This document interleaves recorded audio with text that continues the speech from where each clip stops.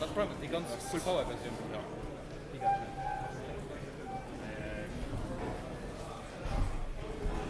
Schon noch Laschen im Mittag gespielt oder Laschen im Mittag gespielt und Mittag nicht. Das ist echt so ein bisschen lecker. Noch kurz schauen, wer Spieler 1 und Spieler 2 ist.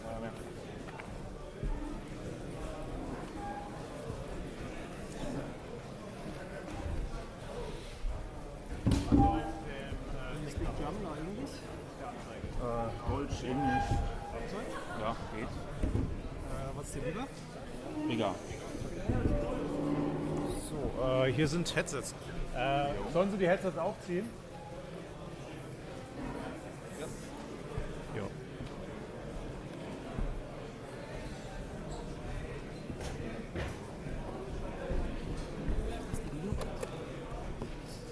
Hier sind noch Headsets für euch zum Aufziehen. Ansonsten ja, Sleeves sind okay, ne? Ja. Ja.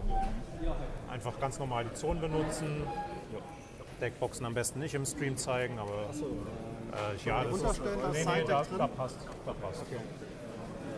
Und ansonsten hier ist dann, wenn Timeout ist, hier sein, Zeit wird euch da angezeigt. Ansonsten, falls ihr Fragen habt, ich bin euer Judge für das Feature Bridge, das heißt. Hast du Würfel? Ja. Könnt ihr bitte beide Headsets anziehen? Ah, ja. Kabel in der Ebene. Ich will euch jetzt Kabel zerreißen.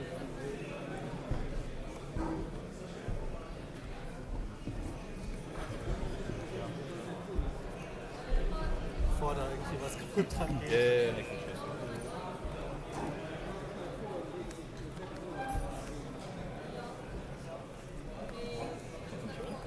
Ja, schön.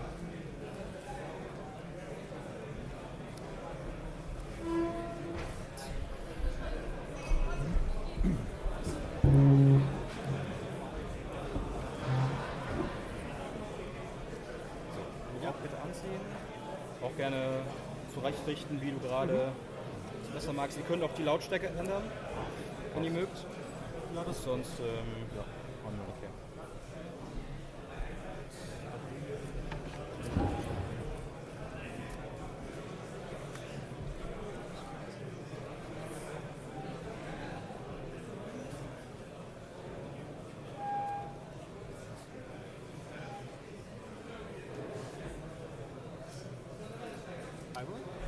Ja, fangen wir schon an oder warten wir noch?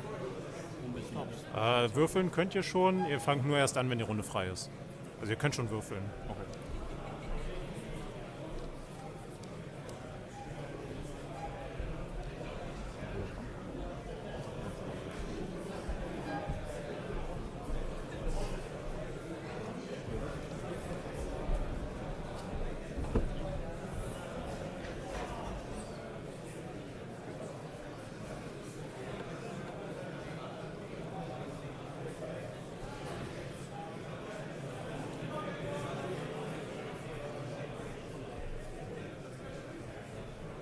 Was mega Kamera?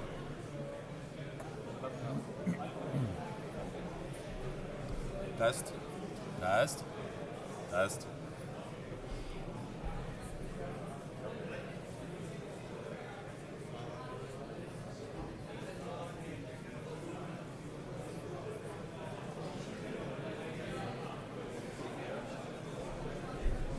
Test. Test. Test.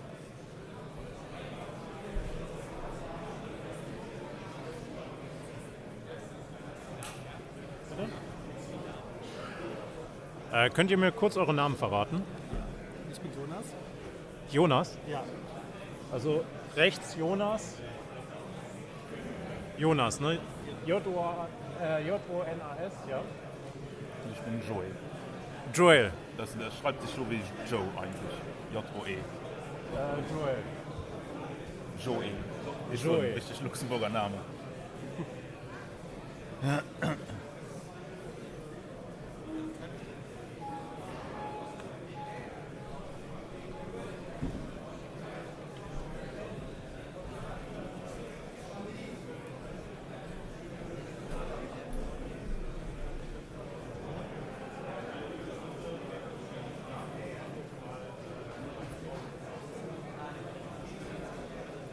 Direkt jetzt am ersten Bild.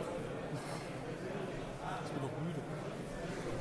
Ja, ich habe mir auch noch eine Red Bull vor dem rein.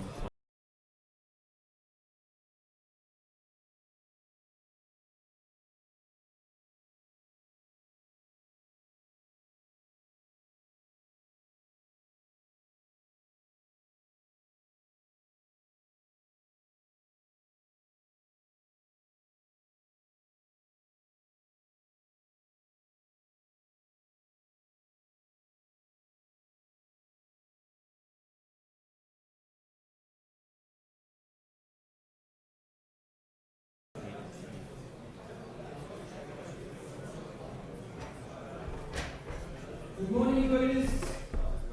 Sorry for the delay, we had some technical issues. So first of all, thank you all for coming. We're very grateful that you all traveled to Luxembourg to assist in the region. We wanted to shout out to our collaborators from Team Luxembourg, Bernd, Guillaume, Isaac Isais, and Simon Tacken.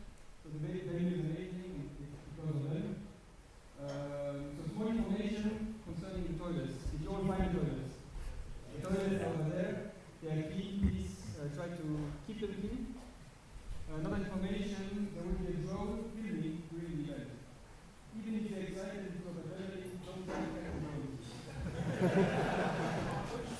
So we have 8 rounds of Swiss and no breaks. So win fast, lose fast.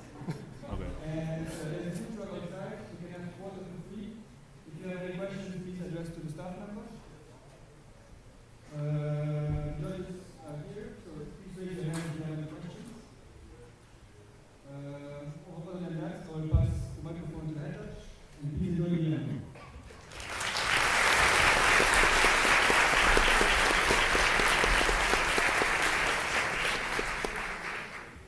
So, good morning also from my side, and thank you all for coming. So, for our technical details about the event, we are 223 players, which means that we will play 8 rounds of Swiss. And as I already mentioned, if you have any problem with gameplay or any questions, please raise your hand, call for a judge, and wait until the judge arrives in the table to keep your hand still raised, otherwise you won't find you. And always keep clear communication with your opponent so that no communication issues come up or no misunderstandings. Other than that, there's nothing else to say. Please enjoy the event. Good luck, have fun, and round 1 starts now. Können wir? Ich habe noch eine Frage. Machen Sie Live-Account oder machen wir das mit Ihnen? Live-Prints, ihr könnt gerne mitschreiben, aber ich habe die Live-Prints hier. Okay, alles gut. Lampi, können wir? Hast du im Deck? Alles klar, ihr könnt starten. Ich habe 42. Ihr könnt starten. Bist du first?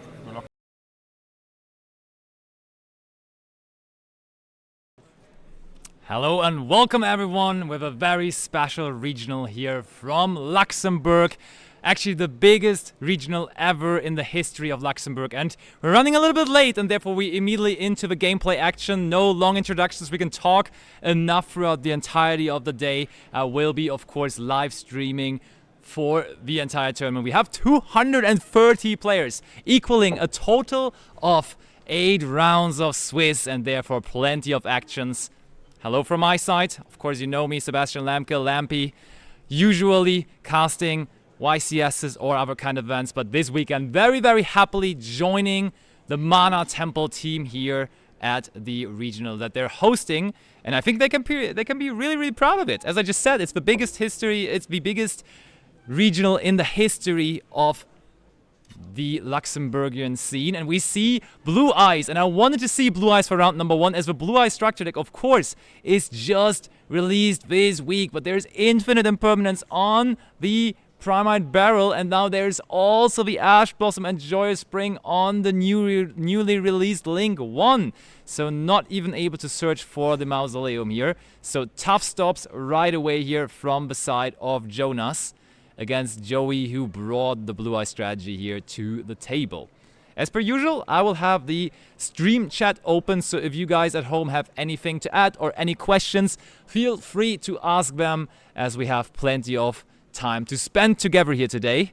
And yeah, not the greatest of times is having Joey at the moment, because Joe is faced with that double hand-chirp interaction. And I'm excited to see how well the Blue Eye strategy is capable of doing, of playing through that. To be fair, because, like, realistically speaking, he just summoned the barrel, and barrel alone resulted in his opponent using 2 interactions on that, but there is nothing after. We have to pass after Impermanence and Ash, and Jonas starts things off with one of the most popular cards, of course, in the format, which is the Fiendsmith Engraver. And Fiendsmith Engraver effect will be resulting in adding the Fiendsmith Tract to the hands. Also, for everyone watching, just make sure to tell me, is everything okay audio-wise? Do I have to go closer to a microphone? Of course, setup for today. I'm casting here in Luxembourg for the first time. Very, very warmly welcomed by the Luxembourgian community, but we want to, of course, make the experience for everyone at home watching as perfect as possible. Chibi saying everything perfect? Glad to hear that. Okay, and we now have the battle of the Link Ones. Link 1 versus Link 1. We have the Spirit of Blue Eyes versus now Fiendsmith Requiem, but the one from Jonas is resolving. Joe did not get anything going, but we have Jonas now with Lurie into Fiendsmith Requiem, and Fiendsmith Requiem resolves, special summoning out the main deck Lacrima. So, to give you guys a little bit of context, I don't think there was a regional in Luxembourg for the last 3 years, and the biggest regional, the biggest World Championship qualifier that Luxembourg ever had 60 players. So we almost quadrupled that here with this event, and everyone is super excited. It's regular regional prizes, and on top of that, also additionally, there is quarters of Ash Blossom and Joy Spring. I think Effect Veiler also is up there, but definitely Ash Blossom and Joy Spring for first place, which is fantastic news, of course. Now the Lacrima is summoned, Lacrima Effect. Joe is considering to possibly interact with that. Oh wait, no, it actually, we already sent the Engraver to the graveyard, so the effect of Lacrima did already resolve. And now I think we're possibly using the effect of the Fiendsmith Requiem, trying to equip it to the Lacrima here. And Joe, I mean, in the Blue Eyes deck, you very often do see them play a decent count of Bestials. Is that what Joey went with as well, is the question here. So, still considering his options.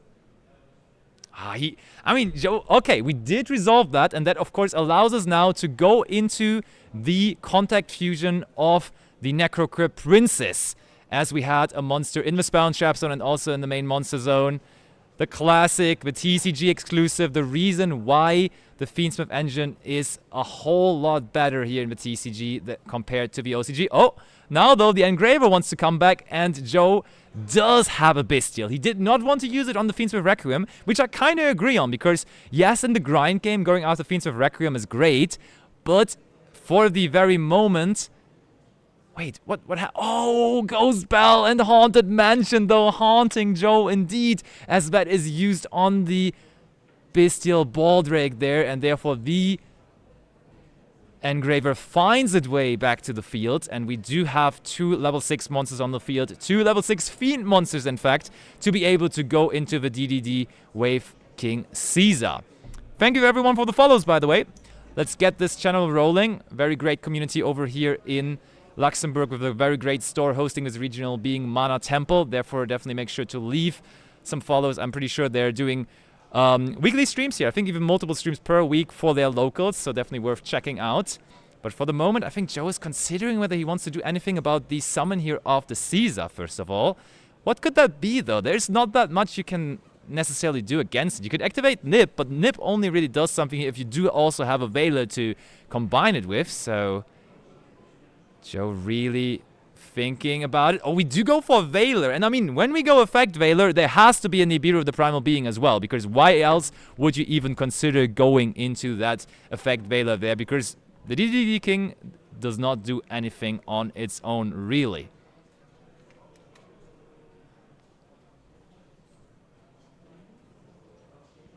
Alright.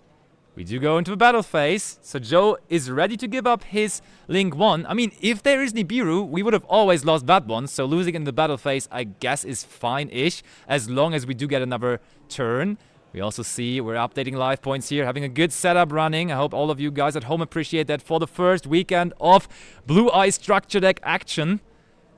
And we do have a Blue Eyes deck right away. And of course, when there was the effect veil, that was already telegraphing that there will also be Nibiru the Primal Being. And Nibiru the Primal Being trades perfectly well here with the DDD Wave King Caesar. The thing though now, Jonas has the Requiem in the graveyard. And they also still have the Lacrima in the graveyard. So they will, if they play Fiends of Paradise, which I would think they do, they will always have the chance to go after that no matter what. Looks like we're going into... Is that the end phase? Oh! We're seeing some spicy cards there in the main deck. I didn't have any deck lists or anything, but we do see a Scareclaw Rai card here coming out of nowhere. Where's that one coming from? Hallelujah. Some mild spies, and Jonas has not even normal summoned yet, so Scareclaw Rai card coming in hot here, being the normal summon of choice. So yes, we saw all the Fiendsmith cards, but Fiendsmith can basically be paired with whatever you want, whatever you like.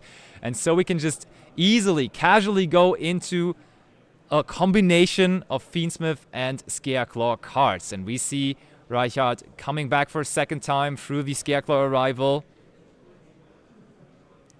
Now, okay, we're going for a Link 2 of Moon of the Closed Tavern. We already went through most of our Fiendsmith engine here, though. So I don't necessarily know what that is going to bring us. Okay, it gives us a Light Fiend to go into Fiendsmith Sequence, I guess. Now Sequence, using the Moon of the Closed Tavern. Oh, do we have... We do have 3, right? There was still a Oh, okay. Yeah, very important that we can keep the Lacrima and also the Requiem in the graveyard. Now the thing, though, is it depends on how many Desirees Jonas is even playing, because if there is not an additional Desiree left on the extra deck, the Fiendsmith in Paradise trap card does do a whole lot less, to be honest. So, going to be interesting to see. Now we activate the effect of Agnum Day. Apparently not using the effect of Desiree just yet. There it is, Desiree comes back to the field, but we did not use the graveyard effect of Desiree. Now, though, Desiree very, very big in terms of attack points, being connected to the Agnum Day and the Fiendsmith Sequence here. And that seems like it is about it. We know one of the 2 cards remaining in Joe's hand, because it is the Bestial Baldric that got met with the Ghostbed and Haunted Mansion, of course, last turn. Let me also see real quick.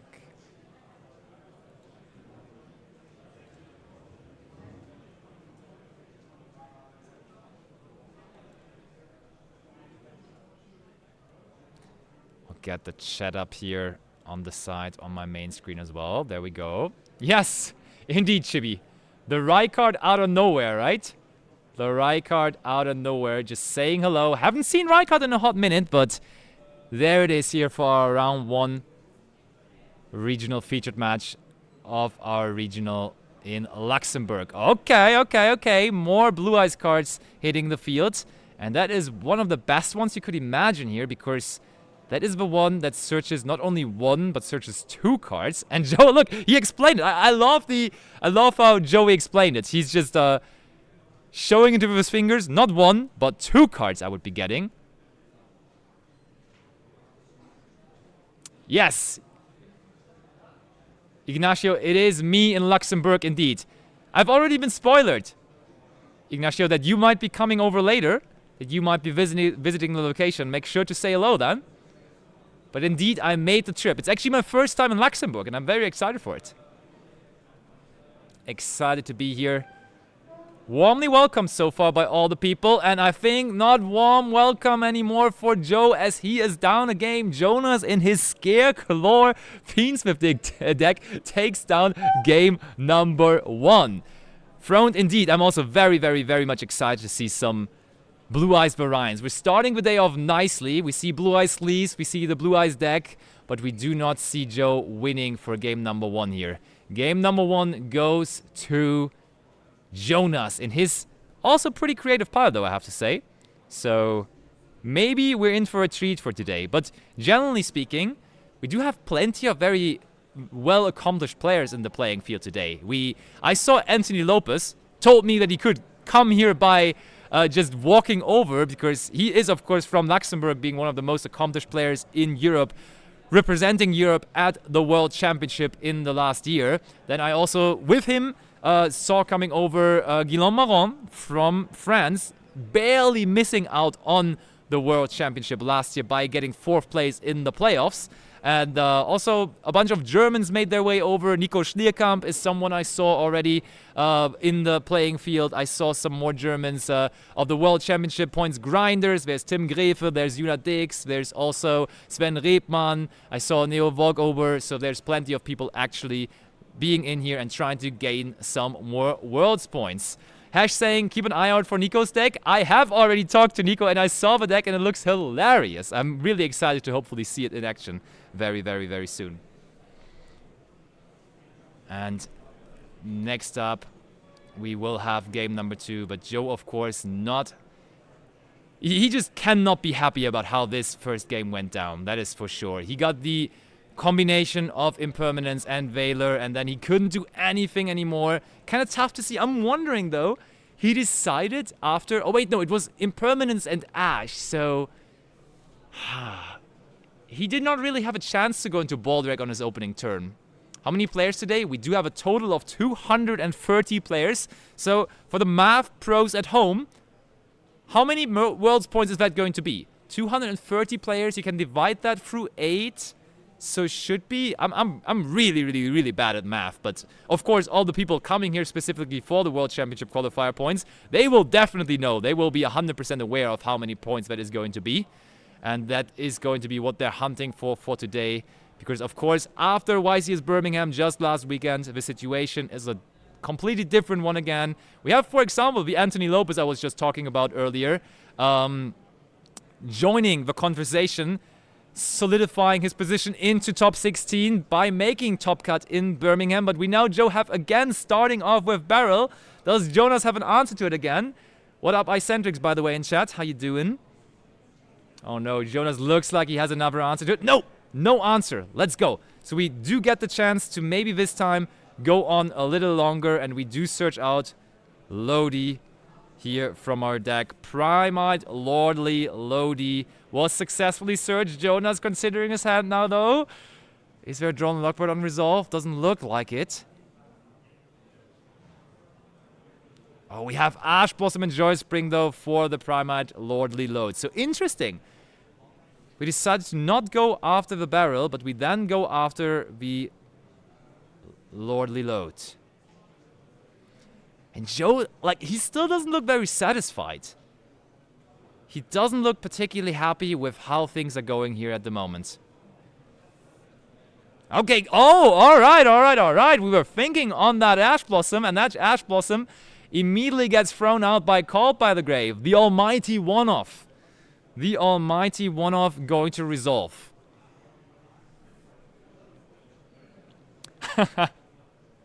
Already here on the follower waiting timer. Can't bet against hometown hero Anthony Lopez, I guess. I mean, it's quite the advantage, right? When you have the ability to just walk over to the regional. I know that myself. Playing regionals in my hometown always is giving me a boost. Playing regionals in Berlin for me is just the extra bit of energy. You can like sleep very, very long. You will be super relaxed. He came here like essentially 20 minutes before the tournament started, showing up casually being like, yeah, I'm just going to be here enjoying my time today.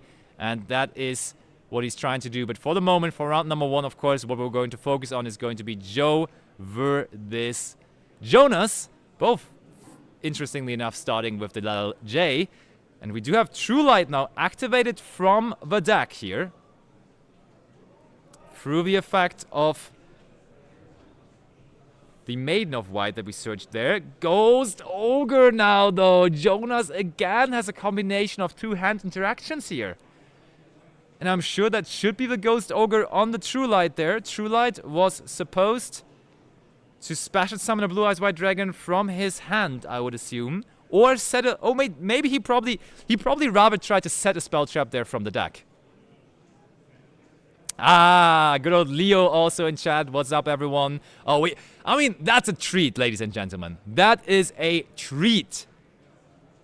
That is an absolute treat, seeing Blue Eyes back onto the field in 2025. And that deck is very, very viable. It's going to be interesting to see, though, because in the OCG... the Blue Eye strategy was very, very, very successful. Oh no, setting a card. Don't tell me this turn is over. Don't tell me this turn is over. Please no. Please no. Oh no, I think we're shuffling our deck. We wanted to see more of the Blue Eyes deck, but Joe gets stopped twice here by Jonas. And yep, Jonas is confirming. Turn goes over to him. And yep, it is. I'm almost certain his turn now. Yes, it is. I have never seen Blue Eyes White Dragon defense position, not even sure if that's legal. Icentrix, I'm sure Kaiba would not approve, and Jonas does start off again with the Fiendsmith Engraver. What a start that is. Fiendsmith Track is searched, also resolves. It's QCR Blue Eyes, that one can do whatever it wants. I approve, yeah, I do approve. I do certainly approve of that. Okay, we search Lurie. Jonas does not even bother putting it into the hand, immediately going into the graveyard. Larry comes back. True, we could have activated the effect of Maid in the graveyard. I'm also wondering about that, actually. Also no Spirit Dragon, kind of surprising. Maybe there is a logic behind that, though. We do not know the rest of the cards for Joe. One card that could be funny could be Skill Drain, right? Having like a super strong normal monster, pairing it up with Skill Drain, I could see that. Oh, Joe? Hold on. I think I saw Skill Drain in his deck, but is it also in his hand here is the question. No, the Lacrima is resolving, and I guess we would have activated the Skill Drain here at this point already. It's also pretty cool. If I want to know how much time is left on the timer, I just have to look behind me, and there's like a big timer on the wall behind me, and it says 25 minutes remaining. So they should actually be having plenty of time for this second game here. Skill Drain is in fact at 1. Icentrix? Of course I knew that. Of course I completely remembered that. How would you even question that? Okay, we do go for Baldrake, banishing the Maiden.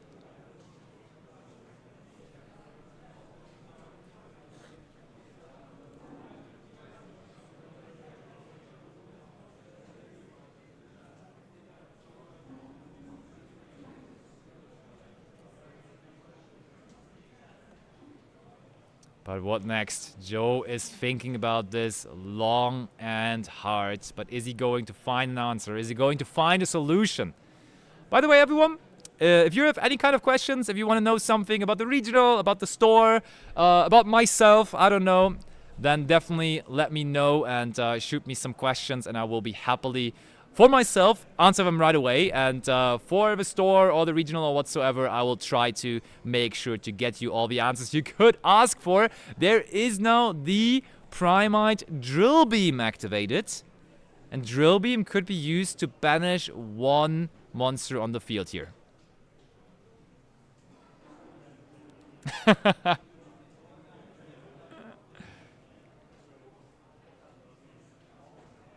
I like that they made a 2-player match for the stream.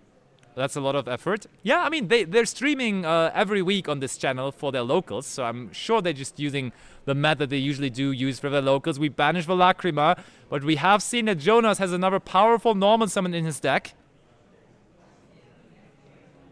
What is your pick to win the regional? And don't say whatever Dinkabui plays. Interestingly enough, Icentrix, I have seen some people in preparation here while walking through the rows before the regional started. I have a couple of people on the Fire King deck, so maybe it's going to be back-to-back weekends of Fire King domination. Maybe Din Kabui has started another trend, but Jonas is definitely here, is continuing the trend of game number 1 by normal summoning Scareclaw Reichardt again. And Joe almost looks like he's praying. He can't like the developments of this. He cannot be happy about all of that.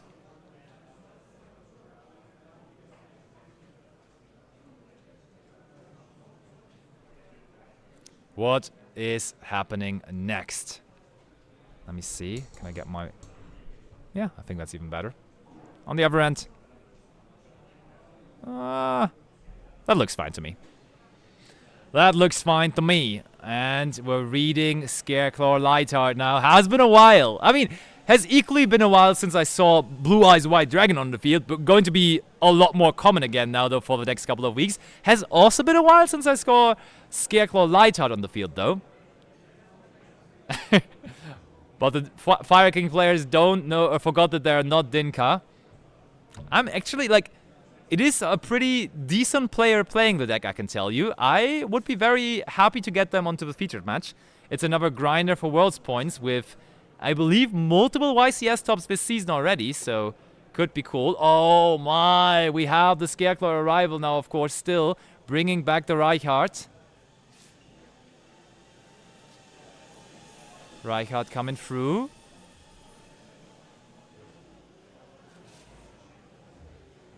And Jonas going through his extra deck here.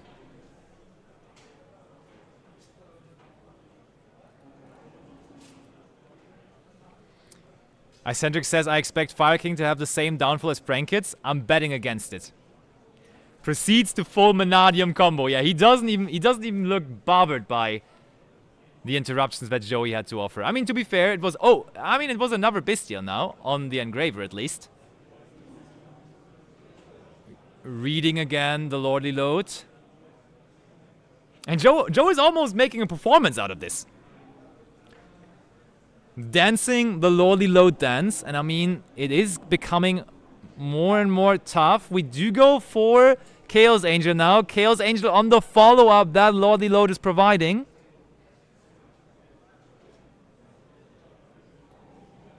Darius asking for a deck breakdown for all of the decks of the event. Not sure whether we will be able to provide that, Dario. I will check with my judges, but I think that's going to be tough, honestly. Okay. Battle phase now. We attack over Blue Eyes. Joe looks like he might be able to keep around the... Okay, never mind. We're not keeping around the Bestial Jury's Worm. So Jonas cleared the entire field here. Attacking over Blue Eyes. Banishing the Baldrake. Or no, banishing the Jury's Worm in that case. And I think we're passing back over.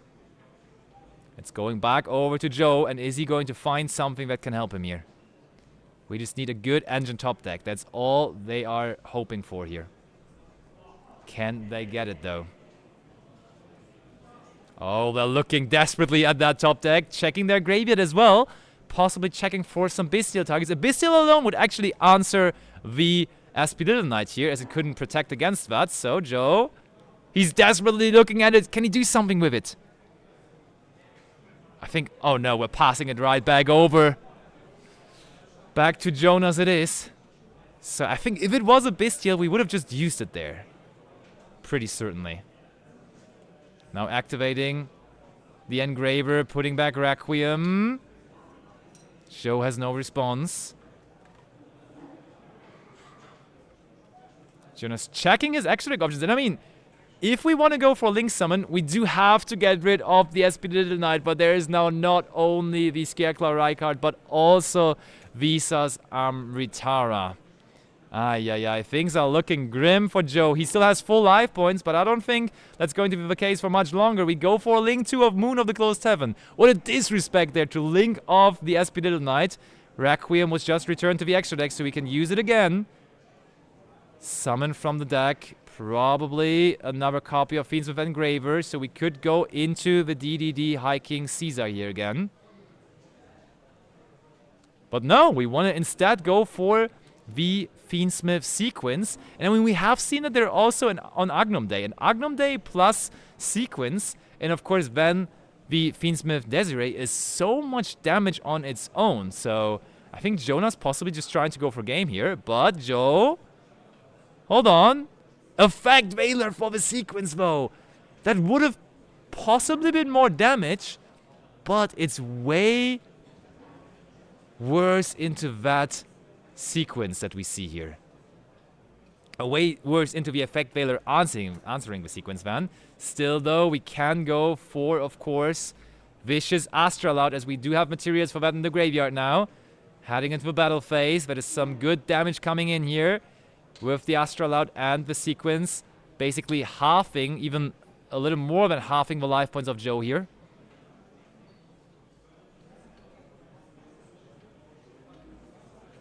And now, anything else after that? Passing it back over. Another Destiny draw for Joe.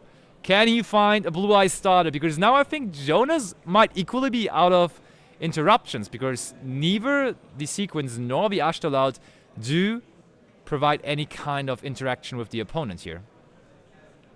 But let's see. Joe's turn it is. And look, he's warming up. The top deck, is it the top deck he needs? Is it the top deck that a Blue Eyes player deserves? Oh.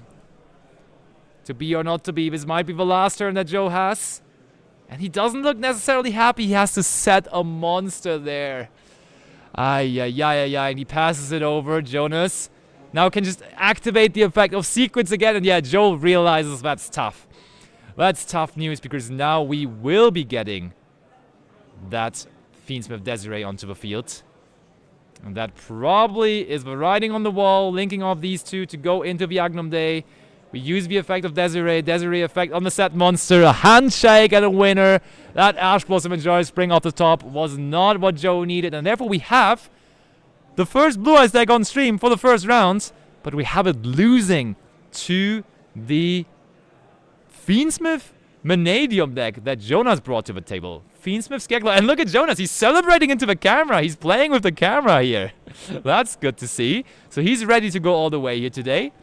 Lovely to see.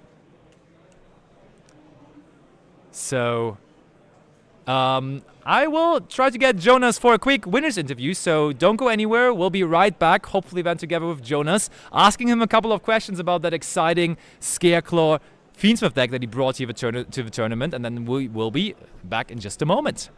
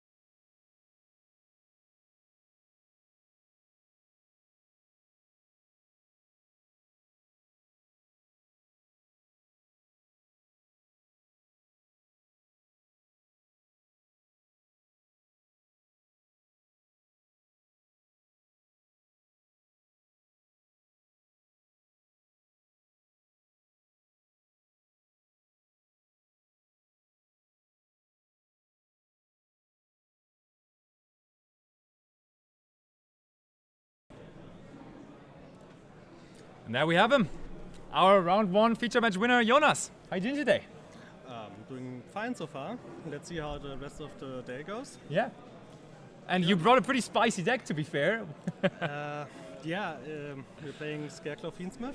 Let's go a little over here so that the microphone is a little bit closer to yeah. you, so that should be better. I'm playing Scarecrow Fiendsmith because I really wanted to play Scarecrow for this event because a couple of months ago I went to regional and bombed with Scarecrow. I went like 3-4 and dropped.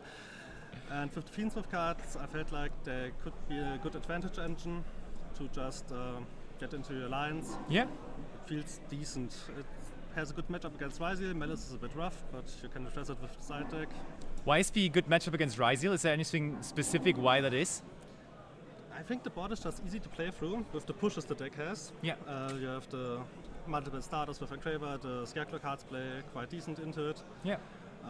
Especially with Reinhardt searching the revive from the grave, so if he gets popped by Detonator, it's fine. And then you can push through the board. Malice is a bit rough because of Shifter. And there were times though where the Scarecrow deck also actually played Shifter, right? But now with the Fiendsmith cards, of course, it's in this deck it's not possible. Yeah. But where are you from that you came to the regional here in Luxembourg? Are you from Luxembourg yourself? No, I'm from Germany, in Saarbrücken. Okay. So we didn't have a very long drive, like 1 hour, 30 minutes. It was fine. Right around the corner, basically. Yeah. So we felt like we had to go here. yeah, I mean, and it's 230 players, so definitely a pretty big sized regional with 8 rounds of Swiss. Yeah. So what are the expectations? You said you want to make up for that 3-4 run you had with the deck a while back. I haven't got my invite yet for the European Championship because the last region I went to was in Bonn. I went 6-3, so ooh, close one actually. One, yeah, bit annoying. So I'm hoping to get my invite today. Sounds about right. Yeah. Then I'm wishing you best of luck with that. Thanks for the quick interview, and then we will see each other maybe in the finals later on, right? Who knows? Could be good. Thank you so much. Bye-bye. Bye. All right. So, Chet, I will go ahead and I will be checking out the top tables to see what we can present you. Or I mean, top tables in round number 1, of course, barely deserves the name of top tables, but I'll try to find something cool that we can feature for round number 2. If you have any specific wishes, definitely let me know, and then I will be right back for some more gameplay action. Don't go anywhere. Round 2 here from the Luxembourg Regional, 230 players coming away in a moment.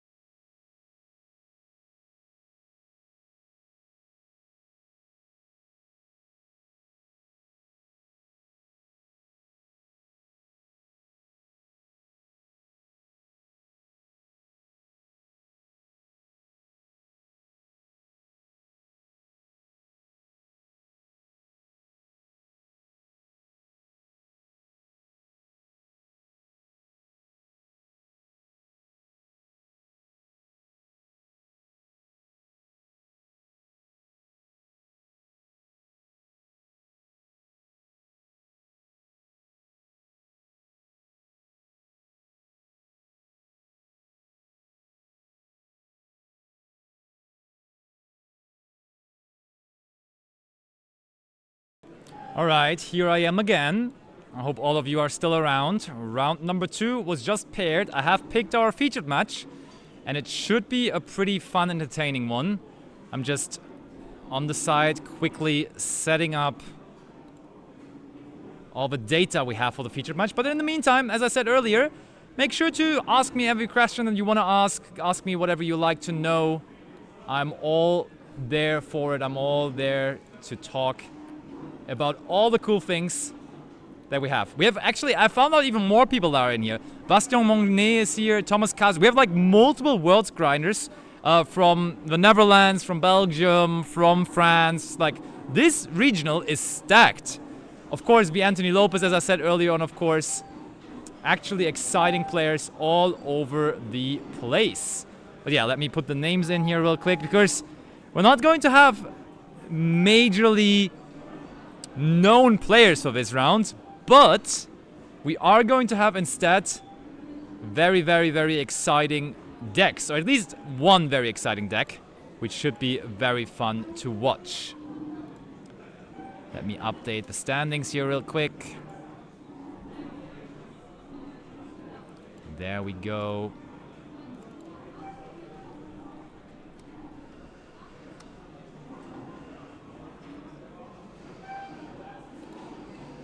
And that deck managed to win round number 1. I'm not going to spoil it just yet. In chat, you can already give me some guesses on what you think we could be having here for our round 2 featured matches. And I'm almost certain that you guys will not get it right. I'm almost certain you will not get it, because it is something we definitely haven't seen in a pretty decent while. So, this looks good, this looks good, this looks good. And the standing, they both won round number 1. Boom, boom. Let's head on over to the table already here, as everything but the players is already there. Boom. We're going to have Sasha versus Christian. And yeah, it's probably going to be Sasha bringing the exciting deck, the deck that I somewhat chose for this round. And as I said, give me your suggestions. What are you thinking we could be seeing here? Goblin Biker, nope. Snake Eye, not true. Throne is asking, what's your opinion on Blue Eyes and the meta? Force or just another rogue deck? I will say it's tough. I don't think it's a rogue deck. I don't think it's an immediate meta deck as well, though. So we'll have to see.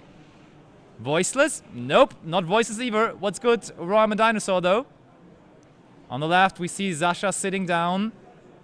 And on the right, we have Christian as well. Tenny Sorcerer. Oh, Tenny would be cool with the new support, but no, it's not Tenny either. Not that either.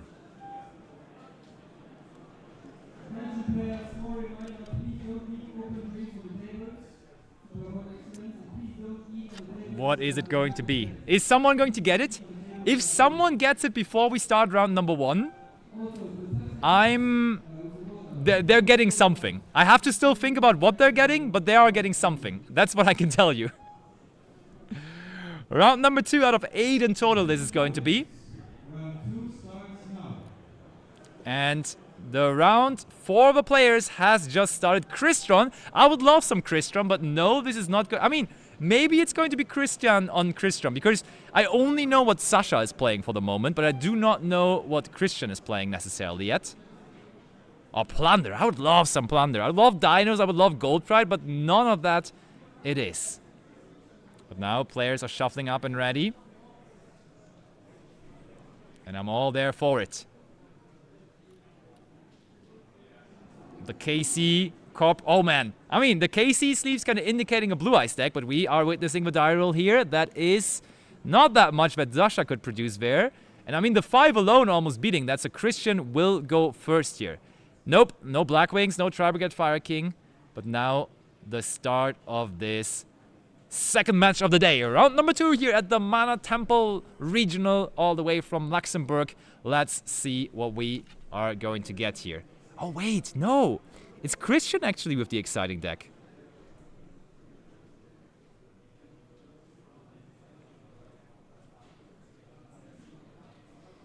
Look at that. Nobody got it. Nobody got it right because it is Modolce that we're going to see here. And we're starting off with Modolce Magilene. But that's going to be met with Ash Blossom and Joy Spring right away. So getting stopped in its track, but there is Pudding Sis right away to extend.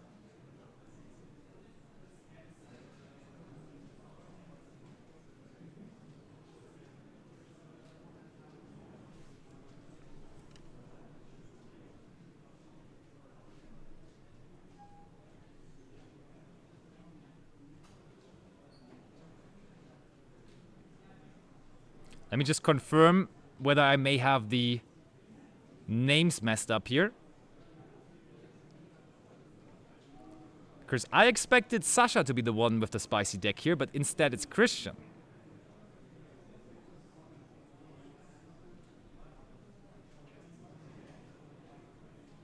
So maybe names are swapped here, but I can of course fix that very, very, very quickly.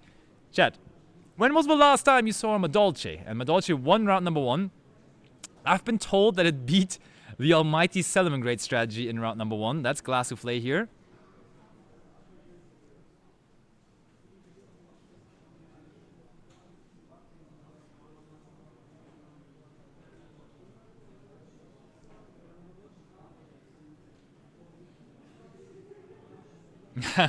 Matthew says, nice. Long time since I've seen Modolce. Same, same, same.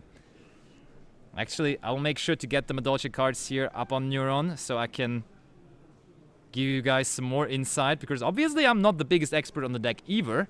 But we can all learn together. And that is now going to be the unconventional Exceed summon of just putting the Pudding Sis Chocolat à la Mot over the rank 4 monster. True, in tier format, Modolce actually was somewhat popular. Now I remember as well. Putting that back into the deck. Pudding Sis Chocolat à la Mot activates its effect, detaching 1 material to special summon 1 Modolce monster from the deck in attack position or face down defense position actually. But we do go, of course, for attack position, special summoning out the Angeli.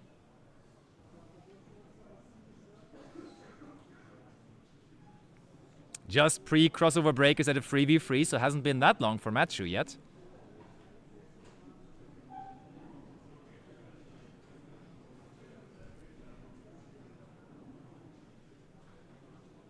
Yeah, but I have confirmation now.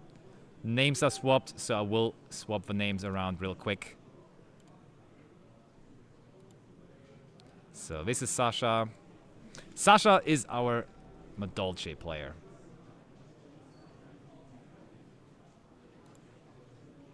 And Christian is our, so far, Ash Blossom and Joy Spring player, you could say.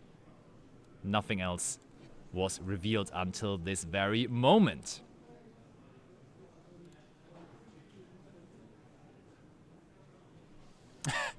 Ramen Dinosaur played it round 1 at the first YCS he played in tier format. That's kind of funny. But yeah, people were playing this. Oh, what is this? That looked like Dominus Purge, right?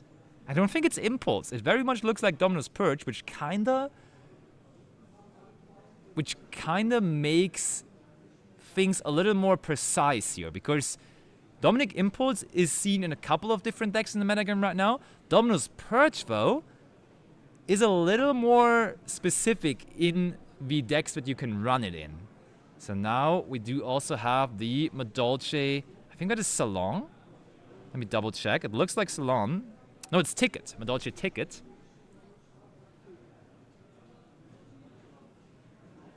Modolce Ticket activated. And I mean, already Ash Blossom and Joy Spring and now also Dominus Purge, but Sasha doesn't even seem phased by it. He just keeps on going. He just keeps on going quicker and quicker and quicker.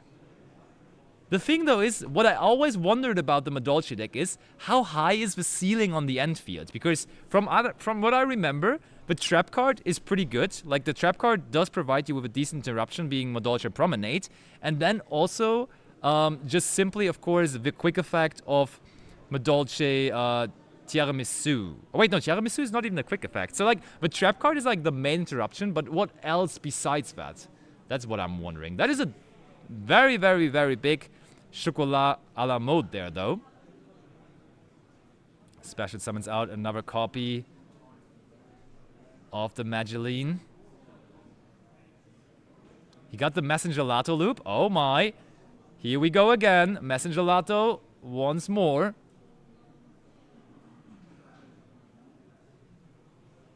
The new Trap Deserts is good. Oh, there's a new Trap card. There you go. So maybe we're going to see some new stuff here from the Madolche deck today.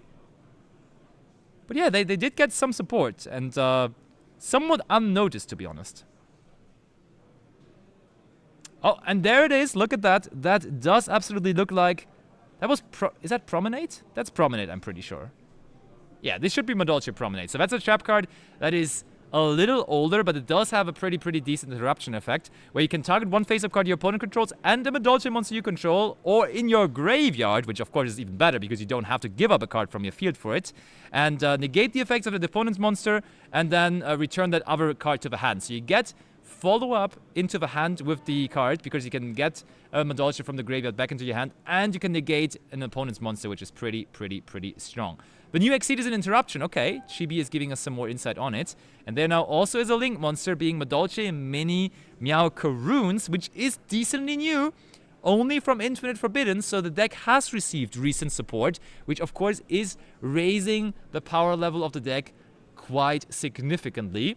And the Mini Meow Karoons, which is a hilarious name by the way, but they're all of course kind of desert based. The Mini Meow Karoons is actually just going to be targeting... Yeah, okay, you can special summon one more even. What up, Villaini? Asking for Felix Pfeiffer on feature. Honestly, Villaini, I cannot support Felix Pfeiffer's addiction to 60 cards decks anymore. Someone has to stop this man. Whatever tournament he enters, whatever deck he plays, his starting base is always, how do I make the 60 cards? And I think that was the approach for today again. And yes, Felix Pfeiffer, winner of multiple opens over the last year, is in the playing field today again.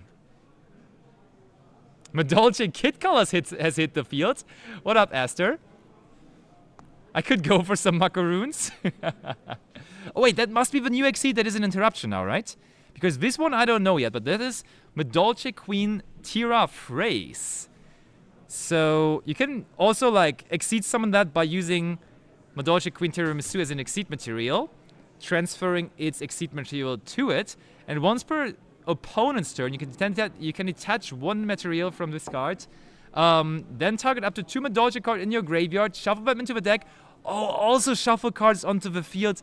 Oh, so this is basically Tiramisu on the opponent's turn. And Tiramisu is so good because it does not target the opponent's cards. You only target your own cards, but you do not target the opponent's cards, and that is an insane interruption. So we have the trap card, the Promenade, and now also the Tiara Phrase, and that is insane interruptions. This looks really strong here from Sasha. How bad does Nibiru hurt the deck? Wait! There is no way! We have another Blue Eyes! This is pure coincidence, I swear! Blue Eyes and back-to-back rounds. This is a weekend of Blue Eyes decks. Let's go! Blue Eyes has entered the meta, and we have it here for round number 1, and now also for round number 2. Let's go. Everyone gave up from stopping Felix to play 60 card decks. Let's go. Okay, link number 1, Spirit of Blue Eyes. Lovely, I'm all down for it. Searching for Mausoleum of White, one of the OG Blue Eyes cards, allowing us to get another normal summon here.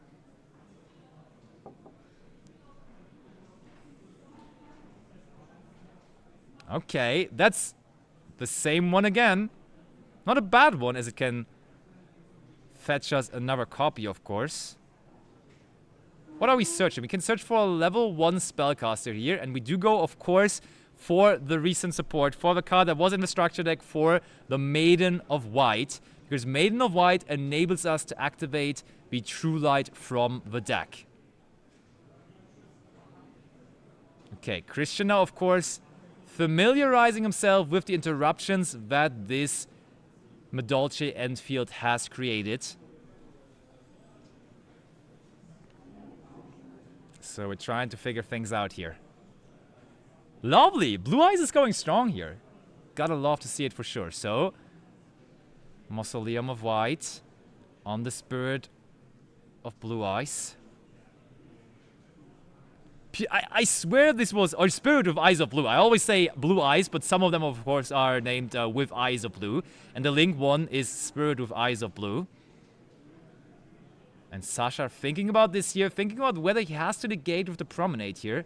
Possibly, but no, we just send Blue Eyes White Dragon, and we immediately see Christian going for a different artwork than we had Joe going for in the last round. And that maybe is why Christian won round number 1, as he is using this cool artwork. And we have round number 1 and now also round number 2, Blue Eyes White Dragon on the field. It's good to be a Yu-Gi-Oh enjoyer. It's good to be an anime enjoyer in 2025 as Blue Eyes is back into the meta game. Let's go. Okay. We shuffle back both though. I explained to you the interruption that the new Madolche Exceed is providing. Putting back 2 into the deck and now also shuffling 2 cards from the field back into the deck on Christian's side.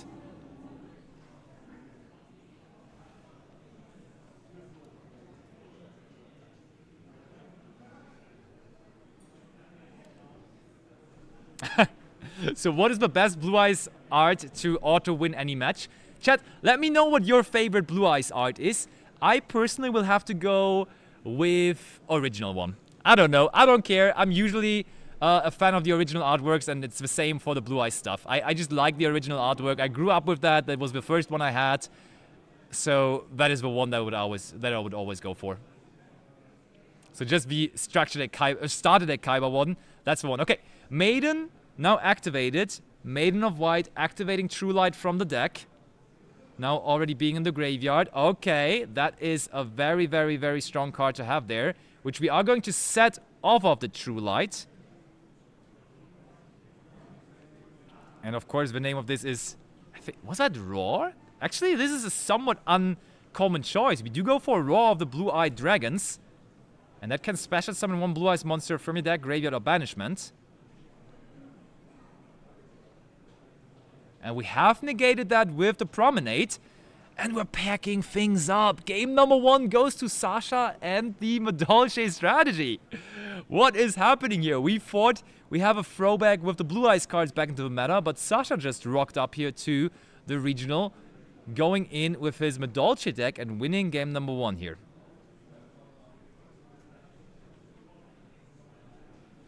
Easy as that.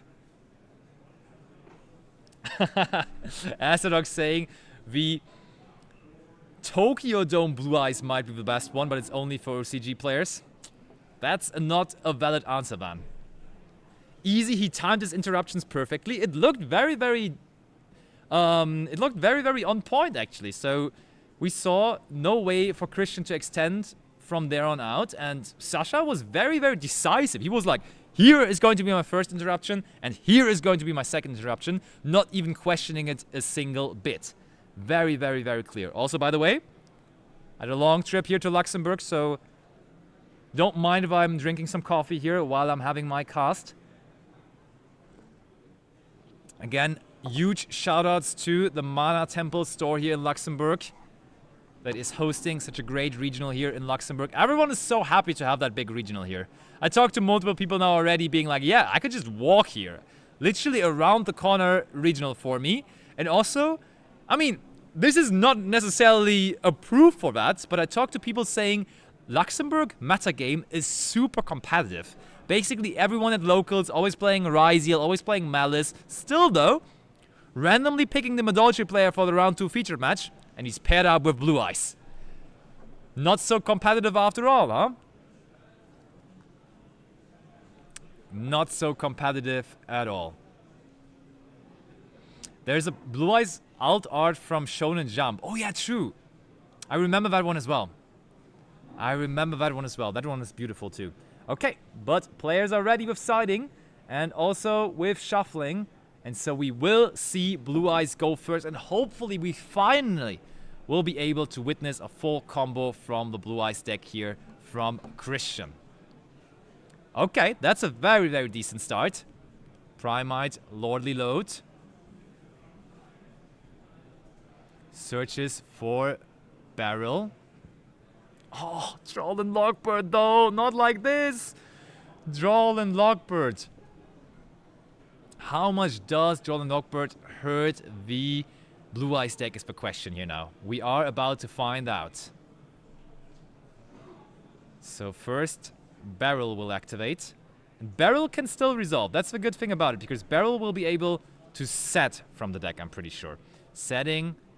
I think we set the... That looked like Drill Beam? Chat, was that Drill Beam? I think it was.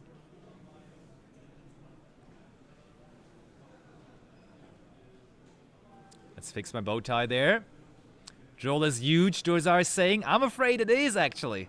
I am afraid it is, but we can bring our Blue Eyes White Dragon here again. Life's still fine when you get to summon our Blue Eyes White Dragon. And the day is saved again. Hieratic Seals, whatever dragon deck you're playing, you will be happily summoning out this card. Any two dragons will give you the perfect and unbeatable end field of Hieratic Seals of the Heavenly Spheres. That will have to do it though. Some people do call this full combo. I'm sure Christian would have been able to do more here though.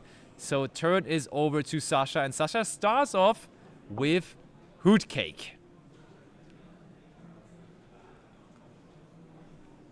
Hoot Cake, normal summon. Is Hoot Cake on normal summon? Again, has been a while since I saw those Madolche cards. I think Madolche Hoot Cake is not on normal summon, so maybe a good card to just get back into the hand here. Let me read the Hoot Cake. Where is it? Nope, it is not on normal summon. So we just go Seals, put it back into the hand. So cannot activate the effect. Now the effect of Seals in the graveyard activates those, special summoning out another dragon, going for another copy of Barrel. Blue Eyes making an entrance into the metagame, being here in our featured match in round 1 and also in round number 2.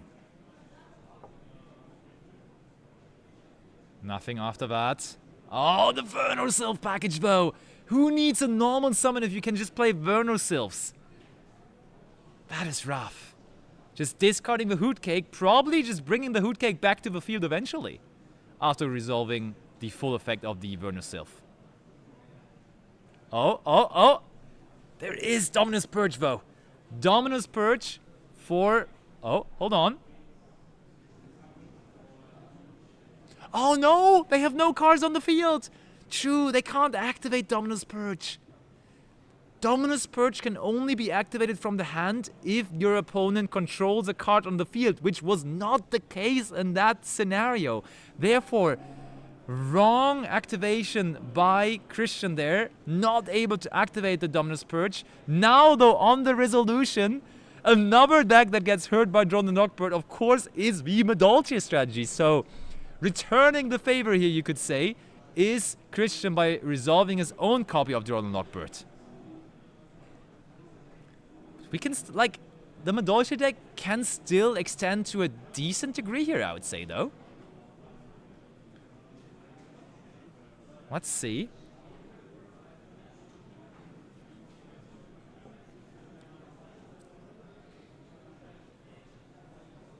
Okay, we brought back the Hoot Cake. The thing with Hoot Cake is, Hoot Cake does not necessarily care about the Droll and Lockbird, right? Because Hoot Cake is just a special summon from the deck.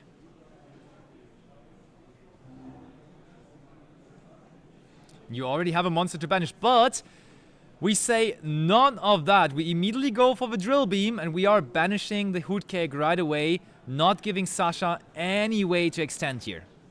And that's a pass! Oh my!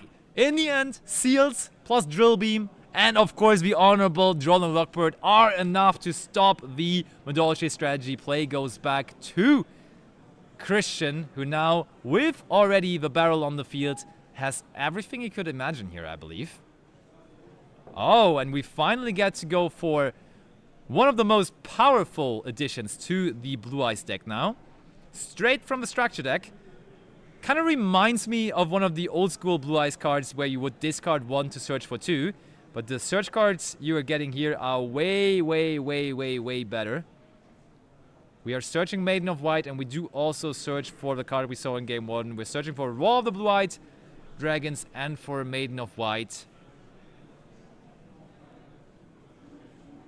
That's strong stuff. And Joel and Lockbird again? You gotta be kidding me. Joel and Lockbird again? There's just no way. Just back and forth drolling here. Okay, Maiden of White though doesn't care about Joel and Lockbird as we can activate the True Light from the deck. That card plays around everything. It plays around Joel and Lockbird, it plays around Ash Blossom and Joy Spring. It literally plays around every single card in the game, essentially.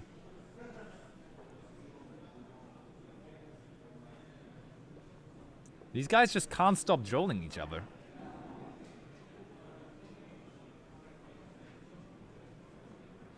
Now we go for True Light effect. The thing with True Light is also playing around Droll. Oh, we're playing the trap card here.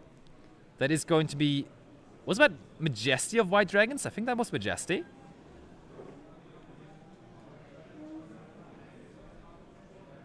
Oh, thinking about whether he wants to put the barrel into attack position. No, we're just linking it off for the Spirit.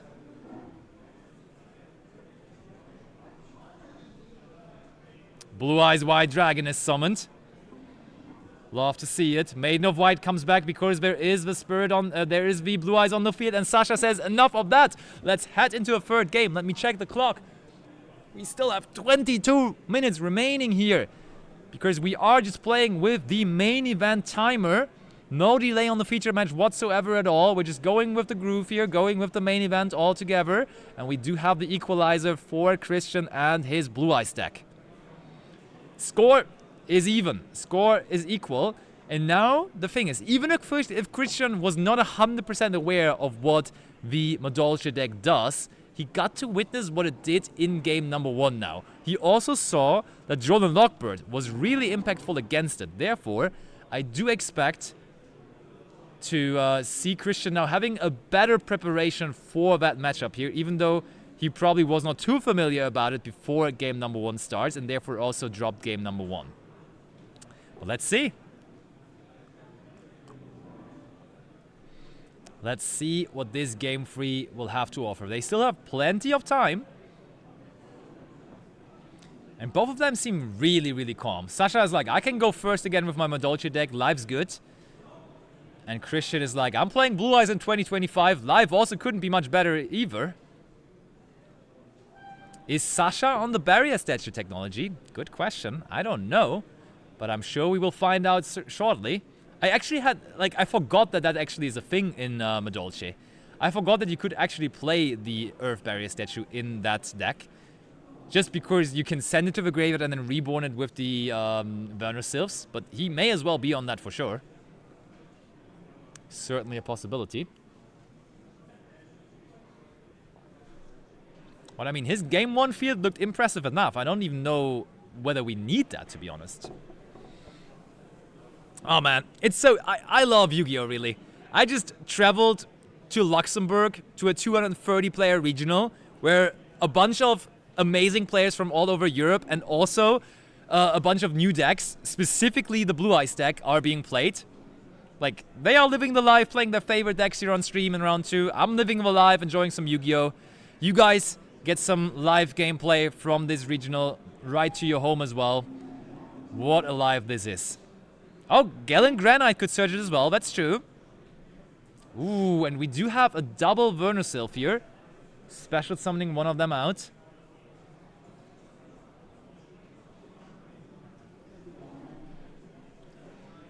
Double Werner Sylph, the beer. Oh, we have all kind of Werner Sylphs here. Discarding a Madolche this time. Let me read up on the Werner Sylphs. Werner Sylphs, as like a standalone card type, are just so good. They never really like... There was never a crazy enough Earth deck though to really profit off of it though. I think there was like a Morphtronic FTK in which you played the Werner Sylphs. But I feel like if at some point there is like a really busted Earth deck coming out, Werner Sylphs are definitely going to make their comeback into the meta game. Okay, so we started with the Faring Mountains. 2 copies of that actually. And then the second one we had there was quite certainly the Awakening Forests.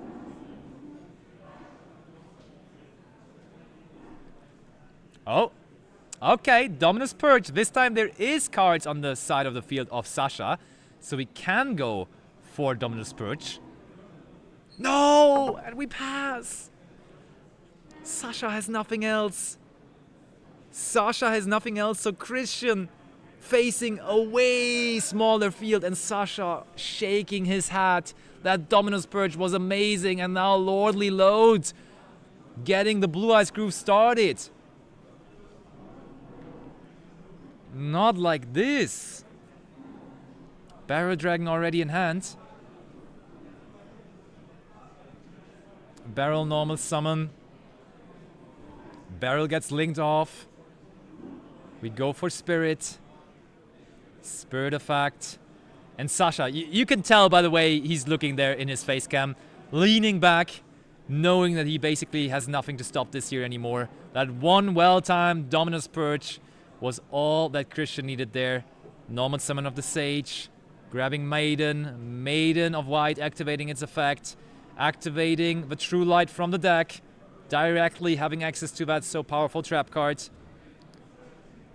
Mausoleum of White activates its effect now as well. Sending the Blue Eyes White Dragon to the graveyard. That's where we want it to be because we can bring it back with the True Light then. But for the moment, thinking on how to go for this here. Thinking about this carefully, thinking about this long. But I mean, there's not much holding him back, to be honest. There's not much he would be scared of here. Sasha also just body language-wise, you can tell there's not much that he has to stop there. Okay, Blue Eyes is back. And when Blue Eyes is back to the field, Maiden of White can just special summon itself out for free. Oh, and we're not done that yet at all. We get the Surge 2 here. Discard 1 for Surge 2. Life gets better and better and better here for Christian. That, of course, is the new Wishes for Eyes of Blue. Adding a level 1 Light Tuner and a spell trap that mentions Blue Eyes. There we have it. I'm not even sure whether Sasha has any cards in hand there, to be honest. He certainly enough does not look like it, because he's not giving any bluffs off here. Oh, look at that. Tyrant Dragon. And that Tyrant Dragon can attack both monsters that Sasha controls here. One after the other. Blue Eyes is back to the field. That's a lot of attack points there. Christian working on 8,000 points of damage here, I'm quite sure. Another Blue Eyes, double Blue Eyes, and the Tyrant on the field. That's what we want to see from the Blue Eyes deck. Let's go. Blue Eyes is so back. I'm glad it's right back into the meta. Oh, yes. And the Synchro now as well. Blue Eyes Spirit Dragon. What a field that is. Look at that. Attacks for first.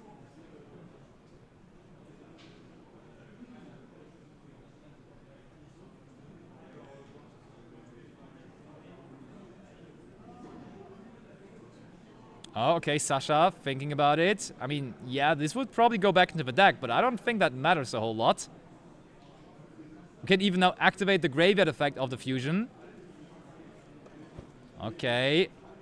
We're able to reset Purge. That's actually hilarious. Now Tyrant can attack all of the monsters, and we have Blue Eyes White Dragon for game. What year is it? 2025. With the release of the structure deck, we now had Blue Eyes in round number 1 and in round number 2, and now in round number 2, way more successful with actually the original Blue Eyes White Dragon sealing the deal there, attacking for game. So we do have a 2-0 starting Blue Eyes player here in this regional here in Luxembourg at the Mana Temple Regional. 230 players, and one of them is Christian and the Blue Eyes deck. And I will be trying to get Christian over here for a quick winners interview so we can talk about that Blue Eyes deck that he brought here to the tournament. Talk with him how well he prepared. Of course, the card's only being out for a couple of days now, so don't go anywhere. Winners interview with Christian is coming in just a moment, so stay tuned. You don't want to miss out on that, of course.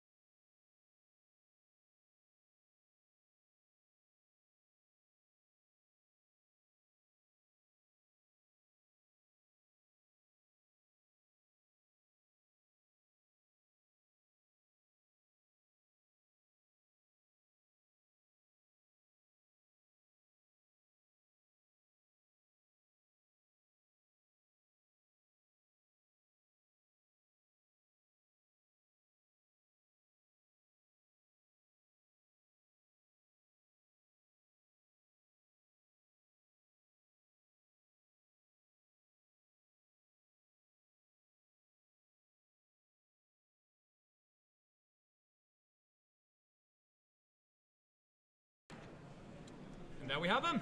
Christian, our winner from our round 2 featured match with the almighty Blue Eyes strategy. How you feeling, my man? Good. Why did you bring Blue Eyes? Was it planned like long term that you're going to be on the Blue Eyes deck when the structure deck releases, or was it more a spontaneous decision? Yes, when the first Blue Eyes cards from the structure deck got announced and they looked very good, and then I wanted to play it again. I started playing Yu-Gi-Oh! In 2016, so especially when Blue Eyes was meta basically, and Blue Eyes was my first deck I played in Yu-Gi-Oh! Let's go. And I wanted to play it again. Nice. So you have been testing this deck for a while, basically since the structure deck was announced. You were already looking into things, yeah? Yeah. That's cool. And so you immediately then on Wednesday or Thursday picked up the cards and you were like, you were going to the regional. Where are you actually from? So was it a long travel for you here to the Luxembourg regional? Only 2 hours, it's fine. In You're Island German, Pfalz, right? yeah. Oh yeah, Germany, okay, so yeah, fair enough. And what do you think about the regional in general, right? It's a great location, not too far away from Germany. I really think it's pretty good. What did you play against in round number 1? In round number 1, I played a mirror match. Yeah. We have so many Blue Eyes in the tournament, it's crazy. I had Blue Eyes on feature for round 1. Yeah. Then everybody here told me we have to feature the Madolce player. There's a Madolce player, and then quite funnily you are also playing Blue Eyes, man. It's crazy. And I mean, the most iconic thing there, of course, in the end, attacking with Blue Eyes game, of course, that was a cool moment. But yeah, do you think the Blue Eyes deck is immediately like well situated in the meta game right now, or is it problematic to play at the moment? What do you think? I think it's worse than Malice and Ryziel. Okay. And the matchup against Malice is really, really hard. They can banish all your cards in the graveyard and then you have no follow-up. It's really hard to play against them. Fair. And Blue Eyes loves to grind and you want to hand trap your opponent to enable a grind game, but hand trapping Malice is really hard. So that matchup is really painful. I see. But other than that, a lot of hand traps are not good against my deck. Nip is fine, but it's out Spirit Dragon, but all the interruptions that are set, the trap, the drill beam, the hand traps I search, they can't nip them. Yeah, that's a very special thing about the deck, right? Because you can search for Effect Veiler. Is there another one you can search for, or is it just Effect Veiler? No, the only hand trap I can search is Effect Veiler. There are some other niche targets, but they are not really good. Okay. What would be the niche targets, actually? I mean, there are the stones, of course, the Blue Eye stones you can search, but they are kind of outdated. That's true. Then back in the day, there was also a Fabled monster, I think, that said the Fabled Cat, I think. That said, if it's discarded, you can pop a card. So one play was your normal Sage, search the Fabled Cat, then you discard it with Melody, search Blue Eyes and Alternative, and then you can also pop a card on the field, which was great. And there's also level 1 light Fiend monsters you can bridge into Fiendsmith if you want. Did you consider that? Maybe playing the Fiendsmith cards? No? Because you can't really bridge the Blue Eyes cards into the Fiendsmith cards. I see. The emergency teleport for Blue Eyes, the Roar of the White Dragon, I think it's called, locks you into dragons. So after you use it, you can't go into the Fiendsmith cards. I see. And so it's really hard to convert your monsters on the field into like a Moon and the Fiendsmith engine. And the Primate cards in general will work better with the Blue Eyes cards. So one thing that is very common right now in the metagame is Bestials. Yeah. Are you scared of Bestials, or do you think the deck can just handle them well enough? I mean, Bestials can be scary, especially Magnamut, because you can search another one. But Bestials are not that big of a problem. Okay. A Bestial will normally always banish a Blue Eyes or the Maiden from the graveyard. This can hurt your grind game, but on the end field it doesn't. If you do the combos correctly, it doesn't really hurt you that much. The only thing that hurts a lot is when your opponent is Bestialing you with a lot of Bestials and can convert them. For example, the Fiendsmith decks can convert them into Moon, into Fiendsmith engine. Yeah. That can hurt a lot, but for example, just the pure Ryziel deck with an extra Bestial on the field the Bestial doesn't do anything. Yeah. So it's just a DD Crow more or less. So Fair enough. But yeah, that's exciting. You seem to be very much very well prepared with the Blue Eyes deck, and you were ready for this moment, ready for this weekend. And I mean, I guess this weekend is probably the best to immediately get your top with the deck, right? Because people are not prepared for the deck just yet, so you are there, having all the information, and hopefully having a good tournament on. I'm wishing you best of luck. Thank you so much for the interview. Thank you. And maybe see you later for the finals, man. Who knows? I hope so, yeah. All right, best of luck, and thank you so much. And good luck. Thank you. All right, and we will be right back, of course, with round number 3, so don't go anywhere. We're having way more matches, probably another Blue Eyes deck, to be fair, because we have seen Blue Eyes now round 1, round 2. should be around number 3 again. As per usual, if you have any questions about anything, let me know in the chat, and we can of course talk about everything you want. And then I will look out for maybe some big names now for the upcoming round, because there is still Nico Stierkamp, Thomas Kasch, Anthony Lopez, Tim Grefe. There's so many exciting players in the tournament, so we shall definitely get some of those onto the feature match as well. So don't go anywhere. Round number 3 coming your way very, very, very soon.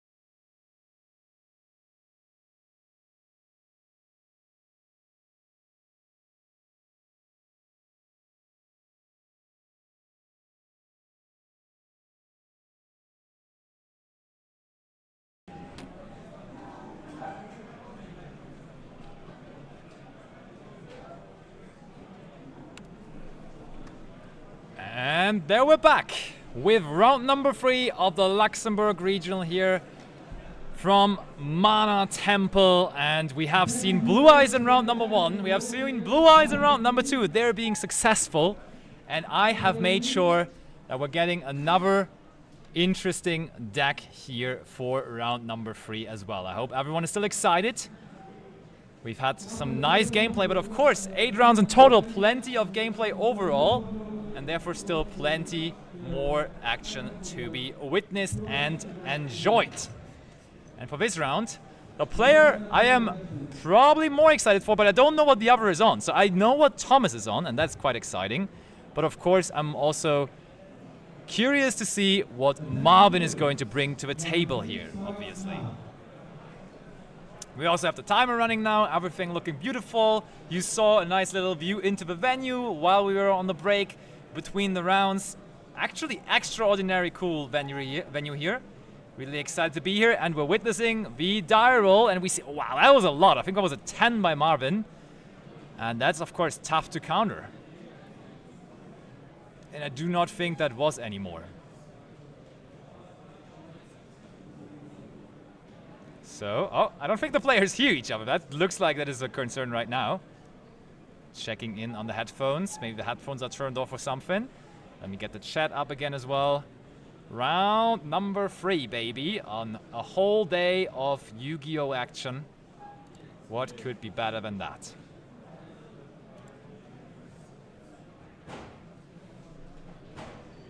All right, Marvin versus Thomas. We love to see the Engage main deck sleeves paired with the Kagari extra deck sleeves. We love to see the deck that he's bringing. But Marvin will be the one leading the way here, and we see Fiendsmith Engraver effect. Definitely not an uncommon side at the moment. Definitely rather usual, and we do search Fiendsmith Tract. And on the resolution, seems like there is no response from Thomas. That would have been a good moment to use Draw and Lockbird, of course, but seems like there is none of that. No Draw and Lockbird, but now the Fiendsmith Tract coming through.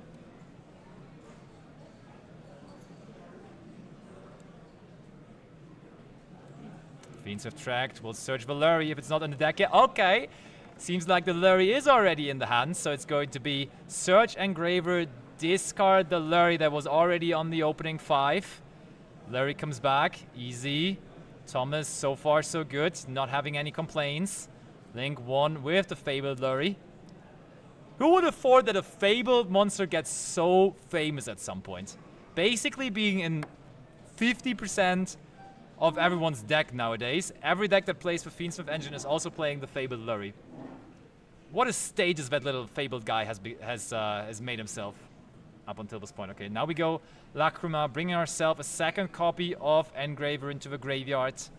So having plenty of Light Fiends ready, and there's the normal summon of Ice Ryziel now as well. So we do have the first Ryziel deck of the day, and it's going to be Fiendsmith Ryziel, which was by many considered to be the best Ryziel variant after Steven Trifzonovsky won YCS Atlanta with it. In the last couple of weeks, though, on the one hand, we got Mitsurugi Ryziel introduced into the metagame, and on the other hand, people were more and more going towards the pure Ryziel version because it's just playing around Bystials better. Bystials are super popular at the moment, and therefore we had things changing. But not changing is that Nibiru being glued to the opening hands of our players here today. And that Nibiru was quite impactful because we could prevent the effect of Duo Drive here. Now Engraver. I think we put back Lurie to bring out the Engraver from the graveyard. This is certainly not particularly good here for Marvin. Now Requiem. We're going to use the effect of Engraver to send away the Nibiru from Thomas. Fiendsmith Sequence is our link 2 of choice. Sequence effect. So even though we got nipped, we're still going to put up a field here. We have to give up on our Requiem though.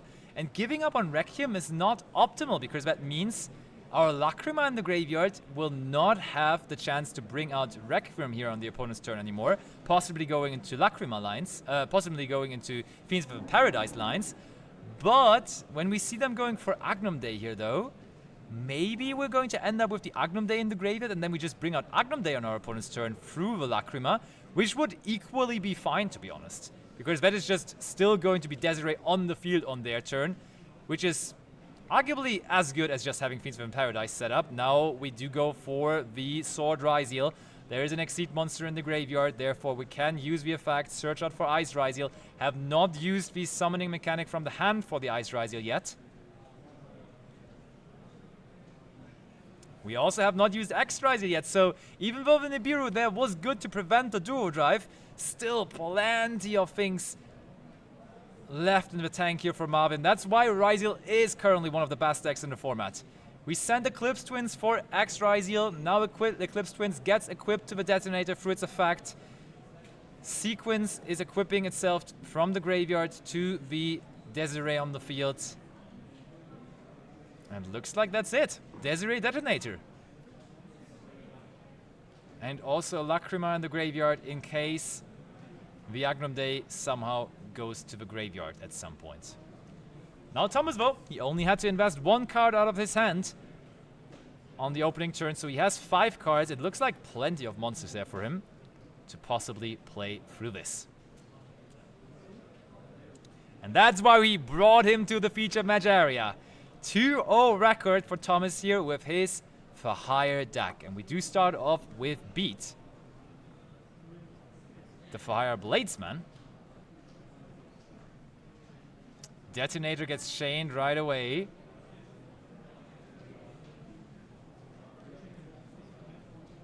Okay, we're trying to destroy the Beat with the Detonator, but we do have Rookie For Hire to answer it.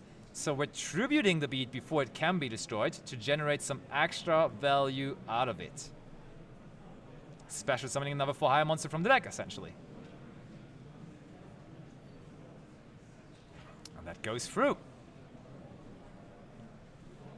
For Hire, another deck coming back here into the meta game. We're having a lot of very, very funny and interesting decks. Is this pure For Hire or a mixed Runic Striker? From what I saw, and I watched a little bit of the ending of the last match from Thomas, this does look like pure For Hire, which you definitely do not see very often, to be fair. Oh, which one is this? So I definitely know, of course, the Rex, because that was a main reason why you would be playing Runic For Hire back in the day. But that other guy is definitely someone you don't see that often. I think that was Helmer, the Helmsman of For Hire. Actually, a card all the way back from Dark Savior is one of the original released For Hire cards. And one you definitely don't see that often, actually. Okay, now we search for Mayhem For Hire.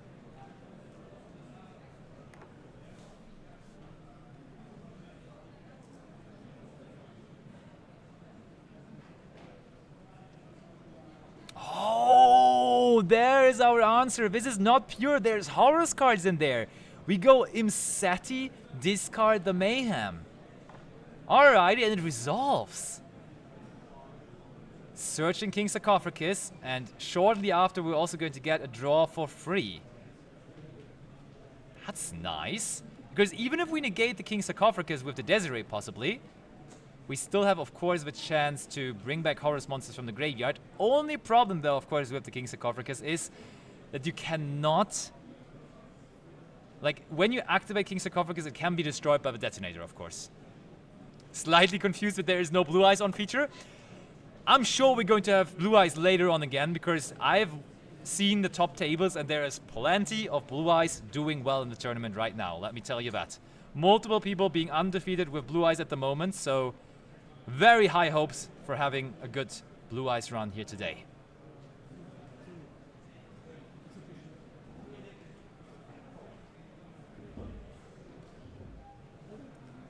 All right. This looks like 60 card For Hire surprises. I don't think it's 60 cards, actually. I'm almost certain it's not. So what's next? Maybe a Blue Eyes in there. Okay, now Magnamute. I'm sure we drew that Magnamute for turn, because otherwise we would have just done that on the opponent's turn on some of the good old and reliable Fiendsmith cards. We do chain the detonator to the activation of Magnamut, and we're destroying the detonator. Through the process of that, we do get Eclipse Wyvern into the graveyard, and Eclipse Wyvern now targets the Duo Drive and the detonator. So chaining one Magnamut on the field, chaining to Eclipse Wyvern equipping itself now to the detonator again through the summon effect of detonator. Legend Killer, I'm afraid I have to tell you that Joshua Schmidt has not entered today's tournament. Nope. No Joshua Schmidt in here today. Plenty of other high-profile players, though. We have Anthony Lopez, kind of famously known for losing a final to Joshua Schmidt, I guess. But also, of course, the reigning French national champion. We have Thomas Kaz. We have plenty of players, I'm telling you. Gillon Marron. Oh, Donner. Donner, probably the most popular for hire monster in general, because that's the one that was played in other decks, like Kashtira and many others along the way. But of course, it has its real home in the for hire deck, because it is actually, factually, a for hire monster. Okay, destroying the Donner. King Sarcophagus, immediately on the activation, we go. Goodbye, King Sarcophagus, and Thomas is scooping it up. Detonator and Desiree not able to overcome that powerful combination of a field. And game number 1 goes to Marvin here. Saying famous for losing a final to Anthony Lopez is criminal? I mean, someone, like literally the message above was asking for Joshua Schmidt, and part of the YCS victory in Bologna, of the Bologna YCS in 2023, was also Anthony Lopez, as he was there in the finals with his Rescue Ace deck. But of course, Anthony Lopez, at this point, absolutely the most famous Luxembourger in terms of a Yu-Gi-Oh community, and also just an overall powerhouse with so many successes along the way. Just last weekend, made another Top Cut appearance at YCS Birmingham. I want to say he played Fiendsmith Rizier there, I'm almost certain. But I have not seen what he is playing yet today. I can tell you that Nico Stierkamp is, yeah, I didn't even mention Nico Stierkamp, also YCS champion, of course, is also in competition today, and he's playing a really, really funny deck. I would be happily featuring Nico later on as well, because there's some funny stuff happening with his deck today. And he has, like, I'm just going to tell you, his last match in round number 2, and that is kind of related to his deck. His last match in round number 2 went a full 5 minutes. So he's playing a fast deck, to say at the very least, but I'm not going to spoiler anymore. Maybe we're going to see him later on the feature match.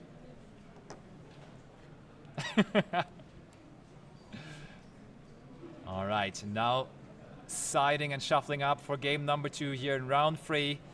The Mana Temple Regional in Luxembourg, by far the biggest Yu-Gi-Oh! Regional that the country of Luxembourg has ever seen. I think the record before that was at around 60, and now we are at 230 players today. 230 players, all of them ready to get a top 8 spot today in this tournament. A lot of proud players from Luxembourg that want to do it for their home country here, of course. But I mean, of course, the Luxembourger, I don't even know whether the Luxembourger Yu-Gi-Oh! Community has 230 players, as it is a rather small Yu-Gi-Oh! Community, of course, due to the fact that it's a rather small country. But a lot of people from Germany, from France, from the Netherlands and Belgium have made their way to this tournament today. And Thomas now goes off with the reinforcement of the army, searching Beat again. Yo, Beat does not look like a warrior, but apparently he is. Beat is a warrior? Let me see that. Chat, Beat does not look like a warrior, but in fact, he is a warrior, yeah.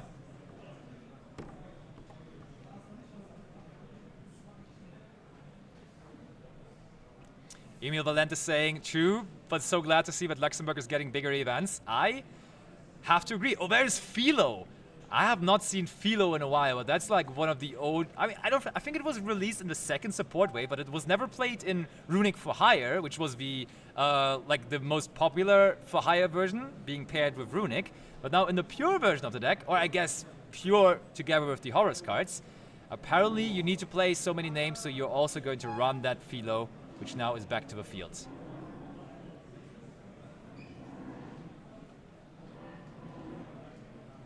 Okay, Rafala is being searched here. Oh, but there's Nibiru. That was 5 summons, true. We brought back the monsters with Donner, so we are at 5 monsters here in total already. Rafala to the hand, but those 2 monsters, if there is no answer, will be tributed. And yes, Thomas is packing his monsters up and he sends them to the graveyard, calculating the Nibiru stats real quick. But the field is knocked out and there is the Nibiru token flying over here again to the side of Thomas this time. Oh, sad 1, sad 2. Ay. Thomas' plans with his for hire deck are ruined. Bonfire. Massive start right away again for Marvin, as he can basically choose what Raizia monster he wants to search for, and he does go for Ice Raizia, which arguably is the best normal summon. Ice Raizia now activating its effect. Thomas, no response to that, so we have the most powerful starter in the Fiendsmith Raizia version going off and special summoning out Sword Raizia, which also activates now and resolves its effect equally so. You wanted to search another Bonfire, that's not how this works, but we do search another Ice Raizia there.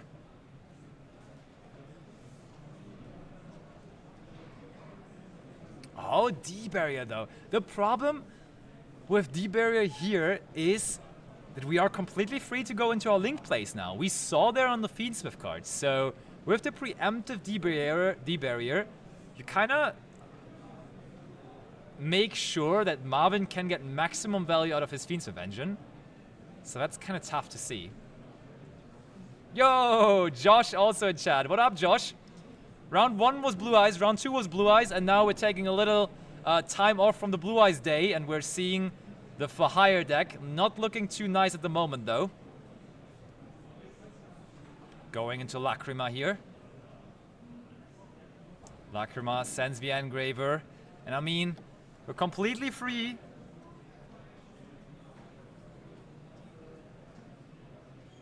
To go into the... Like, if we like, we can just actually go into a good old Chaos Angel here. But first of all, it's going to be Necroco Princess. And if we have something to discard from the hand here, we can even get that free draw. And we do have the Fiendsmith Engraver now as well. Ay. Fiendsmith Engraver, searching for Fiendsmith Tract. On the resolution of that, we get that free draw off of the Necroco Princess. Ay. For a second I thought they're just leaving the Ash Blossom on top of the deck so they would draw it for sure. But we did then afterwards shuffle a little more.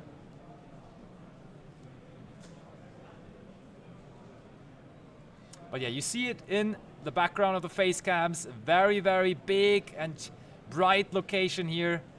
Busy playing. I think you see like you see the top tables behind Thomas. And then of course the rest of the venue, the other side of the venue behind Marvin. And it's still early days with round 3 out of 8, but of course now the top table is kind of already giving a little bit of an indicator on how this tournament is going to develop.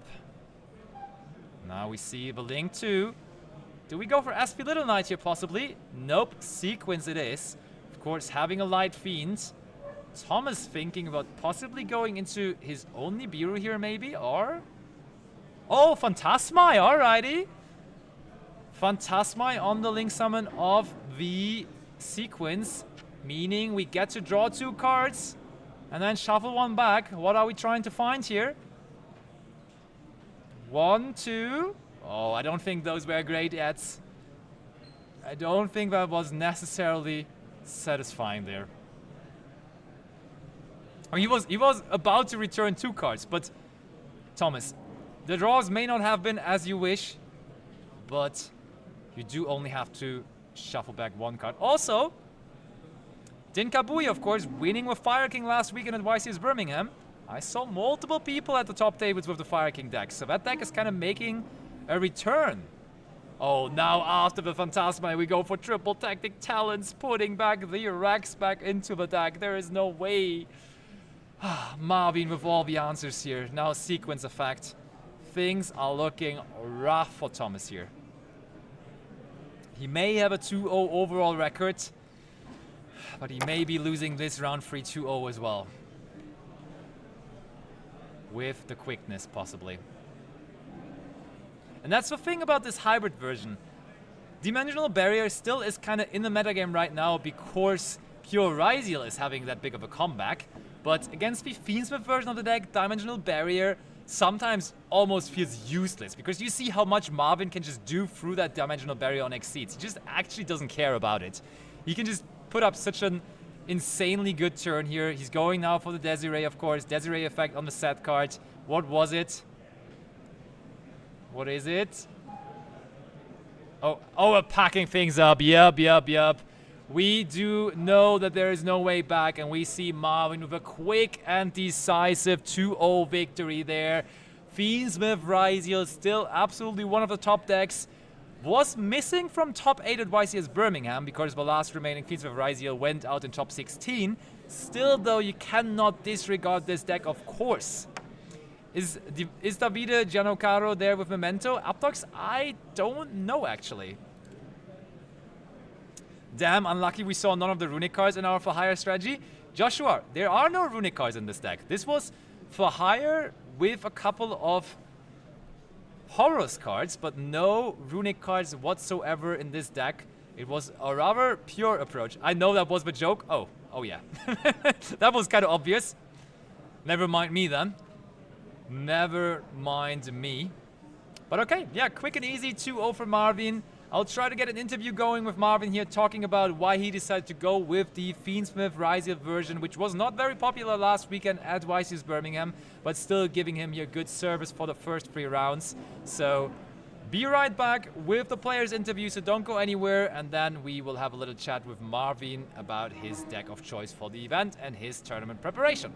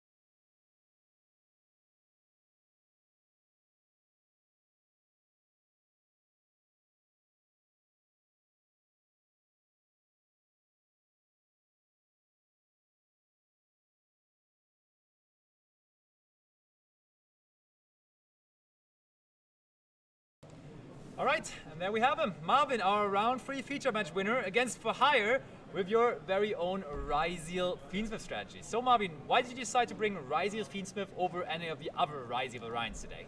I think Ryziel Fiendsmith is at the moment the best deck. I mean, many people prepare for it, but you always win roguey matchups. So like we just saw. Yeah. It's basically for most of the decks an auto win button, so you can pick it easily. It's easily to understand, and I love to play it. Sounds great. Were you not afraid of Bestials, for example? Because I know a lot of people were afraid of Bestials and therefore switched over to the pure deck, but you came here not caring about Bystials today?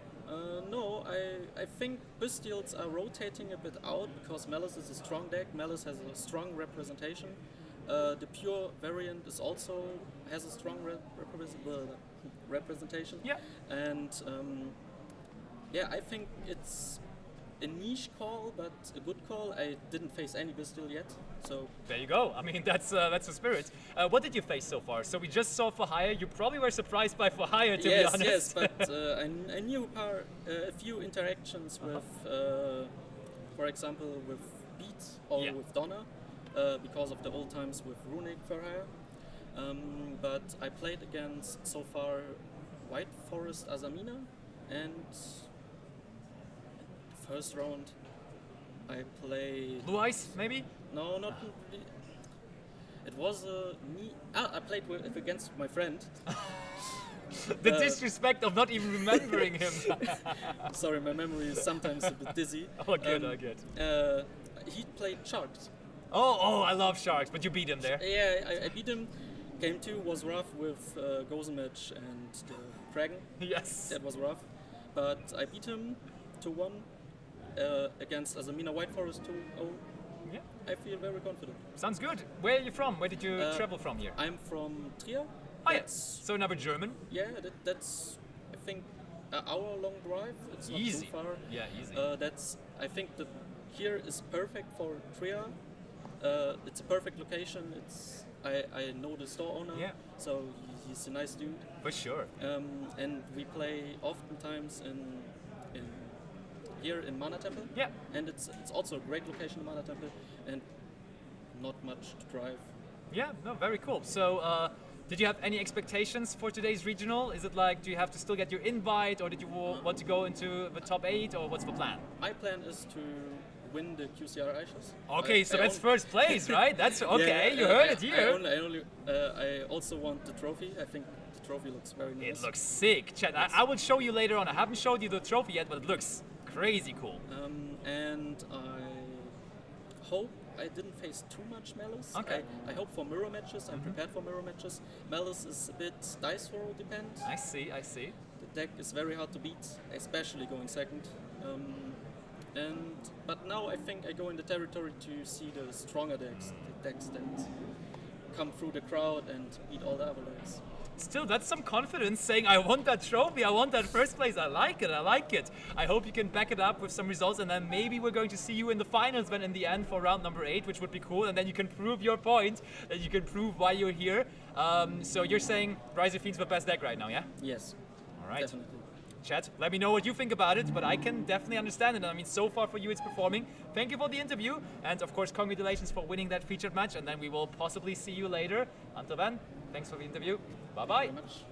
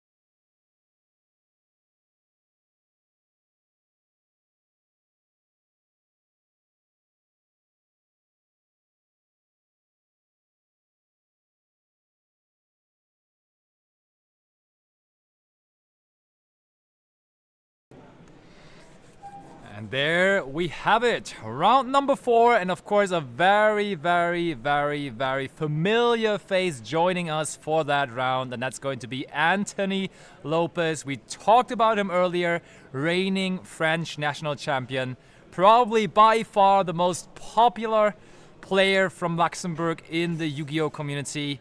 And of course right now, once again after his top last weekend at YCS Birmingham, in contention for the World Championship points race. And on the other hand, we do have Yuna without a YCS top this season, but regularly performing insanely well at regionals, and therefore also currently in the top 16 regarding the World Championship qualifier points. From Germany, we do have Anthony winning the die roll though, and Anthony starting things off with Bonfire. Looks like Anthony is running it back with the deck that he also played last weekend at YCS Birmingham. I guess that just makes sense, right? When you top the YCS, you play the deck, it worked well. Why would you 1 weekend after go for something else? So we go for Engraver now. Engraver search Tracked. And Tracked searches Engraver, which is a sign that we started with the Lurry, which we now do discard, Lurry effect. And Yuna, so far left just watching. No possible interaction from her side so far. I can actually give you some more background because Anthony, last round, I mean, we had a good feature with the Runic, with the Fahire deck on stream, but Anthony Lopez last round played against Nico Schlierkamp. What a matchup for round 3 of the tournament already. And I mean, as you can clearly see, Anthony now is 3-0, meaning he in the end defeated Nico Schlierkamp. Between the two, there is a Magnamut from Yuna now though, alright.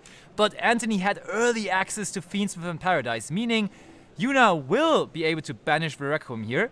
She will be able to search in the end phase again, but we could still use Fiendsmith in Paradise. Extra Izeal.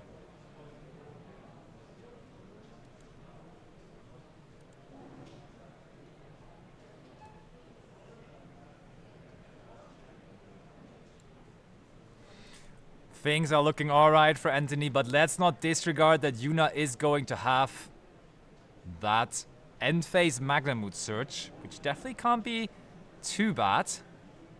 Yuna in Birmingham missed out slightly on the top cut, but of course we see that Anthony has made top cut, has secured a bunch of World Championship qualifying points, has made his way, or has kind of solidified his position in the top 16. He went to the World Championship last season. There was in the super unfortunate a 9th place after Swiss, just barely missing out on the top 8, which we of course want to play because that is the top cut that they're cutting to at the World Championship. But he wants to make up for it this season. He wants to make his way back to World Championship. Even better, Worlds were just announced last week for France. So he's the reigning national champion of France. He of course speaks French. He's from Luxembourg, but still has a very, very big connection to it. And there's another Baldrake though, another Bestial being the Baldrake. Oh boy. Baldrake on the Engraver, so double Bestial. And I traveled here together with Yuna, and she was joking that so often with her deck, she's just playing a Dragon deck. She's just playing Bestial Turbo.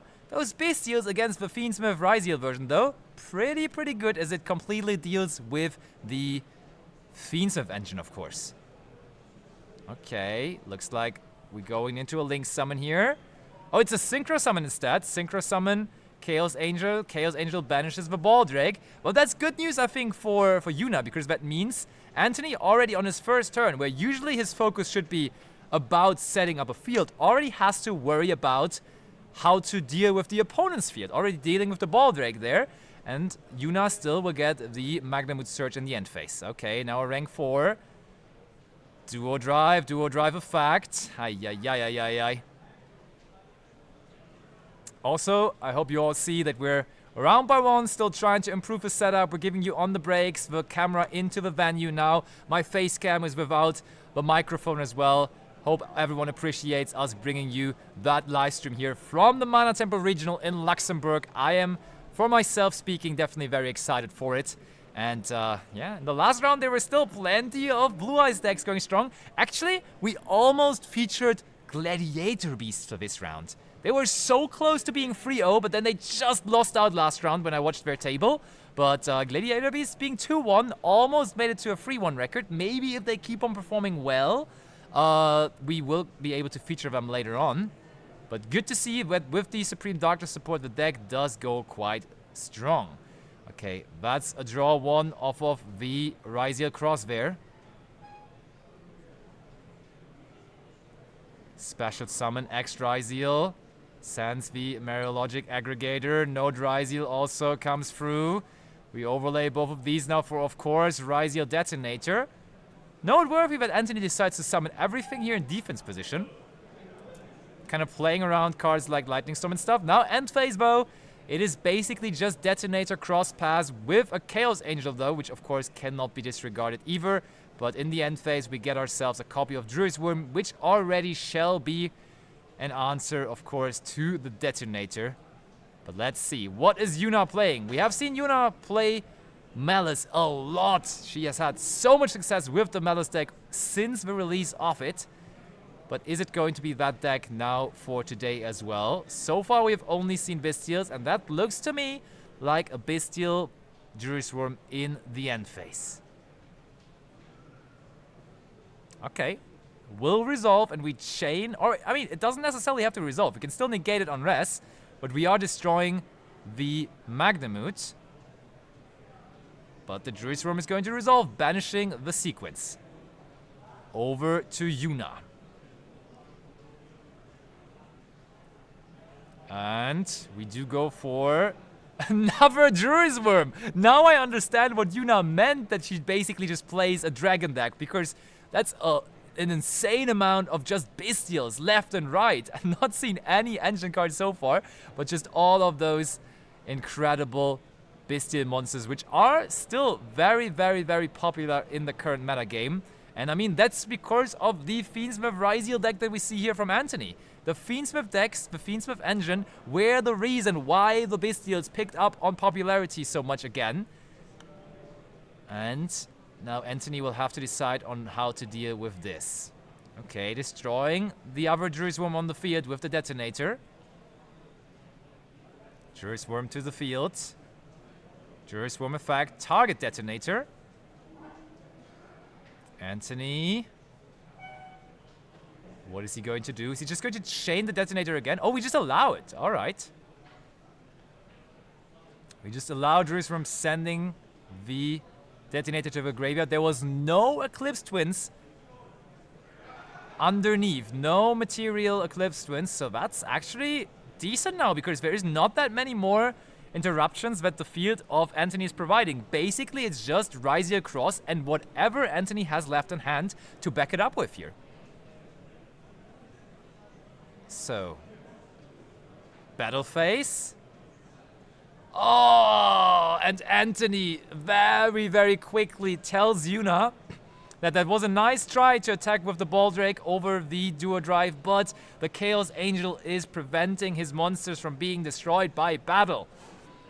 And that means another set card for Yuna. And I think Yuna is joking here probably, that this is another one of those games where she just does not see any of her Malice monsters. Back over to Anthony. Anthony uses the effect of Ryziel Cross, puts back 2 Ryziel monsters to the graveyard, draws another card.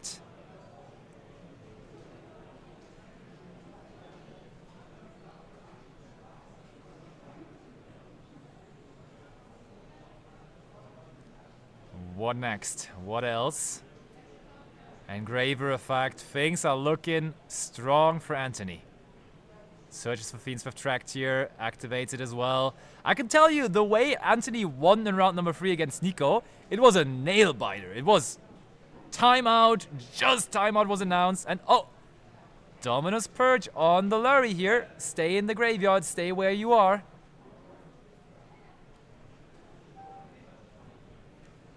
And Anthony just barely came out on top in the match against Nico, and now it's crazy because Anthony's tournament run so far is with a lot of tough opponents, because last round, Nico Schlierkamp, I think right now 3rd or 4th on the World Championship qualifier points leaderboard. Now the round after, just right away, Yuna I think currently sitting in 5th or 6th place on the World Championship qualifier points leaderboard. So Anthony not having the easiest of ways today on his hometown regional, the most successful, the most popular Luxembourg Yu-Gi-Oh player, and the one being 3-0 right now, holding the flag up for his home country and for his community here. There is in effect Valor now, coming down from Yuna, still not seeing any Malice cards, but having plenty of interruption here for Anthony. Problem though, those interruptions, the Valor, the Impulse, all of those cards, they lose their value the moment they go to the graveyard. It's a -1 the moment you activate it, and Anthony just gets to keep all of those monsters on the field. Look at that, he has 5 monsters right now on the field, and Yuna is left with only the Bestia Druid's Worm, so that's going to be a massive issue here. Now we send the Druid's Worm to the graveyard with the effect of the Engraver. Anthony thinking about things very quickly here.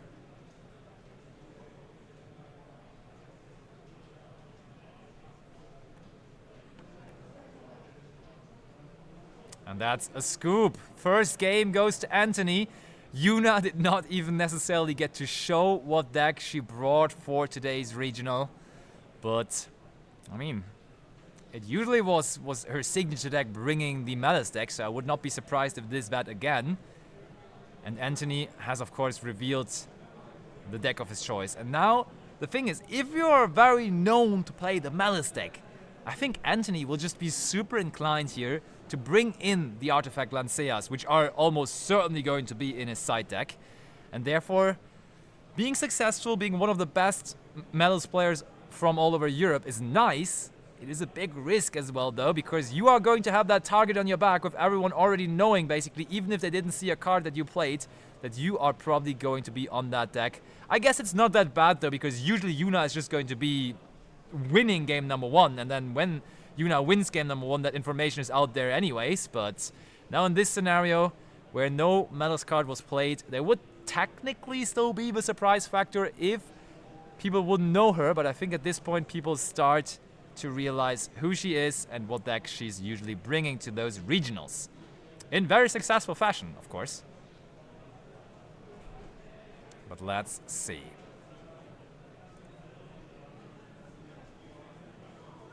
Side taking now, of course. Everyone in chat, let me know, what is your current opinion, especially after YCS Birmingham? So we got some more stats. We also not too long ago had that American YCS, of course, with YCS Orlando. Which deck right now is currently in the lead? Is it Malice or is it the Raizio decks? We just got to group together the Raizio decks with the different variants that it has. The success, I guess, clearly speaks for the Raizio deck with it winning YCSs already, and so far Malice was not able to win a singular YCS yet, but closer to winning in Birmingham, of course, was the Malice deck, as it was in the finals of that tournament, and we did not have the Raizio strategy in the finals at all. In the end, then, of course, Din Kabui taking it all down with, as we all watched, as we all saw, as we all witnessed, the underdog deck, the deck that no one expected, the Fire King deck. But now, what can we expect from the second game here? Is Yuna finally going to find some Malice cards? We shall see. Normal summon Dormouse! This is what we want to see. We use the effect of Dormouse. And Anthony is already writing down life points. There is White Rabbit. Meowth is going to be activated though. Mold Charmy Meowth. There may have not been a Lancea, but there is Mold Charmy Meowth trying to profit off of every single monster that Yuna is special summoning here. This being the first one, activating now the effect of White Rabbit as well. XYZ Derek in chat, Josh has not entered the tournament. I think, as far as I'm aware, he's chilling at home, not bothering about playing the TCG today. So Yuna now has to find a solution on how to approach this Mold Charmy Meow situation. And actually, I got surprised here with a chair. I got the comfy chair now, so I'm going to switch chairs. Let's go. Now having the laid-back chair, oh boy, that's what we love to see. Hell yeah.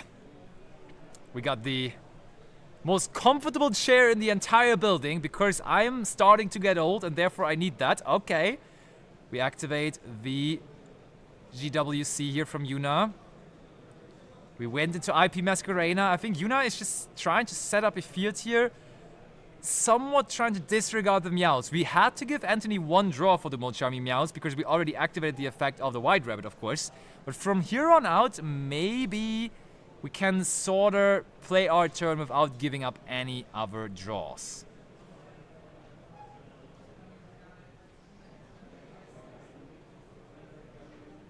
Yep, Yuna setting a couple of cards. That Molchami Meows certainly did the trick. I think we're passing things over. Indeed, Anthony's turn it is, and we started off with Fiendsmith tracked.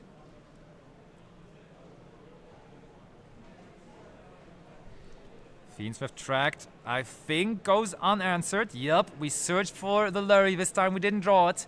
And we're discarding the Lurry. And we also activate the effect to special summon it out, and that will be successful as well.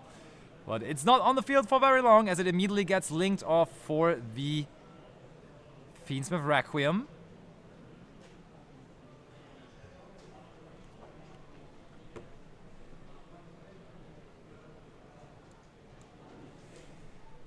I can tell you, by looking behind me, 27. Wait, we have a timer on the stream. Since this round, we actually have the timer on the screen, and therefore I don't have to look behind me anymore onto the wall where it displays the players in the venue, the timer in like very big fashion. But we have it here on screen, and we go Fiendsmith Requiem into the main deck, Fiendsmith Lacrima, making sure to also send the Fiendsmith Engraver to the graveyard here. Oh, and now here we want to go IP Masquerena. IP Masquerena. Oh, I think I know what we're trying to do here. We're probably trying to go for... Oh, we go for SP Little Knight. For a second I thought maybe we just go for Whitebinder here. But no, we go SP Little Knight. Trying to get rid of maybe the Engraver here. Yes, indeed. Engraver is gone.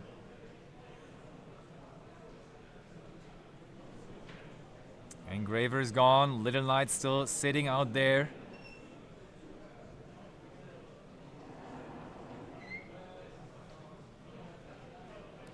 Nothing on resolution, but Yuna still sits there with 3 set cards, which of course is massive. And we know that one of them, I'm almost certain, is TB11.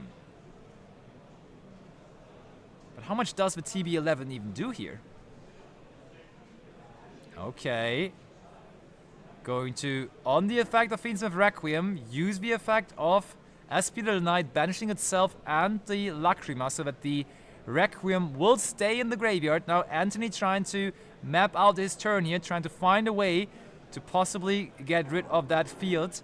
Of course, good old Exciton Knight might be a good way to get rid of all of those cards here, but for the moment we start things off by going X Ryziel, of course meaning that we cannot summon anything else except rank Force for the rest of the turn now anymore. Which card from the extra deck are we going to give up for this? I love the way Anthony is handling his cards. He's smooth with it. He's been doing this for years now. He's been playing on such a high level, but when you're playing so much Yu-Gi-Oh, you kind of at some point also get like the extra style points of just looking cool while you're playing. I mean, Anthony also next to just looking cool while doing so, he's playing insanely good. Now Sword Ryziel summoned. Sword Ryziel effect. Grabs Eyes Ryziel from the deck here. Eyes Ryziel.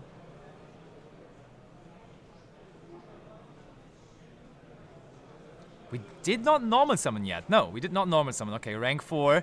This could be the Exciton Knight, honestly. Nope, we go for Detonator first. Fair enough. Also, the Ryziel Detonator, of course, can trade with those set cards fairly well. Going to use the effect, get Aggregator underneath the Detonator as another material. And what is going to be next?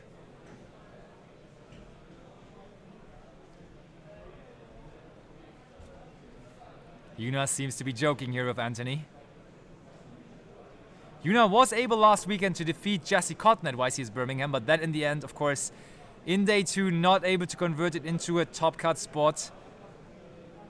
But she was very sure that this weekend, though, there is going to be some World Championship qualifying points gained from this regional here in Luxembourg.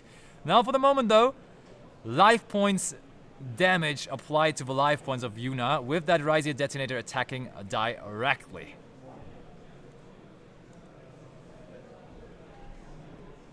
So that's quite some damage. 3,000 in total. End phase. SP Little Knight and the Lacrima coming back.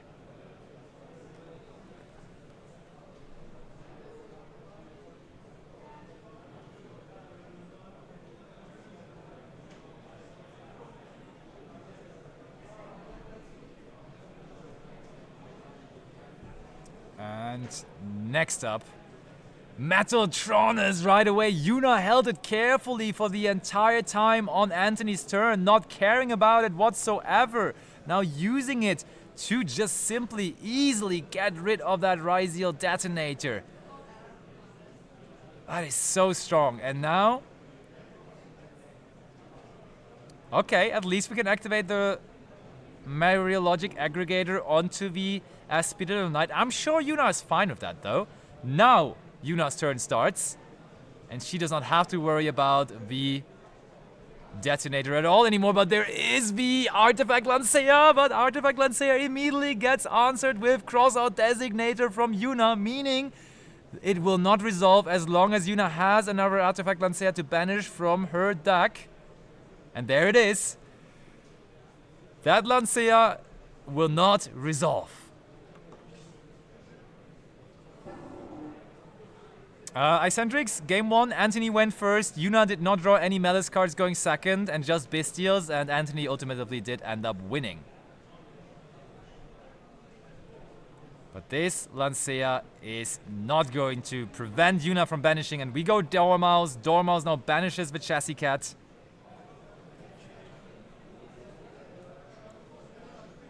And we pack things up, and we are having a third game here as Anthony realizes there is no way back into this game here at all.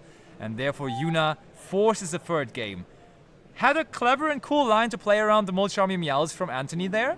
Set up a field with IP Masquerena and some additional strong spell and trap cards to back it up. Anthony only was able to go into one Raziel detonator there then, and that was cleared easily by the Metaltronus on Yuna's side. Love the head shake of Anthony after the crossout. We all have been there. That's very true. Facing crossout designator on such impactful cards is just, it's crazy. It actually is quite crazy. We have all indeed been there before. Not me personally against Artifact Lancea, because I have not played much Malice myself, but I sure enough have gotten crossout designated a couple of times already in my Yu-Gi-Oh career. So, game number 3 coming up now. As I introduced, I can give you the exact positions of these two players currently on the World Championship qualifier leaderboard. Anthony, with the YCS top, was one of the few people on the leaderboard to make some points, right now sitting in 13th place on the leaderboard. And Yuna, on the other hand, currently sitting in 5th place. 5th place on the World Championship qualifier leaderboard. But right now, on game 3, Anthony will have the major advantage, of course, of going first. Anthony will be able to go... I mean, maybe he surprises Yuna with a go second strategy here, side taking approximately accordingly to that, but I would be somewhat surprised if that's the case, because the Raziel Fiendsmith deck, it is really good at going first. Also, you do not really want to take the risk of sending the Melis deck first, because if the Melis deck gets going, it's obviously like super strong when it gets to go off, so I feel like that's just way too big of a risk that you just do not want to take ever at all. But yeah, still 90 minutes remaining. I think even the judge informed me that it's 20 minutes in total for our feature match table, because we have a little bit of extra time here as they started 1 minute after the official timer. So should be everything we need time-wise for a third game. Both players, of course, scooping relatively early because they knew no way back into the game anymore.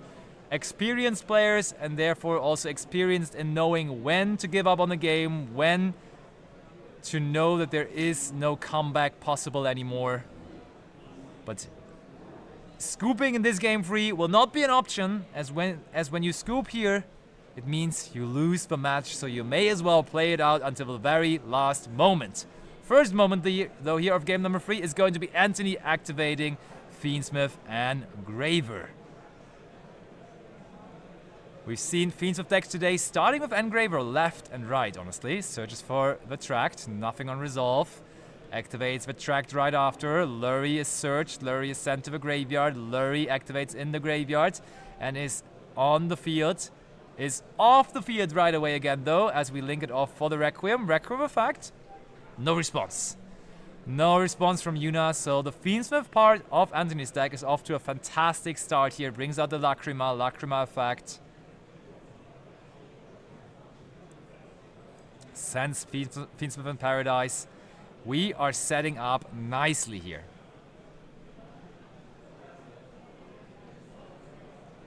Normal summon Ice Ryziel. Ay. Brings out Extra Ryziel effect. This, sure enough, does look like we're trying to full combo here. One card that Yuna, of course, could have, though, would be Nibiru. Nibiru, the primal being against this, can still do some major damage.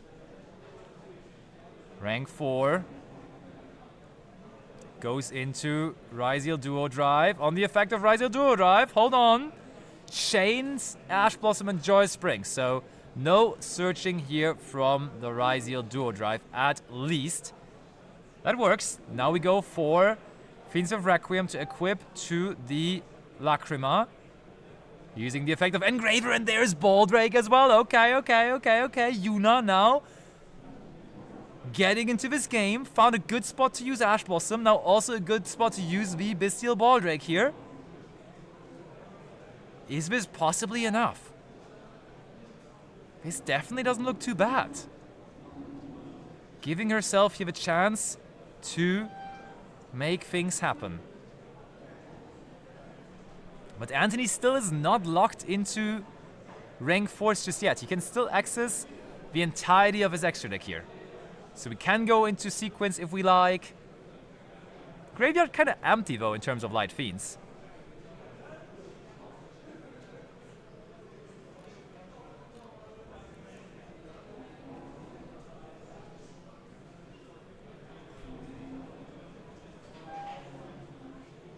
So, there is a Sword Rising which we can special summon out now, as there is the Duo Drive on the field. Sword Ryziel has not used its effect just yet. Searches for X Ryziel.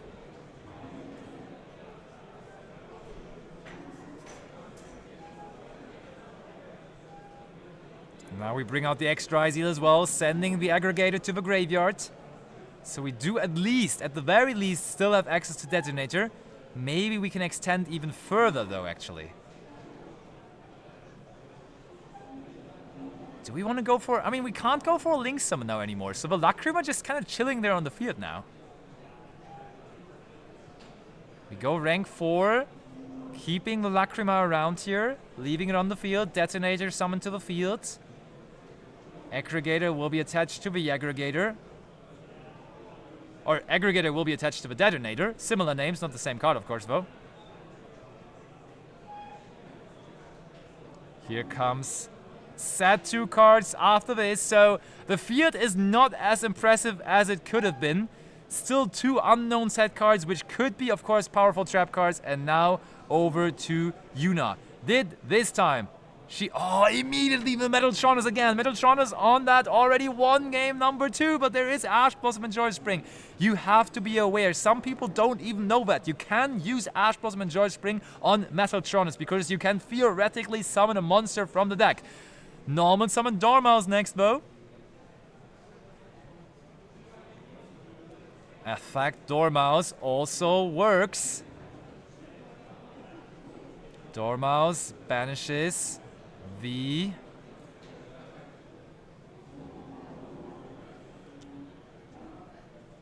White Rabbit effect, and on White Rabbit effect, and that's so good from Anthony. On White Rabbit effect, we chain the detonator, and detonator is going to detach the aggregator, and so with the effect of detonator, we both destroy the Dormouse and negate the White Rabbit as well. And I think, like, Yuna did activate the White Rabbit there, right?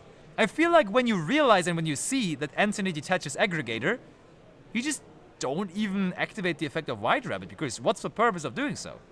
You're getting it negated anyway, so you may as well just save it for later on in the turn, when you have the chance to resummon it in some way. So maybe Yuna did not pay close enough attention to which card was detached there of the detonator. But still, this ain't over yet. Link 1 into the Link decoder.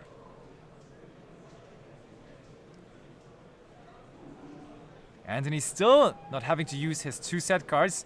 Bestial Druid's Worm next.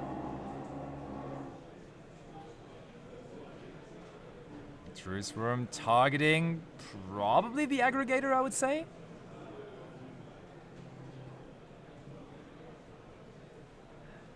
And Anthony considering things. He does not have cross, but he could of course now chain the effect of detonator to destroy the Baldrake here. Yeah, I guess you kind of want to do that, right? You want to make sure that you keep the monster count on Yuna's side rather low. So yes. We do destroy the Link decoder instead. So getting rid of the Link decoder. Oh, target Dormouse it is. True. Good catch by Helios Soul. We have not even activated the Dormouse yet, meaning we can get another body to the field with that. We're not even going to use it though. We're not even going to use Dormouse here apparently. Of course, we don't need to banish cards from our opponent when we just have valuable cards in our graveyard that we can banish there.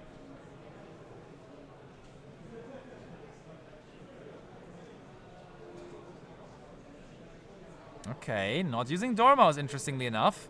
Go for SP Little Knight. SP Little Knight. Not able to activate its effect, as of course we have not used an extra deck monster for it, but we can use Druid's Worm on the duo drive. Now though, we can chain the SP Little Knight, banishing Lacrima and itself, so that Little Knight, even though it did not use an extra deck monster as a material for its summon, still definitely doing quite the job here.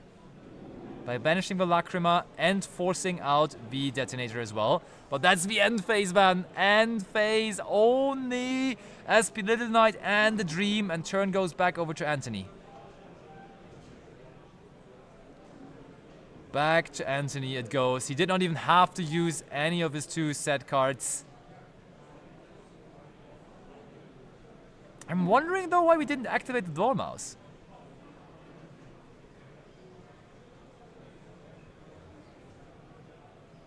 Because Dormouse was not activated yet, no.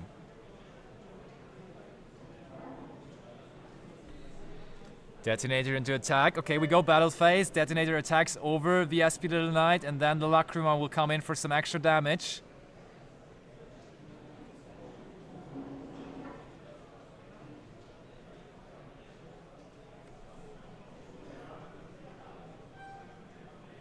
Timer now at 10 minutes, so I don't think we have any issues with that timer whatsoever. Fiendsmith control it is, probably. I'm still confused though on what the 2 set cards is. We did not even have to activate the set cards at all whatsoever here so far.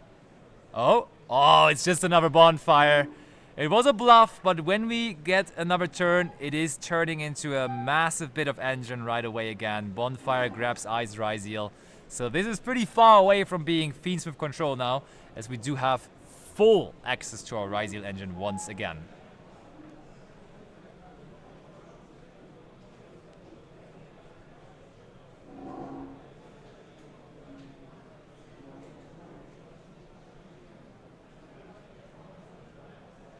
So what is going to be next here? Anthony considering his options. Both of the set cards actually were bluffs.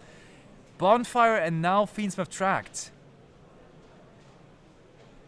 Detonator, not Detonator, Lurry Effect comes back.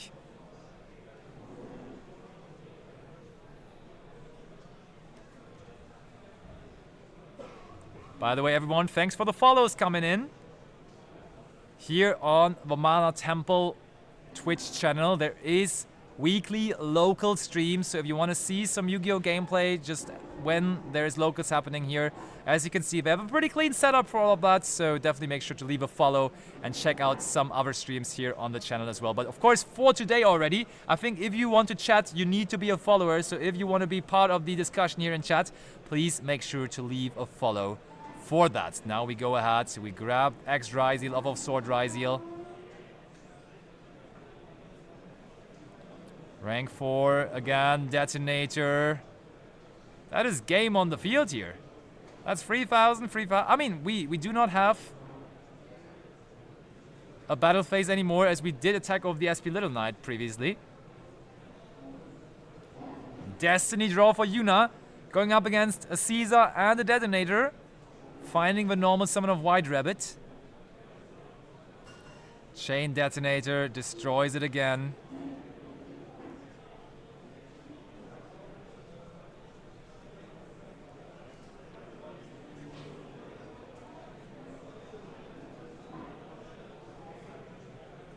Oh, and we pass back over. Anthony looking confident, knowing that the situation looks very, very good for him. Attack, attack, attack. Anthony Lopez wins round number 4 and therefore is on his way, is doing his best to be the winner of his hometown regional here in Luxembourg. Of course, I will get that man, I will get Anthony Lopez onto the stream for a winner's interview, interviewing him here about the Luxembourg community, about this tournament, about maybe also his experience at YCS Birmingham last weekend. But if you have a question for Anthony, put it into the chat now, because I will be here with Anthony in 1 or 2 minutes when I got him off the stage.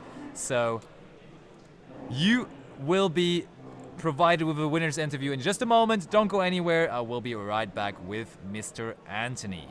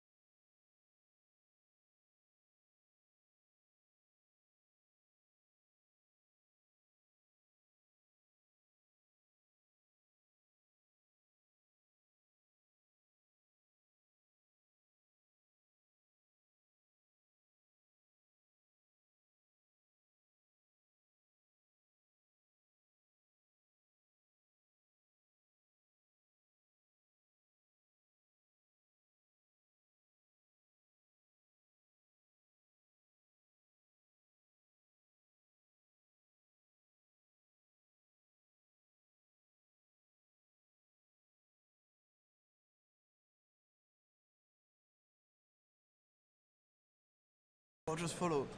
And there we have him, Anthony Lopez. Of course, everyone knows him, the most popular player out of Luxembourg. Anthony, you won that featured match. How are you feeling today? Pretty good, isn't it? Pretty good. Played against Nico, played against Yuno. Very hard tournament until now, so if I ride the wave, maybe I can take it home. I mean, taking it home literally today, right? Because yes. you came here by, like, you live right next to the location, kind of, right? Or at least in the same town? 15 minutes by foot. It's a lot. It's a lot. It's a lot, okay. I mean, but yeah, tell us a little bit about the community here in Luxembourg, because having a 230 player regional must be pretty cool here from the Mana Temple shop, right? Oh, it is very nice. It's a very nice location. Thank you again for the people organizing this. Thank you to Tai, the store owner. He does a very great job doing stuff for the community, just engaging with the Yu-Gi-Oh community. He's very good at it, and the community is also very friendly, very welcoming, and I feel like we never had such a huge community than before, because before we had, I mean, it was some people, it was like a third of Luxembourg, but now it's actually whole Luxembourg playing Yu-Gi-Oh, so that's really nice. I see in chat someone saying, I always thought he's French, but no, he just, actually he speaks so many different languages, and that's why you would think, some people I think also believe that you're German, because in Germany you always also talk German at all the events and everything, so people just confuse that. But yeah, tell us a little bit more about your deck now, because you're playing Fiends with Ryziel again, which you also did last weekend at YCS Birmingham, where you made top 32? Yes. Yes, okay, so you're still thinking that's the best deck? Because a lot of people have shifted back to the pure Ryziel approach, but you are still sticking with the Ryziel, with the Fiendsmith approach. I'm not sure if it is the best deck. I'm even less sure that it is the best deck for that event specifically. Okay. But it's probably the best deck for me because it's a comfort pick. It's a regional. You need to play a good deck that you play well to do well. Absolutely. And I've been training with the deck for weeks for the YCS. So this is probably the best deck I can choose with the limited time I inputted for the regional. Yeah, I see. And I mean, you are now again into the top 16 of the World's Points leaderboard.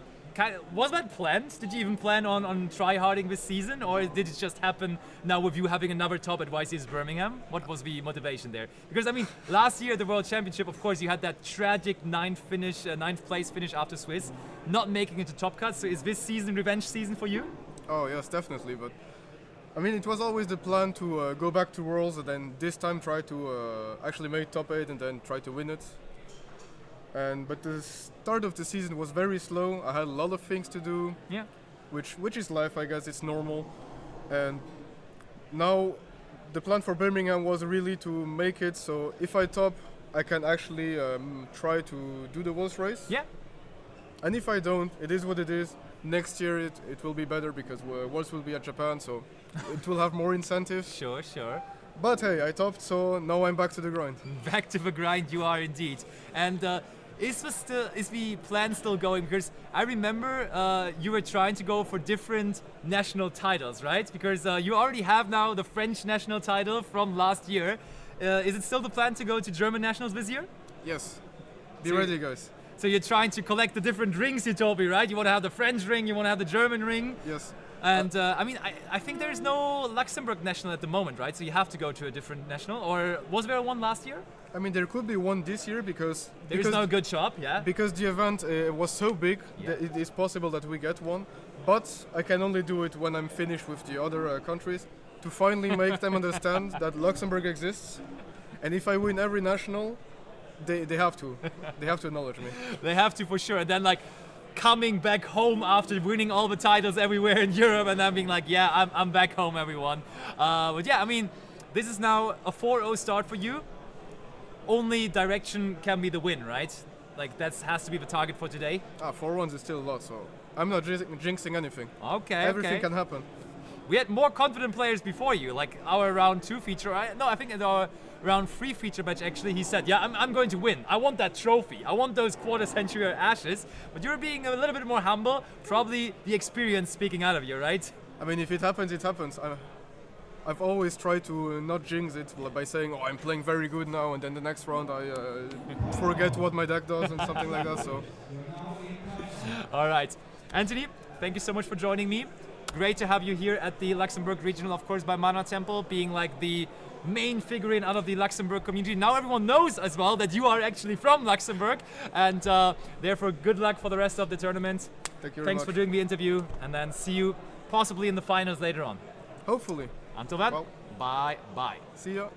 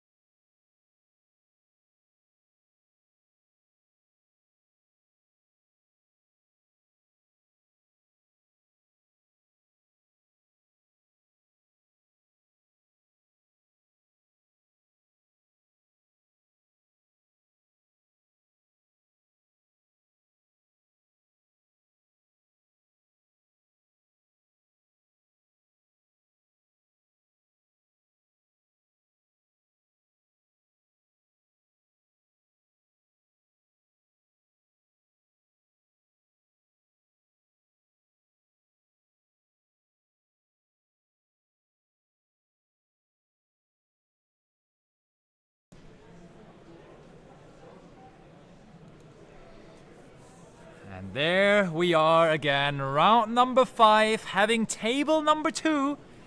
Set up a table for 2, of course, you're also at the feature match table, and the left face cam already revealing you a very, very prominent name in the European Yu-Gi-Oh community, all the way from France, Guillaume Marron. Last year, missing out so closely on the World Championship by getting 4th place in the playoff at the European Championship, and he's paired up against Kilian for this round. So let's see who is going to come out on top here. Both players so far completely undefeated, 4-0. So definitely proving their success so far. Okay, and Guillaume starts off with activating Branded Regain and normal summoning out the Fiends with Lacrima, possibly just revealing 2 one-offs that he started with here. And yes, Leslie, I saw your message in chat. Absolutely an amazing setup that we have here. Oh, but there is Fuvalos. Mulcharmy Fuvalos is chained to the effect of Fiends with Requiem. And Kilian immediately setting up a card that he will be drawing there for the special summon that comes out of that Fiends with Requiem. Icentrix, I do not have the deck list for Guillaume, but I'm sure we are going to see most of his deck here through the featured match. We're bringing out Fiends with Engraver, and there is the draw that Kilian gets for resolving Mulcharmy Fuvalos. Requiem effect equips itself to the Engraver. We go for the summon of Necrocur Princess. That is another draw for Kilian. Kilian didn't even want the draw there. He didn't even go after it. Guillaume kind of had to tell him, yeah, bro, you are going to draw there. Now Fiends with Tract activated from Guillaume. Kilian. Oh, he does have an answer, but he's not going to use anything on this. The funny thing is, if you use Ash Blossom and Joy Spring on that, Guillaume still gets the draw off of the Necrocur Princess, and it's arguable how much the discard here for Fiends with Tract even is going to do. Chainling 1 Necrocur Princess, chainling 2 Droll and Lockbird is brutal. Good thing now though for Guillaume, no more draws for Kilian either for his Mulcharmy Fuvalos there, so that may not even be that bad. Oh my, Abyssal Druid Swarm now as well for the Engraver though. Kilian's hand is massive.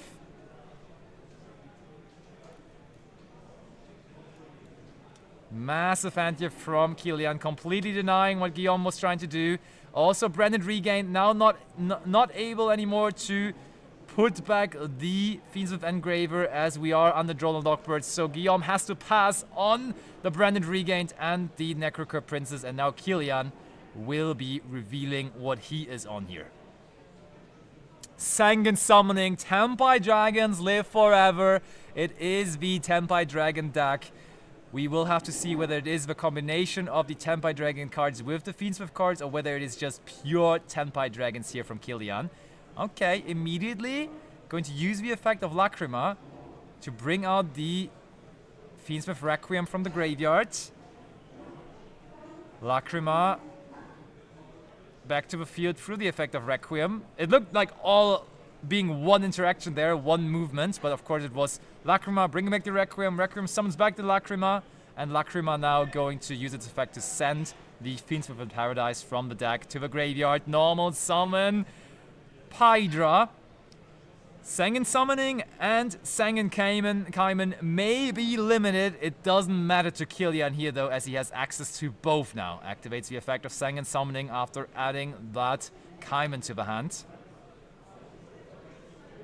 We have a Dragon Mirror here. Guillaume mainly... Oh, and we now have the answer as well for Kilian. We get to discard the Lurry for the effect of Sanguine Summoning. Therefore, the perfect draw. Oh, and now Ash Blossom and Joy Spring as well on the Fiendsmith in Paradise. Okay, we get a draw here for the Necrocur Princess at least. And Kilian gets to continue. Kilian, like, his hand looks perfect, honestly. This hand looks so good. He almost seems unstoppable here. Fiends with Requiem effect. Going to resolve. Guillaume, of course, also someone who still is possibly trying to go back to the World Championship or to the World Championship qualifier. He missed out on the World Championship actually so closely, but he was part of the qualifier last season, of course, so with a couple more decent regional results, there's still plenty of big regionals and opens coming up. Possibly him finding a way now, chaining one Chaos Angel on the regain, chainlink 2 Jerusalem on the Princess, and that is going to resolve for both of those cards. Kilian's hand is insane. Oh yeah, Naturia Sunflower. It's actually insane now. The Chandra, which we of course searched off of the Sengen Summoning. Things are looking tough here for Guillaume right now. Double reading the Sengen Summoning here. Yeah, Nip would not work against this. Clearly wouldn't work, and the Sangen Kaiman now as well. Oh my. Oh my, Kilian is living the life. The Fire Dragons are still out there performing like crazy. We had multiple Tenpai Fiendsmith topping in Birmingham, and Kilian wants to top this regional today with the deck as well. Genroku searched, Genroku effect. Genroku is going to bring out possibly Fadra here. Yep, it shall be Fadra. Going Fadra and Chandra into Bident effect. Interesting decision to use the Fadra there, to be honest. I thought it may have been better to just keep the Pydra, or like to keep the Fadra around and use the Pydra for the Synchro Summon, but no. Now we do use the Pydra, and we go Pydra and Bident Dragion into Transcendent, and Transcendent, of course, is going to turn the Lacrima into attack position. We're heading into the battle phase, and we're heading into scoop phase next as Guillaume picks up his cards there very, very quickly. What an insane hand that was from Kilian. Whatever Guillaume tried to do, Kilian already had the answer to it. Was drawing into even more answers with the Mulcharmy Fuvalos there. Oh, that was a start. I mean, we hoped that we would see some dragons today with the Blue Eyes structure deck releasing. And I mean, we had Blue Eyes in round 1 and we had Blue Eyes in round 2 as well. But those were some powerful dragons there as well, with the Tenpai Dragon deck still going absolutely bonkers. Absolutely crazy.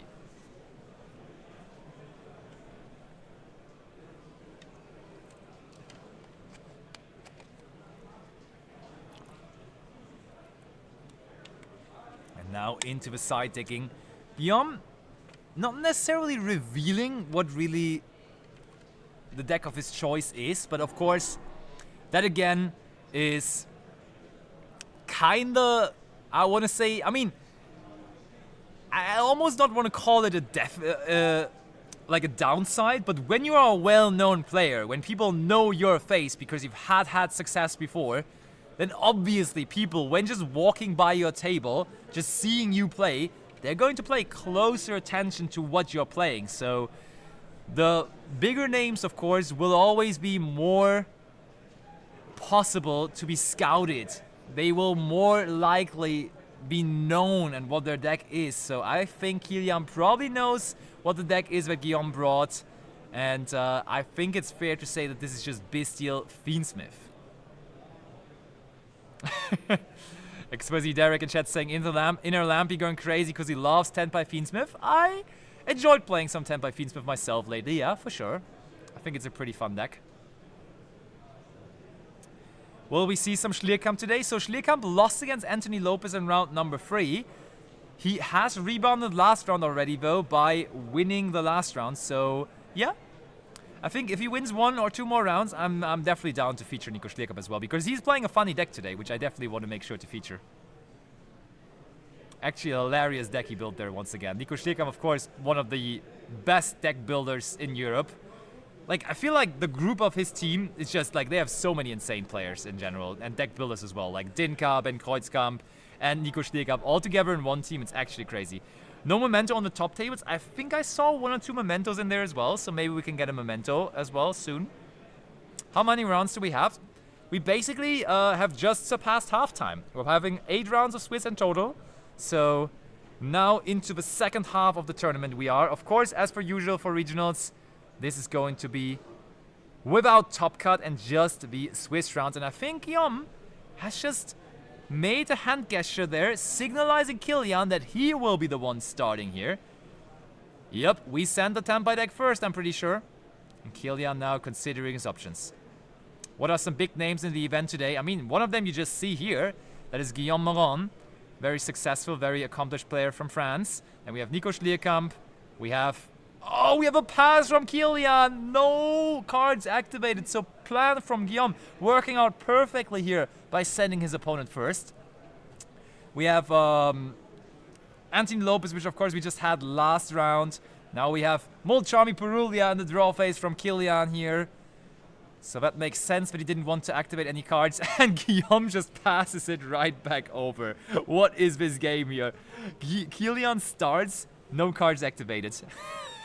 Guillaume gets Peruliat, no cards activated. Kilian passes it back over. Guillaume now gets Peruliat again. Is he going to do something about it this time though? Okay, yeah, Fiendsmith Tract. And Fiendsmith Tract, of course, will make sure that Valori is summoned from the graveyard and not from the hand. Also some World's Points grinders definitely in competition today. I saw Tom Luca Menzel, Juna Dix, we have Tim Grefe, we have Sven Redman, we have Thomas Kass from the Netherlands, some more players from United Gozos. Definitely a stacked tournament today for sure. Okay, Lacrima off of the Requiem. Lacrima sends the Fiendsmith Engraver to the graveyard. Now the Branded regained.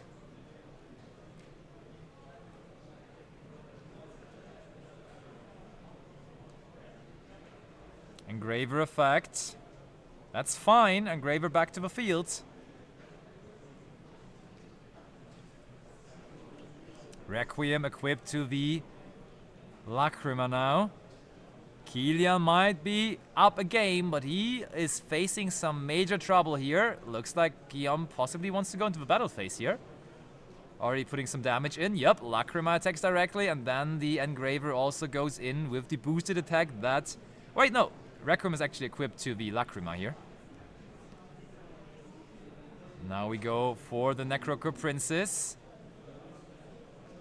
Oh wait, yeah, it was equipped to the... It was indeed equipped to the Fiendsmith Engraver. Chaos Angel, set 1 and pass. So Guillaume saying, hey, how are you going to deal with this light and dark Chaos Angel that I summoned here? And we know that the Tenpai deck certainly sometimes struggles against that. But Kilian does have an immediate answer to it, being the Infinite Impermanence. So if they have a monster to deal with this now, this could be trouble. And they have Sanguine Summoning. Uh-oh, that is possible danger for Guillaume here. Guillaume thinking on that Sanguine Summoning. Doesn't have Fiendsmith in Paradise in the graveyard yet. Don't even know whether it's in the deck with him picking second in this game.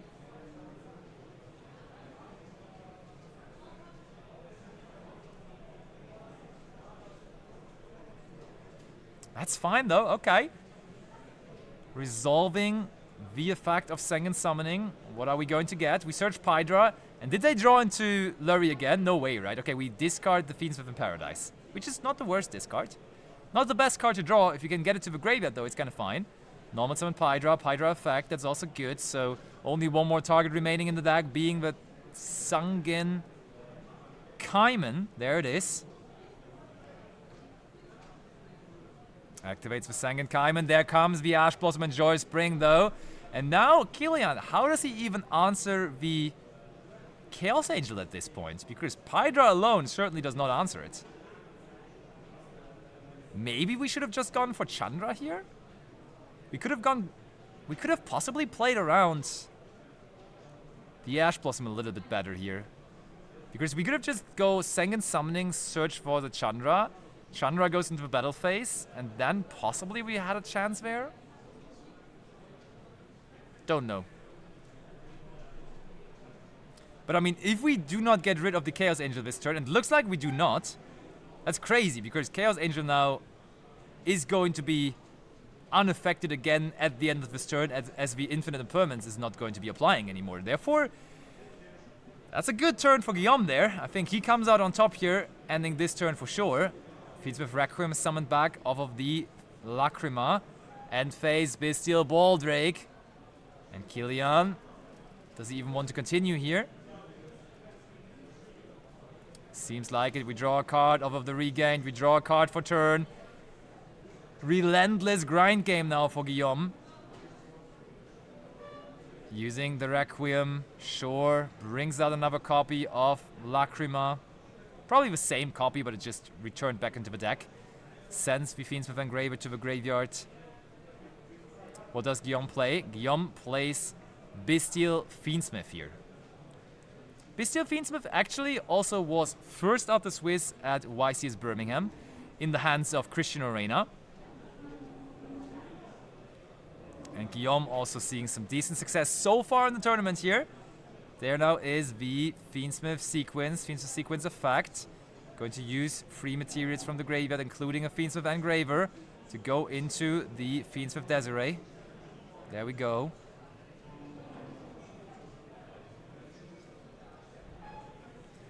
Chaos Angel still chilling on the field there. Link off sequence, link off Desiree to go into Agnum Day. Sequence effect.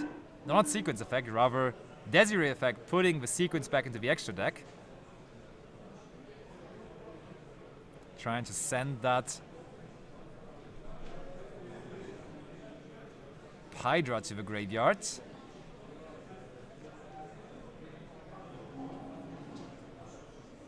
Yep. They could have also sent the Sengen Summoning, but they decided against that. Battle phase. Attacks, affect Agnum Day. And that is absolutely game. Yeah. Game number 2 goes to Guillaume, equaling the score here. Both of these players do not want to lose here. Both of these players do want to keep the undefeated run going. They both want to win this regional, of course. I'm pretty sure Guillaume spent the night over at Anthony's place, and they want to meet in the finals here. Both of them so far being completely undefeated, preparing for the event together. So they want to make sure to advance here still without any kind of losses. But Kilian will be the one selecting who goes first or second for the last and remaining game here of this round. And I mean, it's actually becoming a big mind game now. Guillaume did not want to go first in the last game. So does Kilian now even want to go first? It's tough. Kilian has the advantage if he wants to go first to support the decision from his side deck. Like, he could bring in cards like Solemn Judgment, Solemn Strike. So being prepared to go first, of course, is a whole different situation compared to not expecting to be sent first and having cards like Mold Charming Perulia, as we just saw, or Lightning Storm in your deck. Lucifer was asking what my favorite deck is. My favorite deck actually is Sky Strikers. Sky Striker, my absolute favorite deck of all time. Since it was released, of course. I've been playing the deck for a lot longer, but since I got to play with Strikers, I really enjoyed the beginning time of Strikers. And I had major fun with the deck back in the day. And Guillaume kind of already giving a signal there with the Chaos Ruler sleeves that he's rocking, that he's kind of into Dragon decks. I see a man of culture here. Indeed. Indeed a man of culture.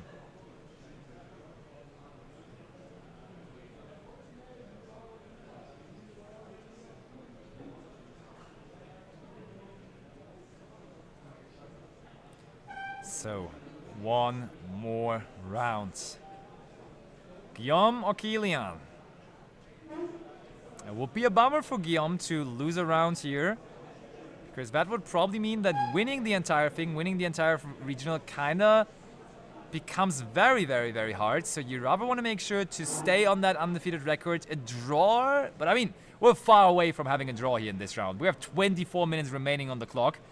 We are heading into a game 3. Like, how on earth would this game end in a draw? So I'm almost certain we're going to find a winner here. And we have a sportsmanship fist bump before the final round. And who is going to start things off here? Kilian or Guillaume? I think Kilian wants to go first. Yeah, Kilian wants to go first. He has adjusted his deck so that it is good going first. Normal summon, Genroku effect. Guillaume says, sure, that's fine. What can I do?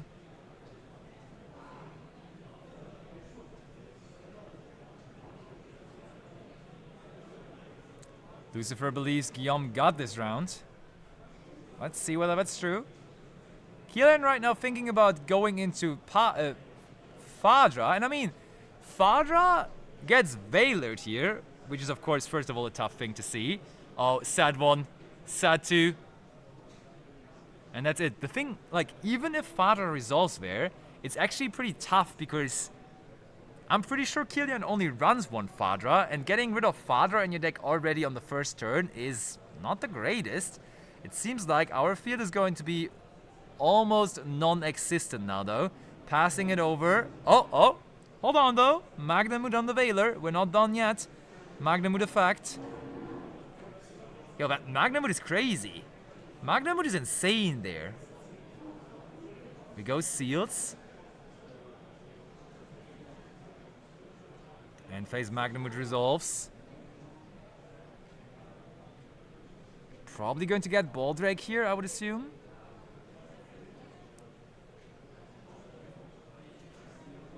It looked tough with only the Fadra on the field, but now the Magnamut, like that card in hand, transforms Kilian's field into an actually fine field with the Seals, and you get the Baldrake for free as well.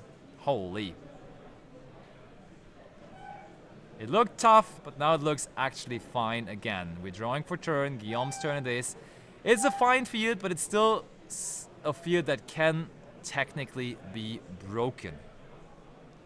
And we start things off by special summoning out Kashtira Fenrir. That's fine. Fenrir effect. Kilian considering his options. Thinking on the effect of Fenrir, is there maybe... There is a Solemn Strike. Solemn Strike on Fenrir? Seems like an alright trade for Guillaume, honestly. Because that means his engine is not going to be affected by the Solemn Strike anymore.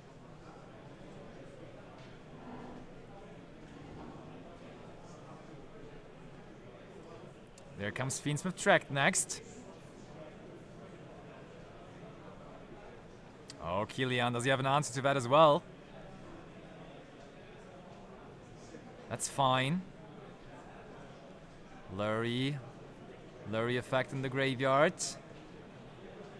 Comes back. We can't use our Baldrake on the Fabled Lurry here, as Guillaume has no monsters on the field before the Lurry is being summoned.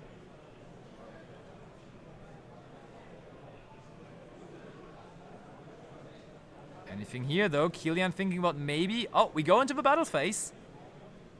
Lurry attacks the Seals. Seals puts the Lurry back into the hand. Seals activates now to special summon another dragon from the deck. Are we going to get a Druid Swarm possibly here? Maybe Tenpai cards? Fadra? Pydra? Sure. Ooh, okay. Guillaume cleared his own field and we go Imperm on the Pydra. And still in the battle phase now, we go Druid Swarm effect on one of the monsters in Kilian's graveyard. So we would still be able to get rid of the Pydra here. Guillaume trying to outgrind Kilian here. Okay, we do banish the Magnamut. Attack over the Pydra, easy. Now we can normal summon out the Fabled Lurry. And no answer from Kilian. Requiem effect. Ash Blossom and Joy Spring for the Requiem. So Guillaume is left with like literally only one remaining card in hand. One remaining card in hand. What is it? They have normal summoned already. It better be something good here. Because Kilian still has the Baldrake in hand. We're passing. End phase. Baldrake banishes the Fiendsmith Requiem from the graveyard. And now Kilian, what are we going to draw? Another Tenpai card? Any Tenpai card here is massive. Like if we draw Chandra, if we draw Fadra, if we draw Pydra, like all of them are actually insane. But we need to find them, of course. And we pass just over. We pass over here. No monster was found, apparently, and play goes back over to Guillaume. And in the end phase, he wants to use the Baldrake. Baldrake number 2 on the seals. So Guillaume now takes over the advantage on the field by having 2 Bystials, contrarian to the only 1 Bystial on the side of Kilian. This is Bystial controlled. This is the Bystials battling it out here in round number 5. Whose Bystials will be undefeated after this game? Guillaume goes for a Link 2. Summons Moon of the Closed Tavern. Druid's Worm sends the Baldrake. Moon immediately gets linked off. Second Fiendsmith Requiem is summoned. Another Ash Blossom and Joyous Spring from Kilian though. And we pass back over. Can Kilian this time find the Tenpai card? Oh, Heart of the Cards. Is it a satisfying draw? Oh, I mean, if it's a Tenpai monster, he would have thrown it onto the table already, right? If that is a Tenpai monster, you slam it down onto the table. Normal summon Droll and Lockbird. What is this? What are we doing with it? Typhon? Wait. Oh, they summoned 2. True. They summoned both the Requiem and the Moon.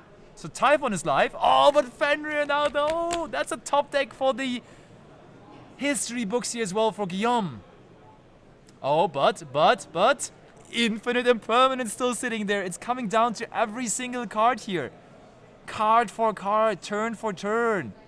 Both trading every single card and every single moment here in this game 3. Typhon, when the Fenrir is negated, of course, still stronger. What's the other card in hand for Guillaume though? He passes it back over. This is not real. This ain't real. Kilian, is he finally drawing a Tenpai monster now? Is he finally getting a Tenpai monster? Again, I think if this would be a Tenpai monster, you would have summoned it with the quickness. On the other hand, we may want to use the... If it is a Tenpai monster, we probably want to go for the Typhon first. Okay, we attack over the Fenrir. Not willing to bring it back into the hand, and we pass back over. What is this game here? Has Guillaume found another good card off the top here? Oh, he sets a monster. This can't be real. Another card drawn for Kilian. This game is madness. Kilian goes... Oh, I think they're just making sure we have the correct life points. Does Kilian finally find a monster which plays the game here again? Any Tenpai cards around? Sengen Summoning, of course, would do it now with another card in hand as well.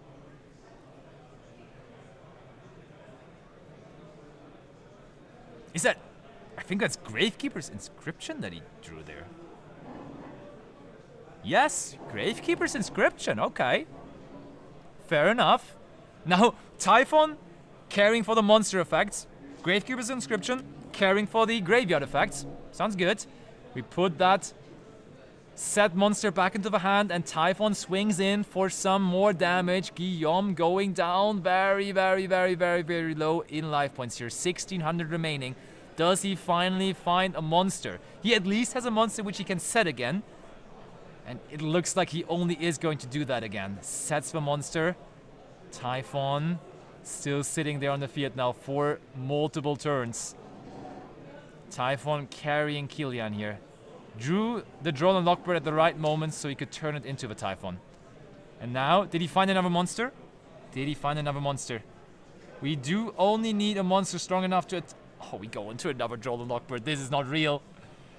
Another Droll and Lockbird. Kilian just keeps on drawing the Drolls. Moon of the Closed Tavern. Moon Effect. Requiem Effect. And the Ash Blossom and Joy Spring. Triple Tactic Talents. 2 cards for Kilian. They have normal summoned already, though. This game is crazy. This game is absolutely absurd. Fiendsmith tracked now, though, off of the top. They drew into one of the best cards they could have asked for there. Fiendsmith tracked, Search Lurry, Effect Lurry in the graveyard. That's one of the cards you want to see there when you are gambling on the draw 2 of Triple Tactic Talents. Lurry returns to the field. Requiem equips to the Lurry.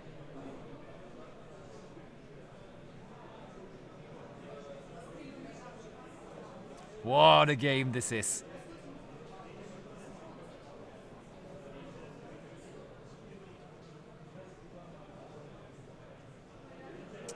Oh wait, okay.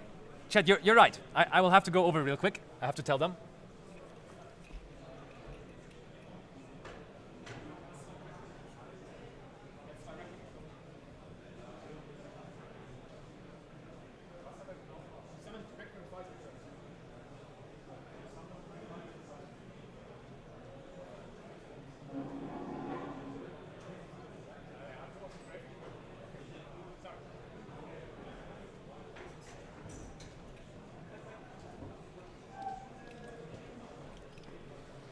Chat, I think everything was correct there. Talk to the judges, everything looks all right. Everything looks cool. Made sure with the judges, so no worries. We're all good here. Because one was tracked and the other one was Van, just the summon of Requiem. Chat was chatting indeed. There was definitely no second Requiem. Yeah, chat was chatting, and I was too quick. I mean, it's good though to double check, right? It's good to double check, but the situation for Killian right now, of course, looking real good. But wait, Necrocure Princess and now? Anything else? We're drawing for the Necrocure Princess, and Guillaume gets another turn. There's no way Guillaume gets another turn. Engraver comes back. I did not think that Guillaume would get another turn here, but he's still in this. He was waiting very carefully, and now he might just be back into this game. Requiem effect.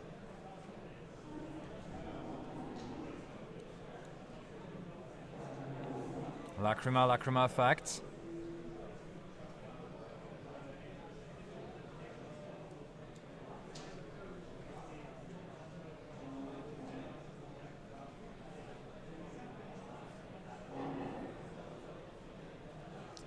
Finally, Guillaume here finds engine again. Finally, Guillaume is able to play the game again. We have been passing back and forth. Now, Killian kind of started to play again. It wasn't enough to wipe out the last and remaining 1,600 life points from Guillaume, though. And now he has found a play that looks very possible to bring him back into this match. He was going back and forth. And there's now the Typhon from Guillaume. Typhon over Typhon. First, Killian was getting multiple turns with the Typhon, and now Guillaume wants to make use of his very own Typhon after Killian accessing the extra deck there last turn. With 2 summons from there.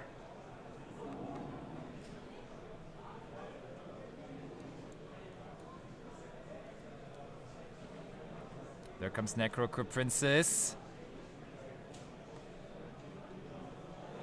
We attack over Necrocure Princess, set a card, and Killian's turn it is again.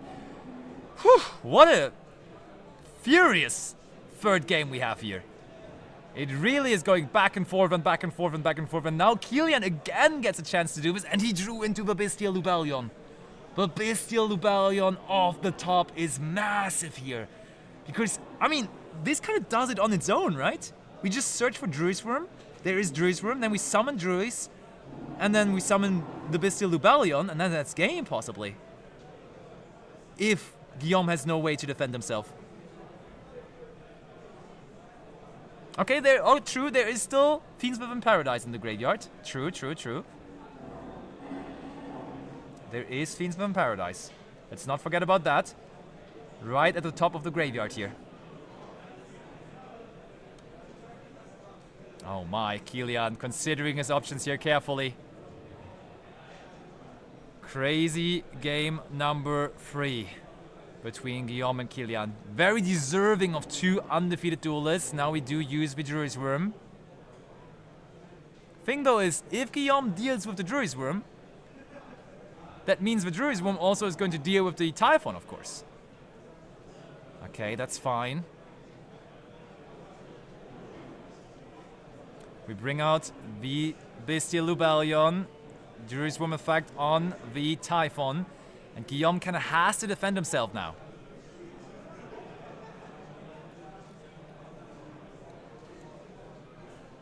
He sort of has to defend himself.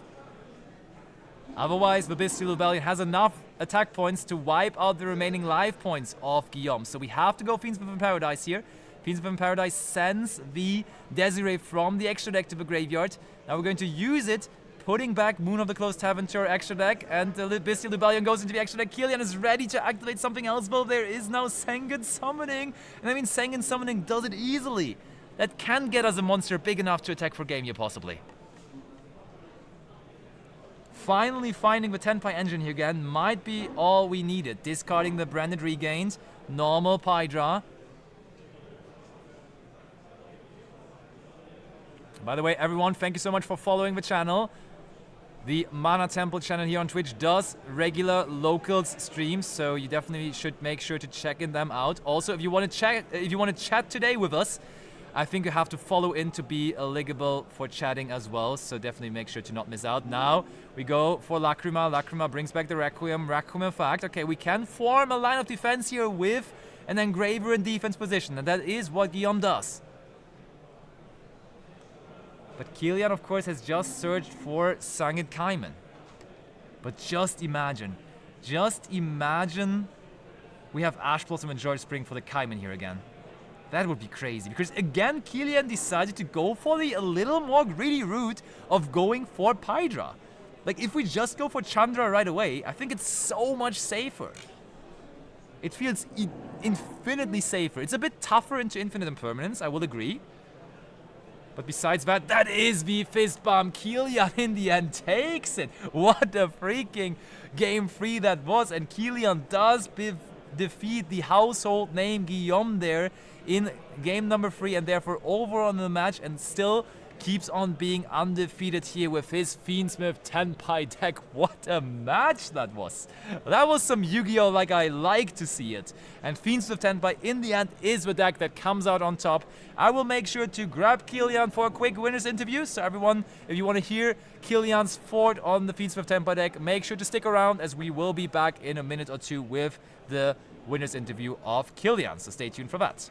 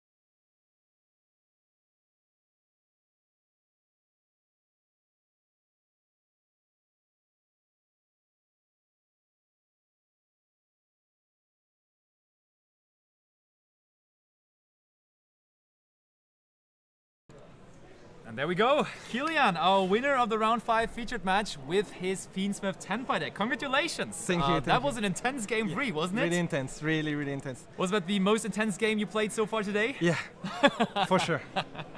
So, you're playing Fiendsmith Tenpai. Is that what you think is the best deck at the moment, or is that just the deck you personally feel the most comfortable with? I feel this is the deck I feel most confident with it, because I've been playing this deck for a few months. Yeah. And I've tried some Ryzeal variants, like Ryzeal, pure Ryzeal, Ryzeal Fiendsmith. but I didn't feel really comfortable with the deck and didn't have a lot of training. Yeah. So I preferred to come here and just stay with my comfort pick, and it suits me well, like for now. Worked out like a charm. You told me before the interview you're from France, right? Yeah. So how long did you travel here for the regional in Luxembourg? 4 hours by car. So I had to wake up at 4 a.m. I'm really tired, but it's paying off though. Yeah. You're having the success, so it's all worth it. So before starting the tournament, what were the expectations? Did you come here to win, or did you have some other targets? So I did a WCQ 2 weeks ago and ended up at 10th place. Okay, so just out of yeah. top 8. Okay. So today the objective was top 4 because I really want to have the deck box. Okay, I feel it's pretty cool. Fair, yeah. And maybe we can leave it with a win. We don't know. Oh, yeah, well, I mean, it's we'll going see. the right way. It's Yeah, definitely going the we'll right way. So, your deck is in game 1 built to go first, right? Because the 10 by deck kind of evolved now, but you're playing the Fiendsmith cards, so it is a going first variant. And then in game 2, your opponent sent you first. Were you surprised by that, or did you kind of expect that to a little degree? It's always the game, you know. You never know if you were going first or second. Yeah. So I try to basically keep some stuff to go first and also siding stuff to go second. And what's cool with the deck is that you can still play Mochamis going first. Because you have seals, of things course. Yeah, true. So I feel the deck is really good going first and second. So that's why I picked the deck. Sounds good. And now the third game, which was the exciting one. What cards were you drawing there? You were drawing multiple draws, right? Draw after draw after draw. Draw Albert, a talent, only non-playable cards. I was searching for monsters to go to Moon Requiem, and if I didn't have the talent in hand, I would have not committed to the Moon. Yeah. Because if he hashed the Requiem, I had nothing left. So since I had the talent, I made him hash the Requiem to draw 2 and draw like the field spell and tract. So that was really good draws. Yeah. And basically the idea was just to gain draws and try to go to the grind and top deck the good cards. You played against Bestial Fiendsmith there. What were the other decks you played against so far in the tournament? I played against Fiendsmith Ryzeal, Gladiator Beast. Oh. It was an intense match also, really intense. And forgot about the rest, to be honest. Fair enough. I mean, that was an exciting match. Easy to forget everything else afterwards. But thank you so much for the interview. And good luck for the rest of the tournament. Maybe we see you in the finals. Maybe. You now have new goals. I hope so. Let's see. So everyone, that was our winner from the round 5 featured match. So stay tuned. Round number 6 coming your way very, very shortly. So don't go anywhere.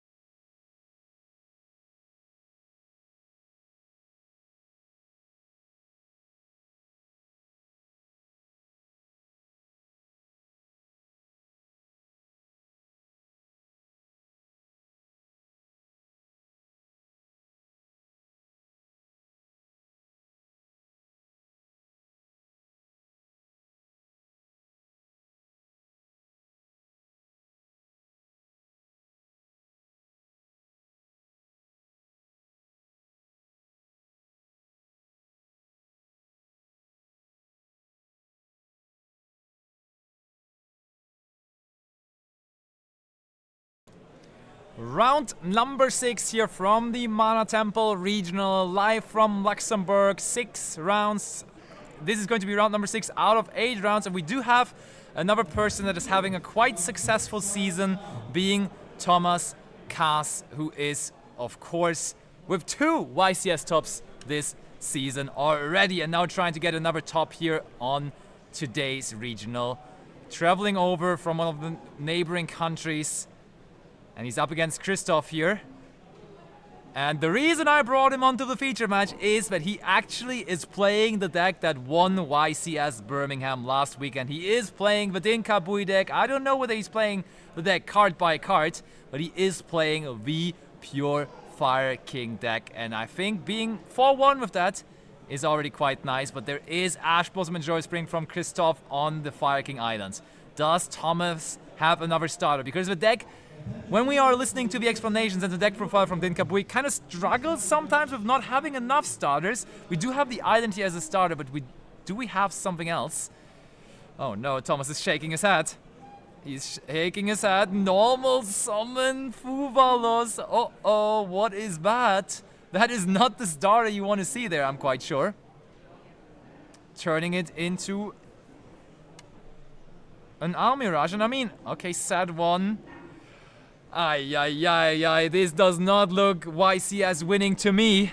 That's not the start he wanted. That's probably not how he started any of the other rounds today. And let's see now what Christoph has brought to the table here. Also, of course, with a very respectable 4-1 record.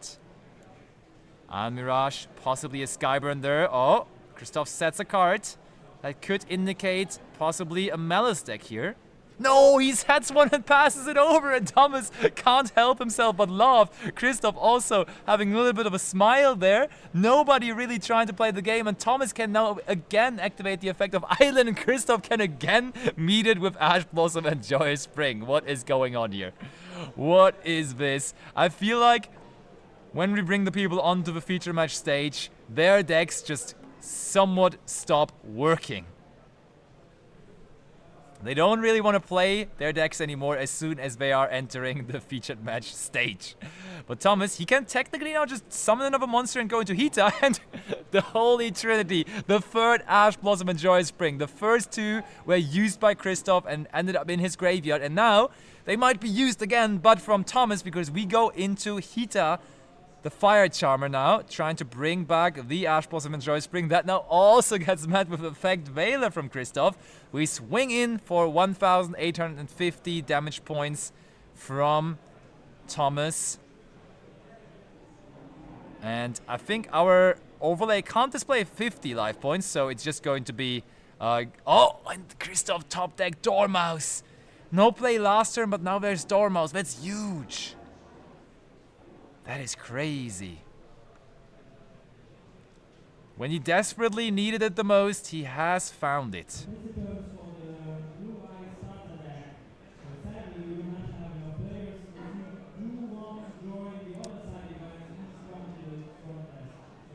And now we set the trap cards. Oh man, Thomas was so close. He got the pass back from Christoph after the set card, but now Christoph has found plays. He has found a way back into this game here. Haggard Lizardos. Going into the Link 2. Now we do activate TB11. Wait, we can't activate the TB11. There currently is no more Melis monsters on the field. So we activate the effect of the Lizardos first. Lizardos on Vihita. We bring back the Dormouse now by paying 300 life points. Going into the Link 3.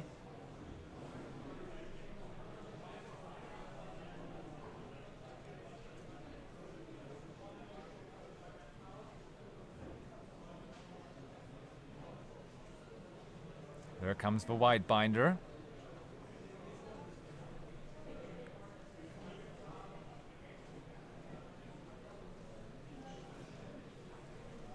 White Binder effect. And I mean, White Binder as soon, and I think also Din Kabui said that after his YCS win last weekend, as soon as Melis White Binder is on the field, it's a massive issue for the Fire King deck. So you're trying to go after all the monsters that the Melis deck summons before they have access to a link free. But as soon as they do have that white binder on the field, things are looking rough for the deck.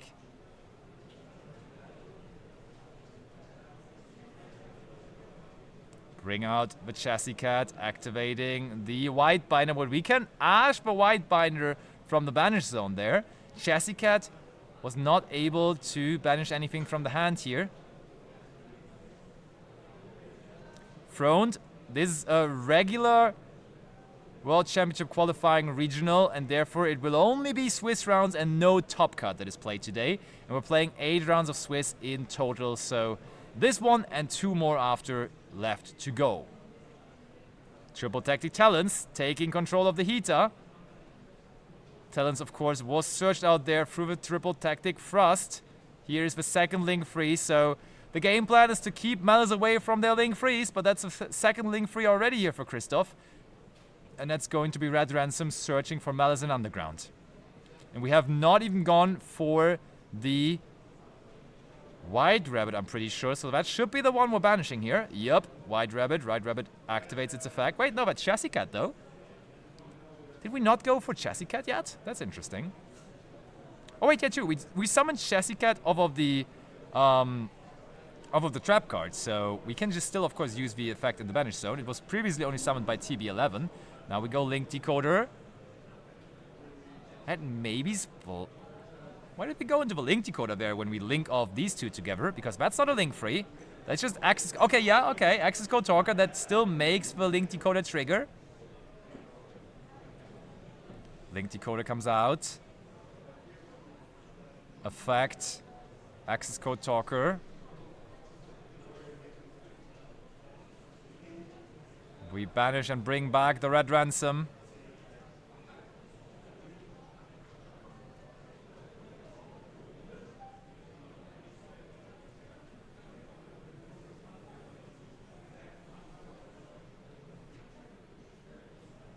And that's the game. Heading into the battle phase, game number 1 goes to Christoph and the Malice strategy, who just drew the Dormouse at the very right moment. The moment he needed it, the moment he wanted it, the moment he got it. And Thomas, with a super slow start as well, did not get the time that this grindy deck, this Fire King deck, needs. I would expect Thomas, though, to also be siding very, very, very, very heavily against the Malice strategy. We saw that from Din Kabui. I mean, when we see this deck, of course, I need to mention Din Kabui every single time, because he's the one that made all of this madness even possible. He's the one that brought this deck last weekend to the YCS in Birmingham, playing a fun YCS, then kind of coincidentally winning the entire thing and coming out on top in the end, and now inspiring even accomplished players like Thomas, who's actually doing the Worlds race. Thomas right now, I think, is in top 16 for Worlds qualifying points here in Europe, and he has decided that the idea that Din Kabui had for the last YCS is definitely good enough to also bring it to a regional here in Luxembourg this weekend. Game number 1 was not too successful for them though. So now into the side-taking process for game 2. Christoph must be over the moon right now. That game did not look winnable after he set one card and passed it back over, but then the Dormouse, right on time, right at the right moment. And now Thomas will have to go first again against the not so favorable matchup that the Malice deck is providing. So Thomas is done with his deck, but what about Christoph? Seems like he's almost done as well. Okay, little pie shuffle again. We want to make sure that our hand looks a little bit better this time around, I'm sure. Because that was definitely somewhat problematic there.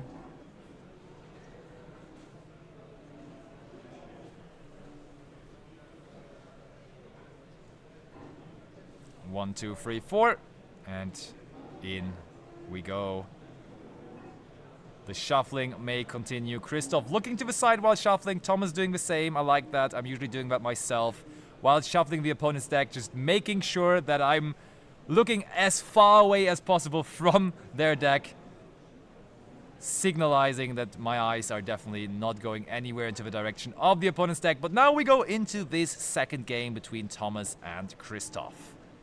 And I'm sure Thomas will go first. No way you let that big combo deck Malice go first. But yes, there is a way for Christoph to start with Dimension Shifter this time around in the standby phase. But Thomas, at least, Christoph being down a card now has the pot of extra against, going to give him card advantage instead. So 1, 2, 3, 4, 5, 6. Trying to draw 2 cards. Christoph, no response apparently.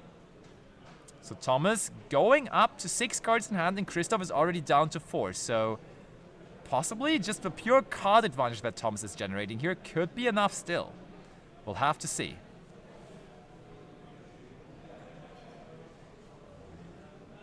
He's looking at his options. He sets 1 card. He sets another card. 2 set cards. Is that going to be enough to stop a Malice deck on the Shifter? Maybe it has to be. Yep, it will have to do the trick because turn is over to Christoph, because that Shifter did not allow Thomas to do anything besides that. But there is the Harpiest Feather Duster. With major confidence, we are slamming it down, and Thomas is forced to use the Solemn Judgment onto it, bringing him, of course, immediately down to 4,000 life points, which is not great for him, of course. Oh, I see. Kyo is giving some insider information here. He's telling us Christoph actually has won 2 Belgian championships in the past, by the way. That's pretty cool. That's some cool information. So we have 2 high-profile players here for this regional. Chassis Cat. Chassis Cat gets linked off for the link decoder, and just simply linking it off here on the Shifter means we can activate the effect. Massive stuff. Now activating Malice and Underground as well.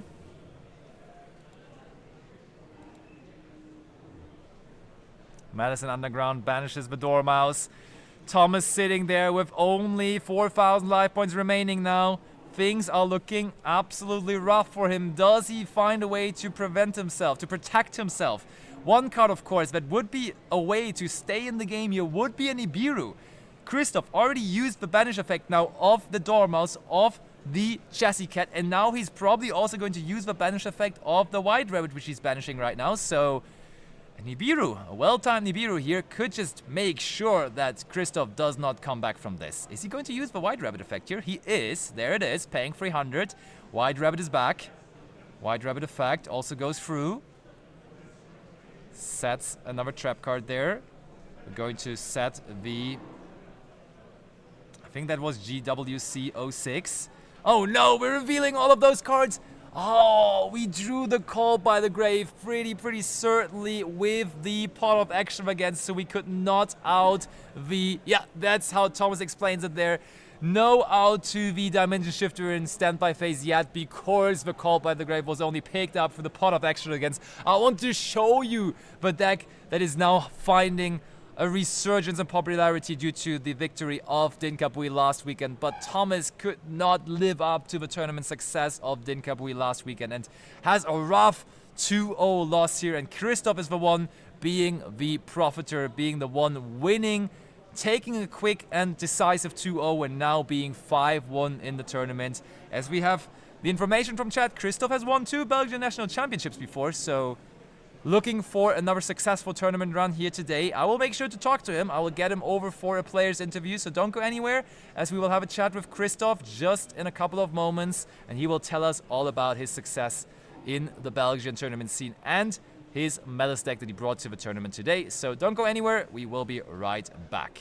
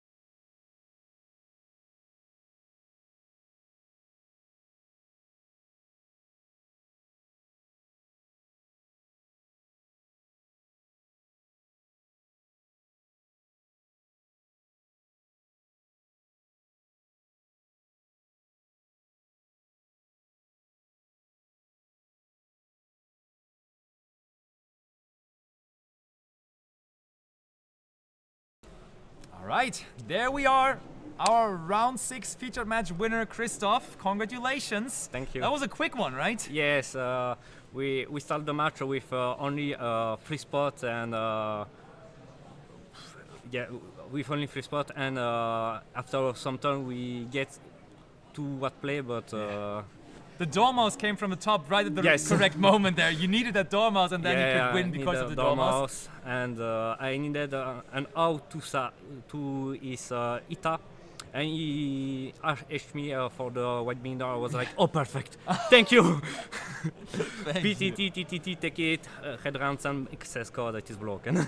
And you won the game there. And then game number 2, he only drew the card by the grave with the extravagance, right? Yeah, after extravagance, so the shifter destroyed his deck all past turn, and I was like, okay, I need to put some damage, RP, Judgment, 4,000, okay. Okay, 4,000, we can do. It's interesting that the Fire King deck is now back, right? Because it was kind of completely gone, and now Dinkabui wins a YCS with it, and then people are back. It is the best player anyway, so he takes 2 structure deck and we need access. Next time it will Blue Ace, yes, let's go. Maybe, yeah, for sure. But you are from Belgium, right? Yes. And you have been the Belgian national champion before, and then you also were in the finals, you just told me. So one time first place, one time second place so far. And now you came over to Luxembourg. How do you like the tournament here in Luxembourg? Sorry? Now you're here in Luxembourg for the tournament. How do you like the tournament in Luxembourg here for today? I don't comprehend. So, like, how do you enjoy the Luxembourg tournament here today? Yes, I enjoy the tournament. I think the format is good, but there is a little problem with my list. So every player play Lanza and all card center, and it become a lot of more difficult to play in the long game. Yeah, I see that. Yes, you can win 3-4 match, but you will lose because Lanza pass. Okay, GG, nice. Card center pass. Okay, so we need to think on some out for this card, but it's hard because lose one turn, it is impossible to remonte in the format. What do you have an answer to Lancea right now? Do you play an answer today in your deck that you think is good for Lancea? No. There just is nothing. By the grave, yes, it is one of. Yes. What were your matchups so far today? What was your one loss? Because you have one loss so far. I lost versus Rizal Finsmith. Okay. The last round. The first match I didn't get any malice cards. But I win with no malice card.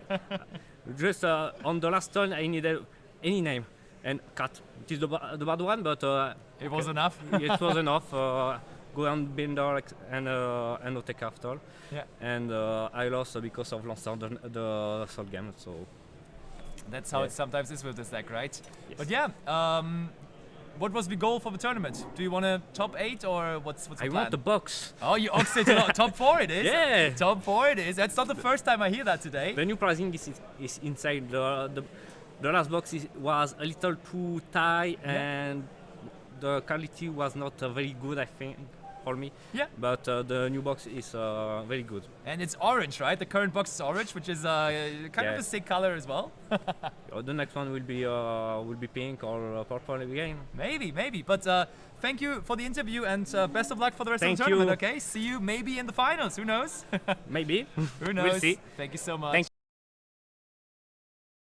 And we will be right back, of course, with the next round, which is going to be the second to last round of the day. Actually, this one was so quick. Maybe I'm going to be back with like some break game or something to give you guys some break entertainment. But I will be heading over to the top tables right now to check out what cool decks are still in competition so that I can bring them on for us for the next round. So make sure to not go anywhere and we will be right back with some more action.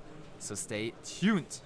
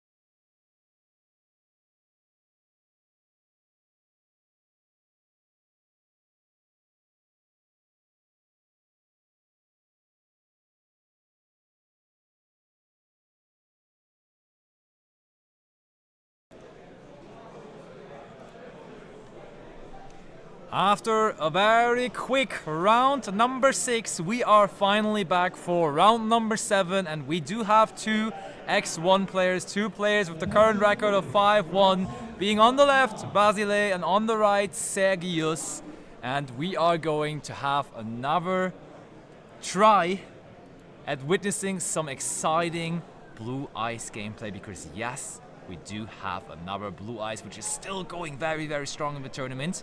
Of course, we're hoping to see that Blue Eyes immediately can go in and make top 8 here at this regional. The first weekend it is legal with the new cards from the Blue Eyes structure deck. So that is going to be again in action here for this round. Is it going to be successful though, is the big question. Timer started, players still shuffling.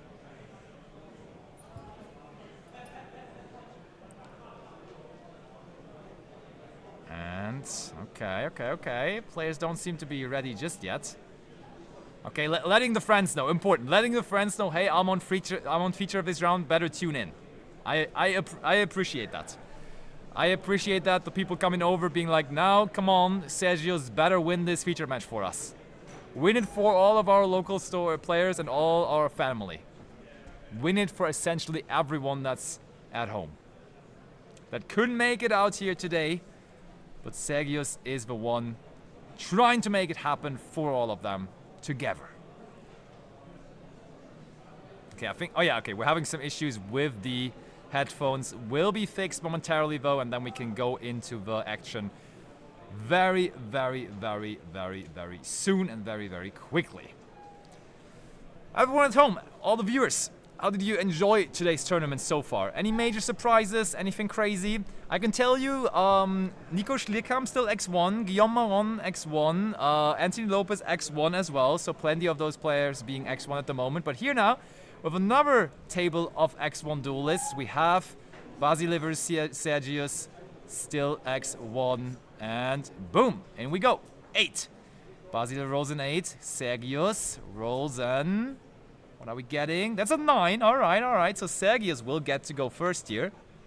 Will have the advantage of starting things off. Thanks for all the follows. As I said earlier, definitely make sure to follow the channel here.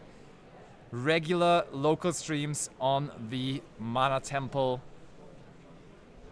channel here. Luxembourg store with a great community. And we see Sergius is the Blue Eyes enjoyer. But Basile doesn't want to see any of that. Infinite impermanence right away on the barrel. But we know that we can just possibly, with that barrel, go into, of course, our beloved Link 1. We've seen Blue Eyes in round 1. We've seen Blue Eyes in round 2. But I wanted to show you that the deck is still going absolutely strong by being, I think this is table 4 or 5 for this round. So both duelists X1. We do go into the Spirit. Spirit now, of course, on summon, searching the Mausoleum of White. There it is. In the last round, Sergius was able to overcome Yuna at the top tables. So Yuna now also with an X2 record. Oh my, that is strong. Ooh, we discard the Jet Dragon here. Discard Jet Dragon, and I mean, the payoff for that is going to be massive, as this is, of course, the it's been a long day. The newly released Wishes for Eyes of Blue, searching Sage, and then also a spell trap that mentions blue here.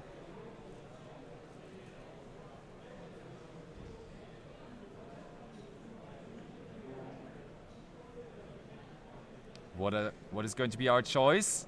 Sage and...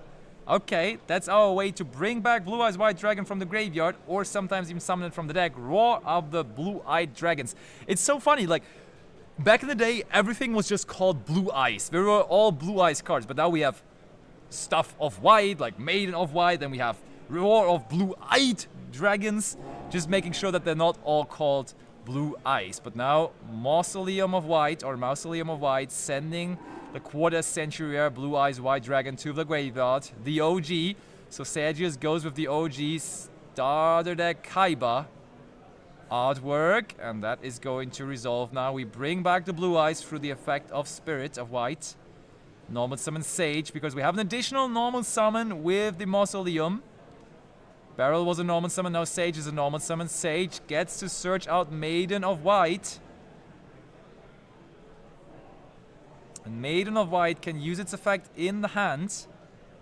Okay, not yet. Apparently going into... Is that a Link 2? Might be Seals to play around the Biru. Might also be the Synchro though, and we do go for the Synchro. Very clearly seeing the Blue Eye Spirit Dragon there. Level 9 Synchro. Now the Maiden of White is going to activate from our deck. Not search, not set. Activate True Light from our deck.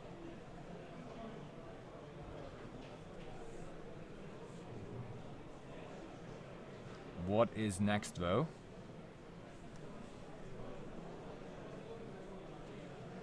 Plenty of options, Basile so far. Not looking like he can do a whole lot about all of this.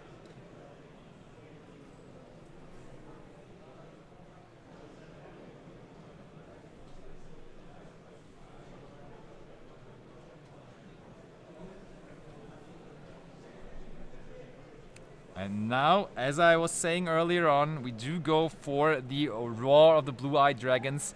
Searching for a deck, special summoning out. Ooh! Mixed artworks of the Blue Eyes. So Sergius could not decide which artwork of Blue Eyes White Dragon he likes more. So, I mean, we don't have to decide. We just play multiple copies of the card, so we may as well just go ahead and play different artworks of the card as well. Bringing out the second copy, setting one, and passing over. Okay, we do not even go into Hieratic Seals of the Heavenly Spheres. Using the effect of True Light now. Oh, I see. This is a different approach to the deck. This is not just Structure Deck Turbo. I think this might be Magia in the extra deck here. But we shall see. We're setting the fusion spell there for sure. That was the ultimate fusion. And Basile's turn it is.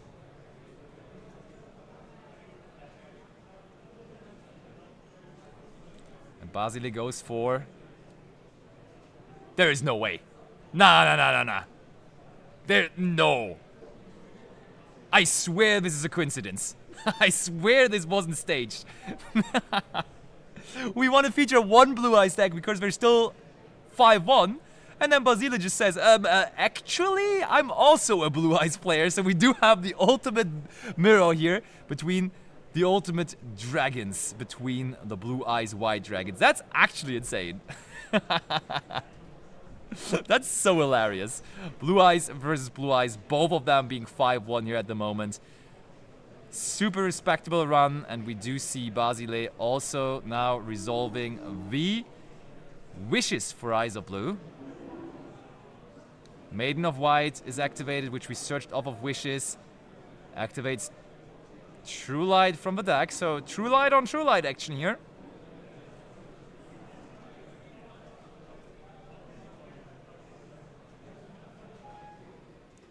True Light on True Light. This is actually hilarious. I can't believe this.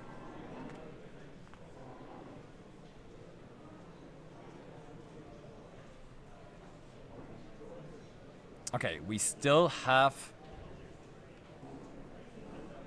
both the Roar of the Blue-Eyed Dragons and, of course, also the Sage with Eyes of Blue in our hands.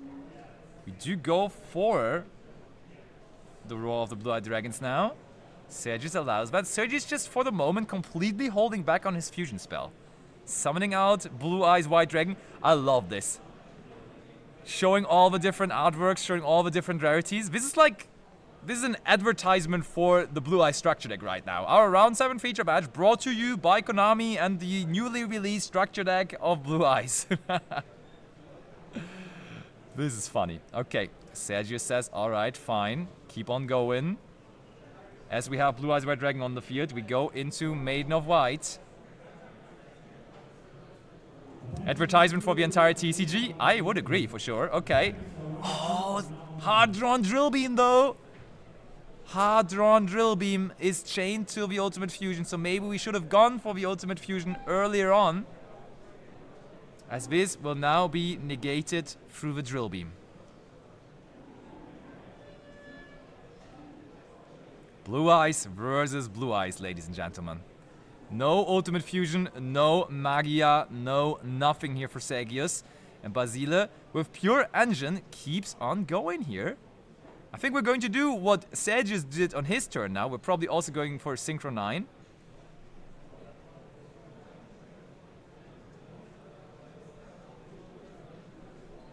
Yes. Oh! It is a Synchro 9, but it's a different one. Hold on. Wait, Chad, what's this card? Targeting 2 to destroy them? I don't know this card. What's the name here? Help me out, chat. I know you guys are better at this than I am. Is this also a Blue Eyes? Oh, Metal Tronismo. It's Light Storm Dragon. Okay, thank you, everyone. Light Storm Dragon. I think we just used Metal Tronus, banishing our own Light Storm Dragon. There comes Barrel Dragon now. Light Storm Dragon.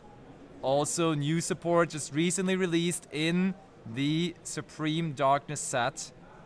So all the new cards, all the new tools here for the deck of Basile. Now Barrel is going to set Lordly Load for Basile. And Segius, as you can tell from the face cam, he's not enjoying life right now. He is struggling.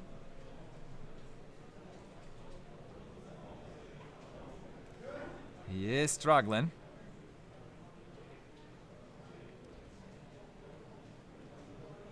Okay. Basile is allowed to keep on going, activates the Lordly Load, that's going to resolve. Grabs a second copy of the Barrel, which is not necessarily going to do too much here, I think.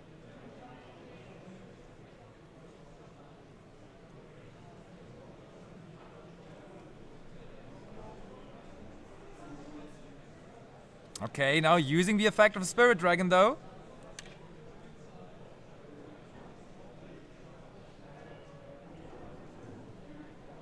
Spirit Dragon tagging itself out to bring out the Blue Eyes Ultimate Spirit Dragon. Kind of an upgrade just there.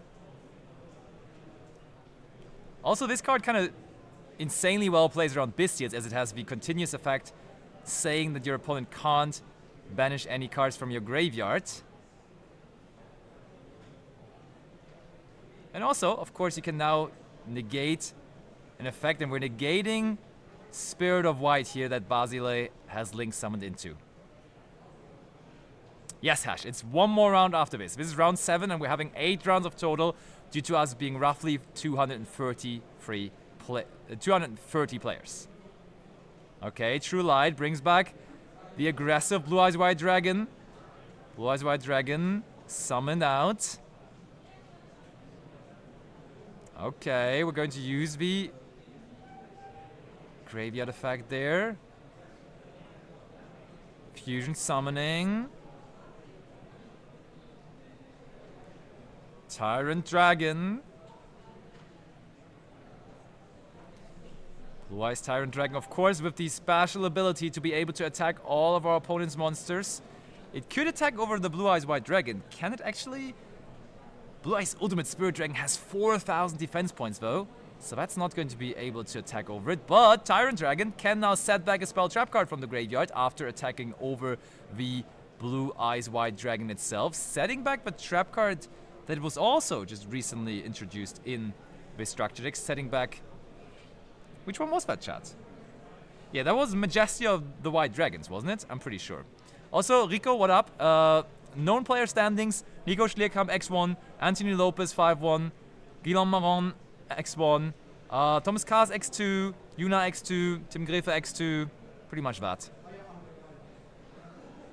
I'm sure I missed someone, though. I'm sure I missed someone there, but alright. We did get to set back the Majesty of the White Dragons, which is a valuable interruption of Basile, and we're playing kind of a grind game here. Both players just sort of free to do whatever they like. The drill beam, of course, on side of Basile was huge.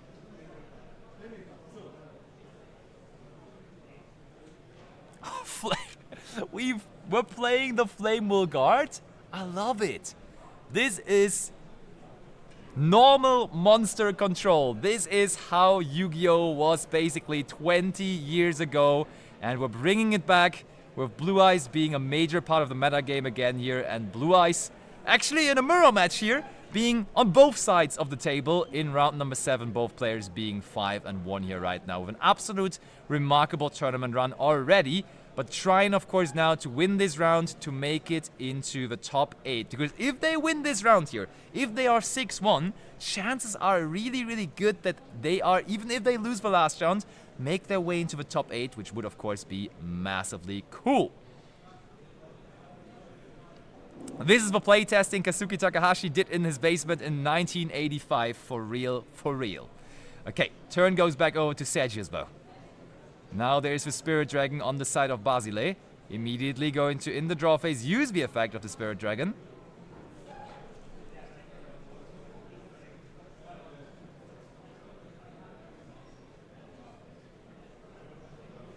Blue Eyes Spirit Dragon tags out into the Blue Eyes Ultimate Spirit Dragon.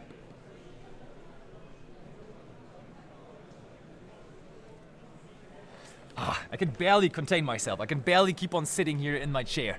Blue Eyes everywhere. Standby phase, barrel, back to the hand. Let's go.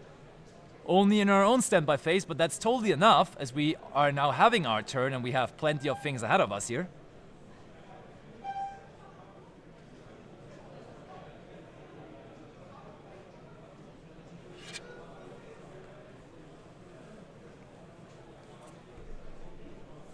Metaltron is there. Actually used on the same monster is quite hilarious, if we're being honest.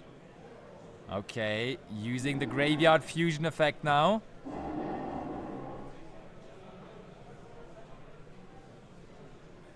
Graveyard Fusion effect of the also powerful Wishes for Eyes of Blue. I mean, it's not really the fusion yet, but you're equipping a fusion monster to the Blue Eyes White Dragon there. Therefore, going ahead, equipping, and now using both of these together, usually that's how it goes down, to go into the Blue Eyes Tyrant Dragon, as we just saw it from Basile already. And there we go. So the summoning condition for Blue Eyes Tyrant Dragon, for the people at home wondering, not too familiar with the Blue Eyes deck yet, is you can either fusion summon that card or special summon it out from your extra deck by tributing one Blue Eyes White Dragon equipped with a fusion monster, which we of course have just seen there being the case. So Blue Eyes Tyrant Dragon sorta for free as a free upgrade here with a couple of extra steps to the regular Blue Eyes White Dragon.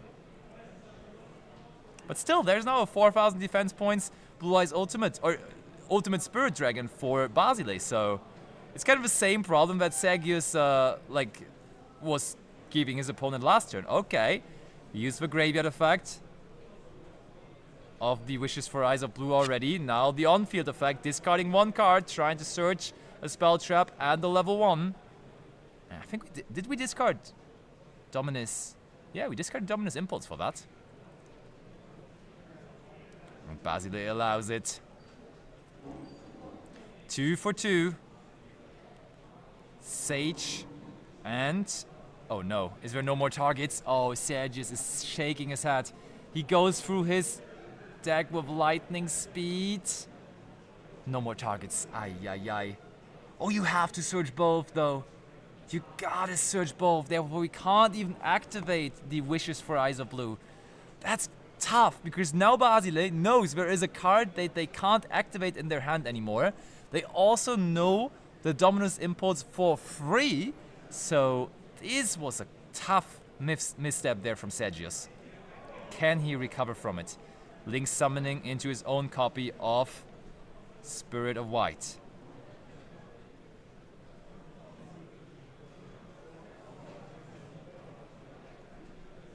Or Spirit with Eyes of Blue, sorry, not Spirit of White.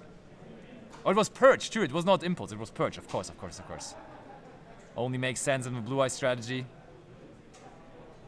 Yes, Brentano, there is a judge sitting right next to them, so you can be sure that all kind of penalties would be applied immediately, as we do have a very competent judge sitting right next to them.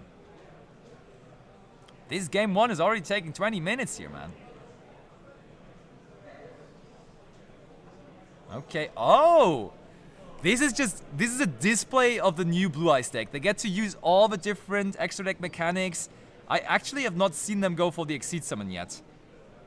This is crazy. We're learning Blue Eyes today. First weekend of Blue Eyes action. And Sergius showing us all the different things the deck can do.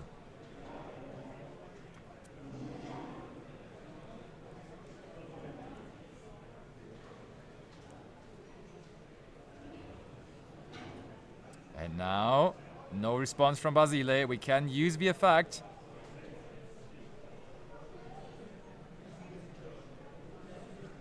Chat, I have to... That Exceed is also decently new, I'm pretty sure. What is the effect of this? Wait, is this Super Quantum Mech Beast Luster X? It's not, right? It looks pretty similar to it, but I'm sure it can't be that. It's Dark Ruler, okay.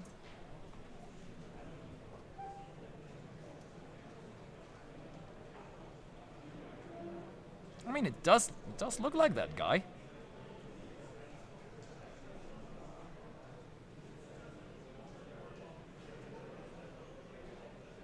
But I don't think that's a rank... Like, we summoned a rank... But it has to be a rank 9, right? Chat, help me out. What's the Exceed monster on the field right now? Oh, Blue Eyes comes back through True Light.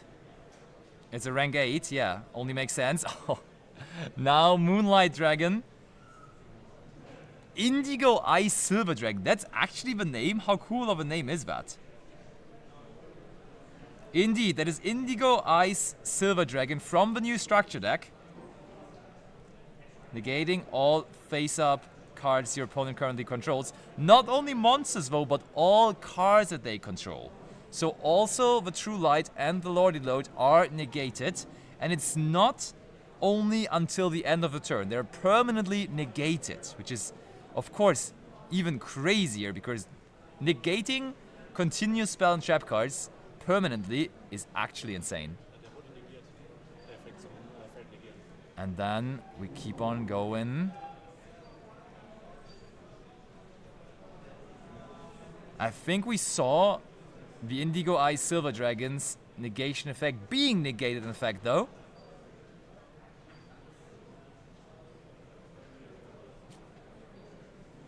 Going to the battle phase, the Indigo Eye Silver Dragon attacking over the Spirit with Eyes of Blue. Now the Moonlight attacking the Maiden of White. This game is already going on for 23 minutes. They just don't stop. Maiden of White gets destroyed by battle.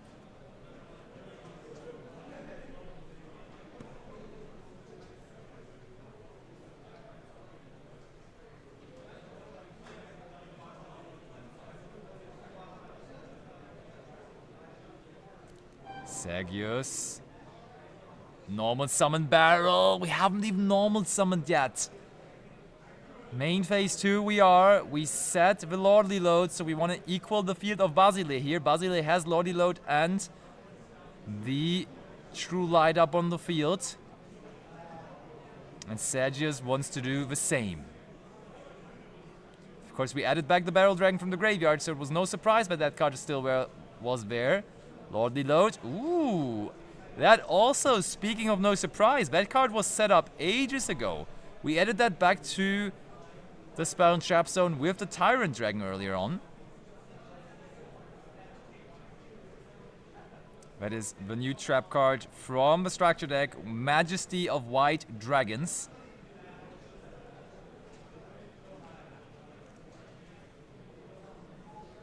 Sergius sets one. Do we go into Seals? Surely we go into Seals here, right? Or not? Activating True Light.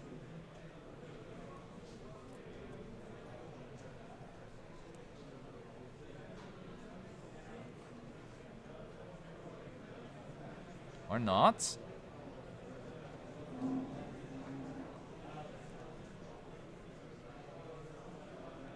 Brings back Blue Eyes here. OG artwork back to the field.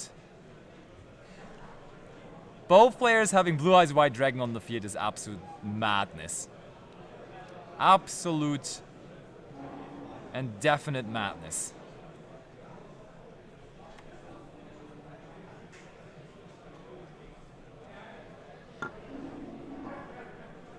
Now back to Basile. It really feels like the deck is grinding like crazy. Now in the standby phase, you get back the Barrel Dragon. This looks like so much fun that these two guys are having. Normal summon Barrel again, Barrel effect. Seems like that goes through. And maybe Basile is going to be the one here with the longer breath, because Sergius kinda seems like he's out of stuff here, honestly. He does look kinda helpless, but maybe it only seems like that.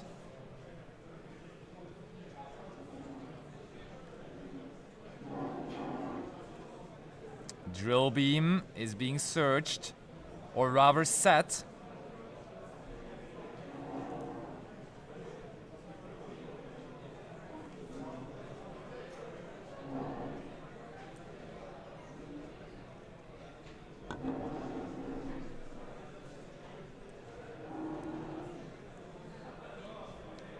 Barrel, oh, he was about to link off the barrel, but then he's reconsidering his options. That is the Drill Beam there, yes.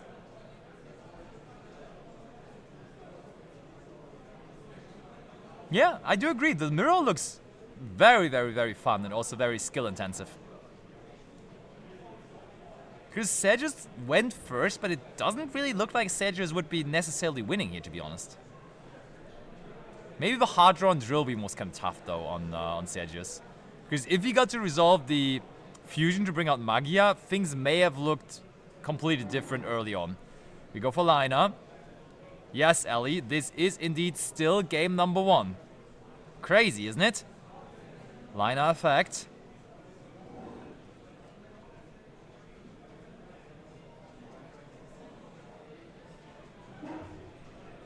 Trying to now play with our opponents. Oh, look, that was the first card we discarded. First card we discarded. Blue Eyes Jet Dragon is summoned out of the liner here. Now the True Light. True Light is going to summon back the Blue Eyes White Dragon from the graveyard. Maiden of White, with the Blue Eyes now on the field, can summon itself back to the field as well. We are really snowballing here.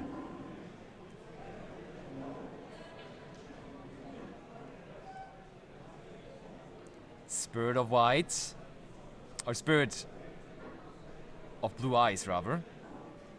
The names are also similar.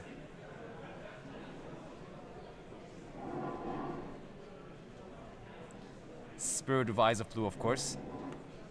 Everyone know, the True Light is not negated. The negation effect of Indigo was, in fact, negated. Therefore, True Light is not negated and everything is correct right now.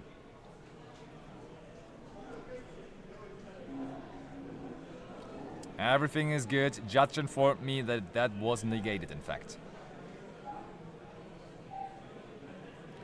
Now Basile thinking about things. That's a lot of attack points already on the field, but Sergius still also sitting there with a Blue Eyes himself, and then also with the Indigo on the field still.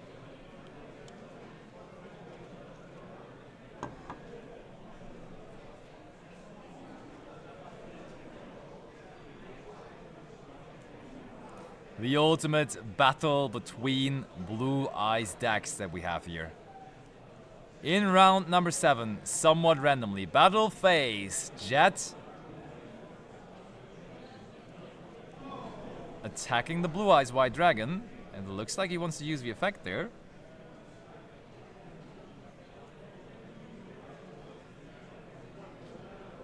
Chat and Jet. Is it common to play Jet?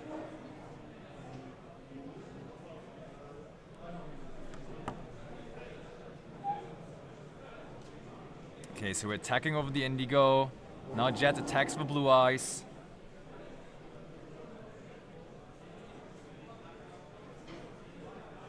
Someone says I think so, someone says not really, okay. But is some life points not over life points of Basile? I would be expecting this to be life points damage for Sergius instead. 2,300 remaining, 24.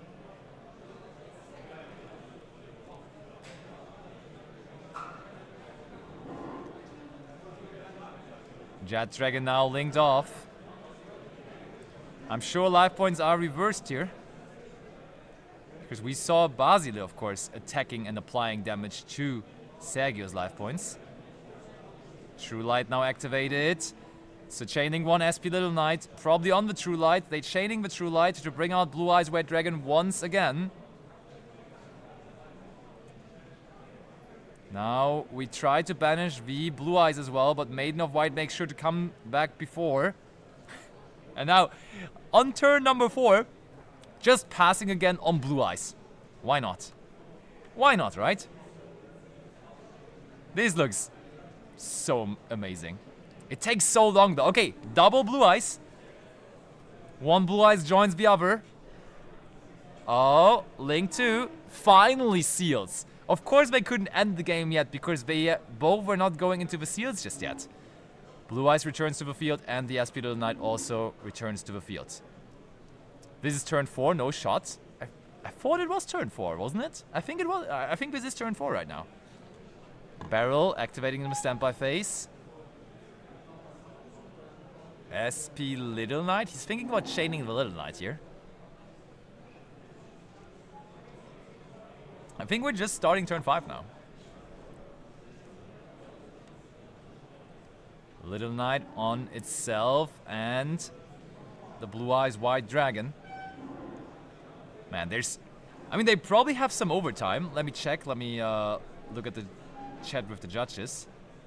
But still, this game 1 takes a long time already.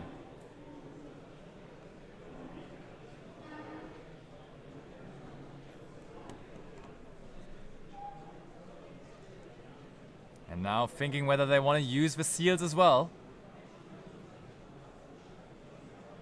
Look at that. The extra deck of Sage is also like kind of lacking options at this point.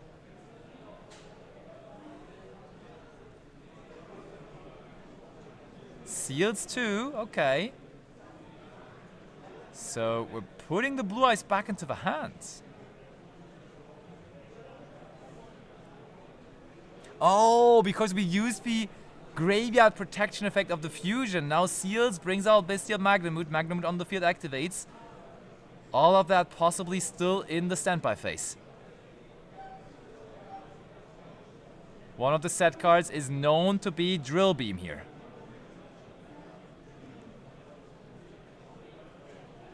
Only 12 minutes remaining on the clock. We see so many extra deck cards already used by Sergius here at this point.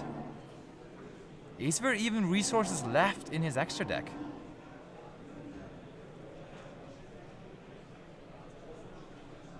Oh, Norman Summon Barrel. There's still targets for Barrel. We do go for Drill Beam though, revealing the Barrel Dragon ourselves from our hand. Banishes it, okay.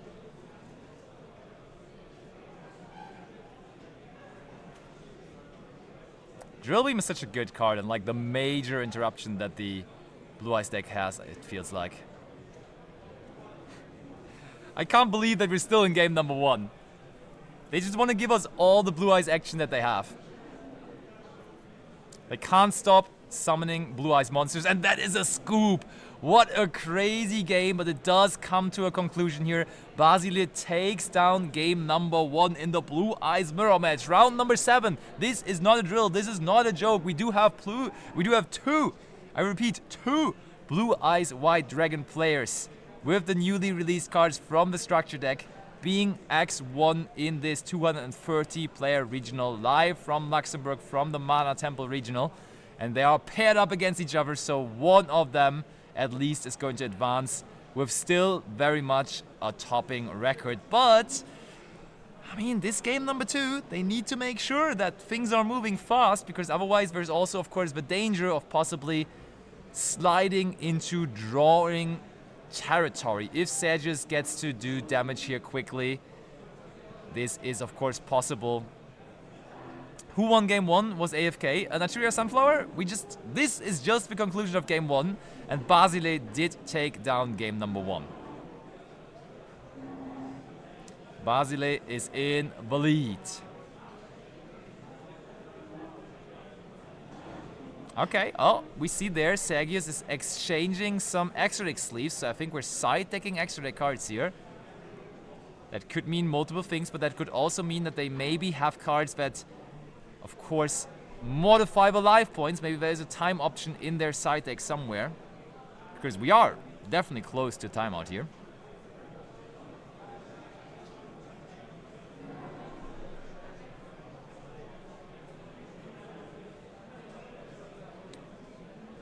There is plenty of Ryziel, there's plenty of Malice at the top tables, but there's also these two guys just showing up with some normal monsters printed in 2002, ladies and gentlemen.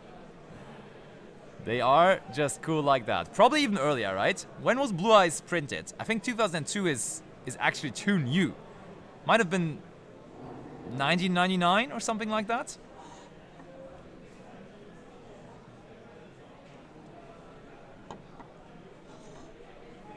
When was it?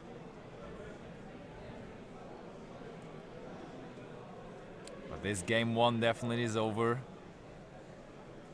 Both players ready with the side decking process, now making some final shuffle movements to head us into a hopefully an equally exciting game number 2. It will not be as long as the first game was though, because the timer is already down to less than 9 minutes. Draw 5, in we go. What about Mitsurugi? GG, I have seen very little Mitsurugi. Sergius goes first, Sergius activates the effect of Maiden of White. Good start. Activating True Light from the deck. Already having this hard drawn. Also chat, I have some additional information as we just go on 8 minutes left on the timer. I can inform you that we have 2 minutes of extra time for our featured match as we started a little bit late, so total of 10 minutes remaining now. Activating the card that we have seen back and forth now, but there is, I mean, that's a supreme Ash Blossom target. Wishes for Eyes of Blue goes -1 when activated because you have to discard a card for it, and there is the Ash Blossom and Joy Spring answering it immediately. And Sergius does not look happy. Normal summon effect Veiler. Of course, that can be converted into the Spirit with Eyes of Blue. Spirit with Eyes of Blue searches for Mausoleum of White. Started Kaiba was 2002. Okay, so my initial thought there was actually right. We send Blue Eyes White Dragon to the graveyard here with the Mausoleum.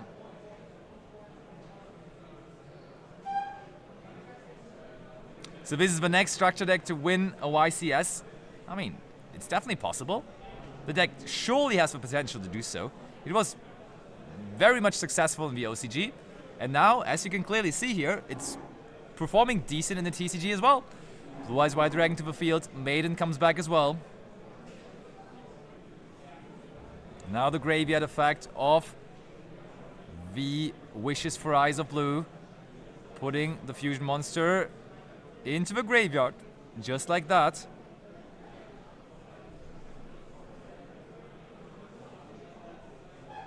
Synchro summoning. So we are, again, as I think we also did in game number 1, passing on Blue Eyes Spirit Dragon. Dragon. Setting 1 card. Oh! Guess what? This was not the end of the turn just yet. Because Nibiru, the primal being, is now activated.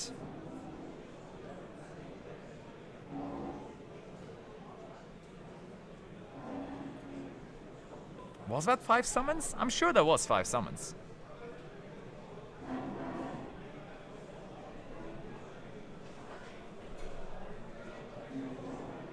I think they're talking to the judge right now, just clarifying something. I'm sure we will be able to figure that out quickly though. Maybe they already left the main phase or something? We'll have to see.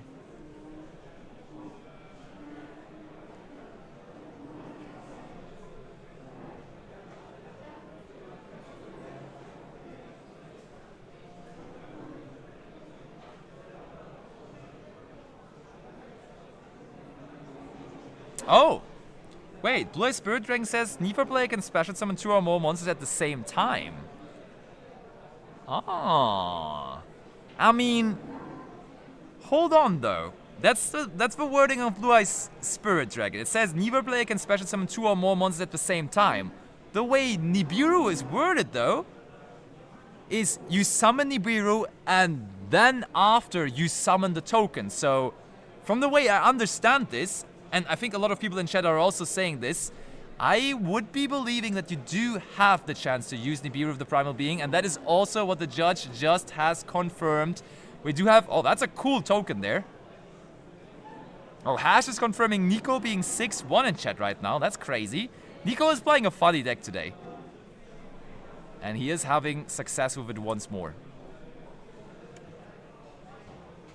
He just makes it look so casual. Probably a little bit more extra time. Yup. Total of 4 minutes extra time now, but Nibiru traded with the Spirit Dragon there, and it goes over to Sergius now. Not Sergius, Basile. Basile starts with Lordy Load.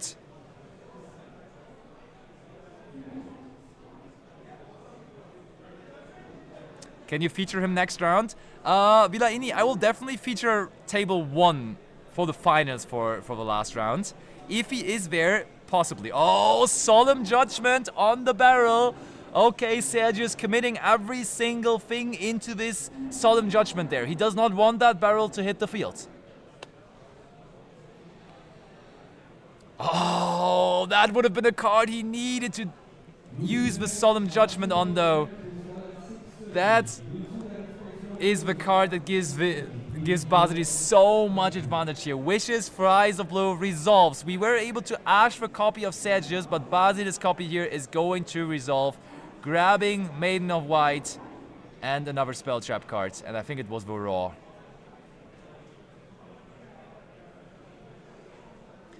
Sergius just tried to end this game quickly, but that was unsuccessful.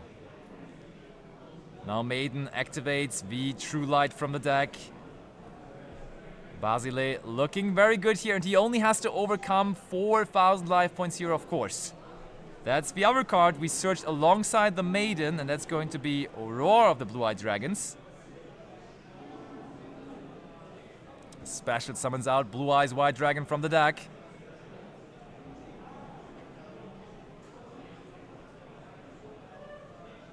Maiden comes back as there now is Blue Eyes on the field.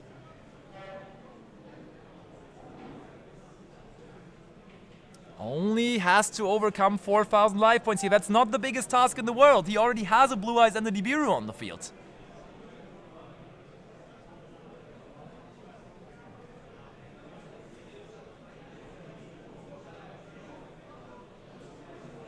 Now considering his options in the graveyard, we're in the battle phase, attacking over the token.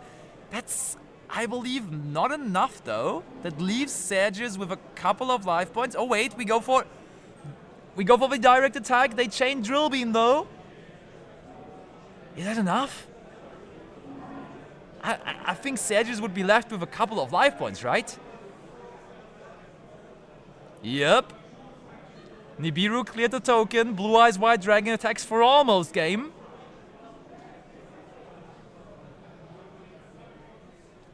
Leaving Sergius with only 500 life points. Timer is running very low as well. They do have 4 minutes of extra time. But the life points discrepancy between the two here is pretty big.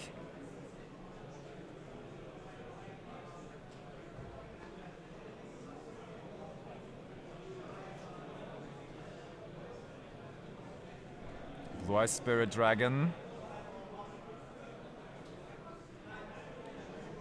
True Light activated. Searches, or rather sets the trap card. We saw that having massive impact in game number 1 already. So I don't think we're going to have a draw here in this match. We bring out Blue Eyes White Dragon here, the original one, again to the field.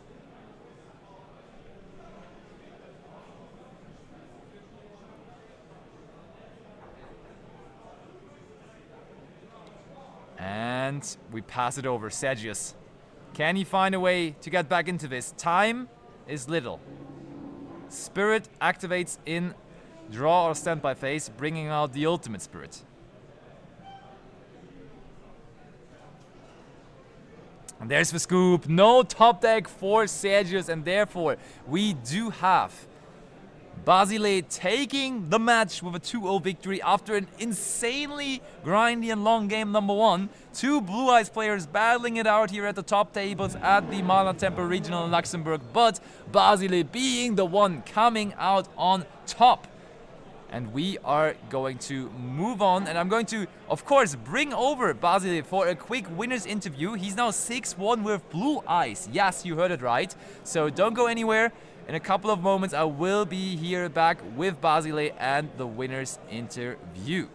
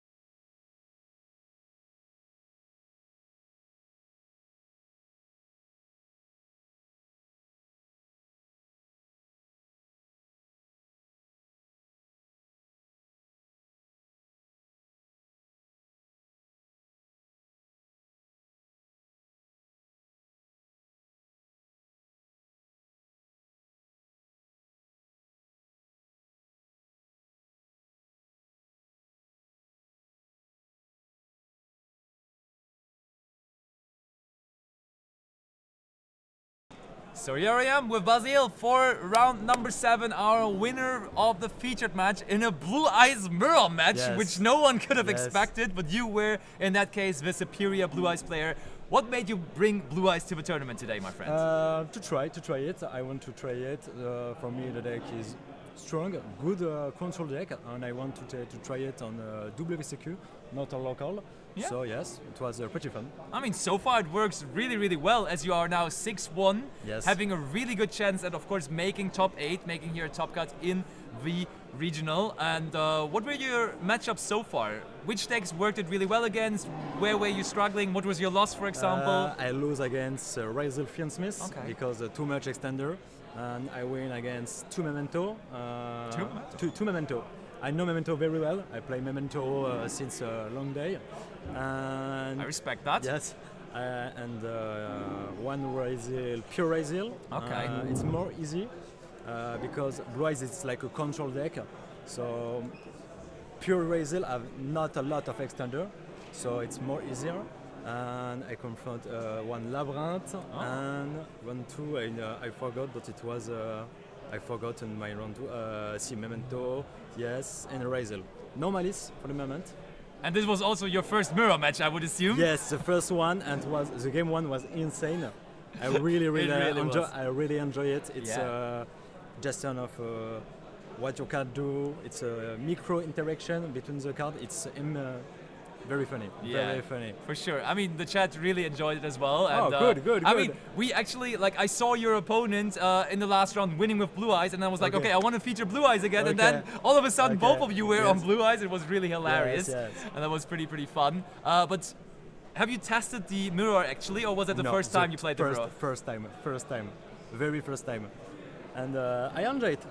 We have a lot of mirror and new guild that not are so fun. This one, unbelievable. Yes. Yeah, it was Yes. actually super Yes. fun to watch as well. So yeah, I don't want to bother you any longer because Viz was already in timeout and we are of course with one last Swiss Yes. round remaining. Yes. Thank you for the interview Thanks and good to luck you. for that last Thank round. you. Thank you. And you can leave now. And we of course will be right back with the last round of Swiss, with the finals, round number 8. We will feature table number 1 for that. Let's see who we're going to get for that round. So don't go anywhere. Finals, decisive last match going to happen just after that. Should be in a couple of moments. So as I said, don't go anywhere. We will be right back.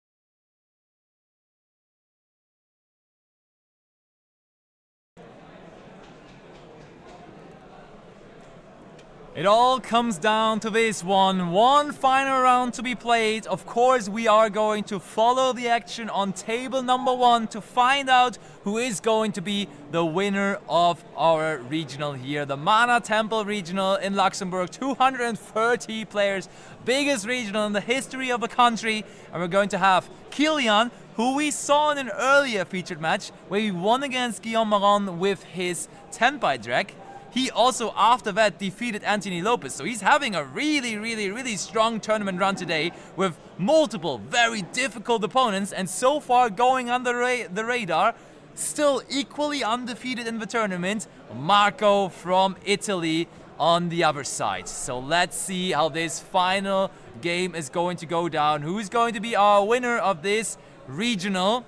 And yes, it is the final. So they are the only 2 undefeated duelists in the tournaments for now. So the person winning this match here, if we have a clear winner and not a draw, is going to be the winner of the regional overall. And speaking of the winner, I can show you some extra cool pricing that they're going to get. They're going to get 3 quarter-century rare Ash Blossoms and Joy Springs. And also, honestly, if you ask me, an absolutely marvelous and beautiful trophy. Look at that. Who does not want to put this thing into their room? I have just been educated that this is a very famous Japanese saying. When you fall down 7 times, you stand back up 8 times. So whenever you go down, you go back up and 1 more time. So with all that being said, let's get into the action. Let's see a great final. Marco and Kilian for round number 8 and the finals. Let's get it. Let's go. Let's go in. Players are ready, it looks like. Timer on the screen right now, though. Not looking too ready just yet. Chat, who are you rooting for? Kilian or Marco? Who you got in that all-decisive finals? No, Darko, there's not going to be top cut. This is just a regular regional, a regular World Championship qualifier, and those do not have top cuts as per usual.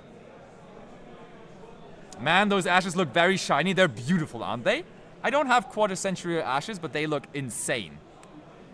Kilian all the way, baby. Kilian, let's go. It's France versus Italy here in the finals. A classic in the Yu-Gi-Oh community, of course. Oh. Time on the round starts now. The timer doesn't start though. Okay, there it is. Let's go. Timer started. Marco versus Kilian. Who gets to go first? Who gets to win the entire thing? Who is going to be the winner of this regional?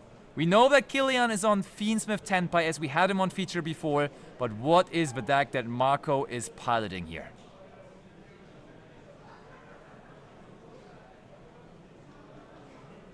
So, who's going? Kilian is going to be going first.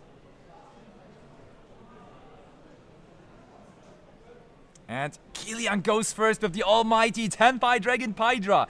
Pydra has brought him to 7 victories today already, and he is ready to guide him to another victory, and we are searching for Sangan summoning there. Next up, activating the Sangan summoning here.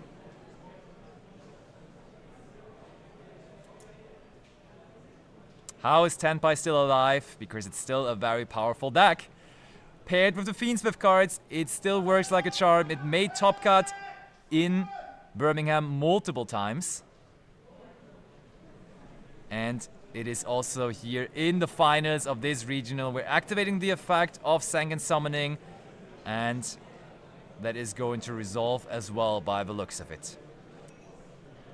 Oh, there's a shifter though. I didn't even see it, but Dimension Shifter was chained to the effect of Sangan summoning. And I mean, Tenpai can handle.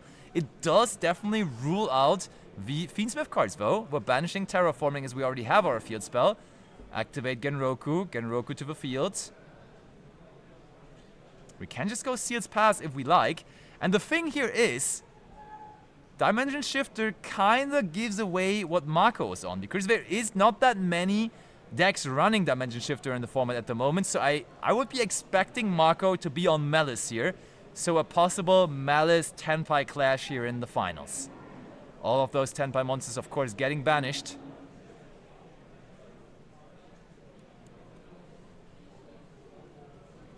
Sets 1.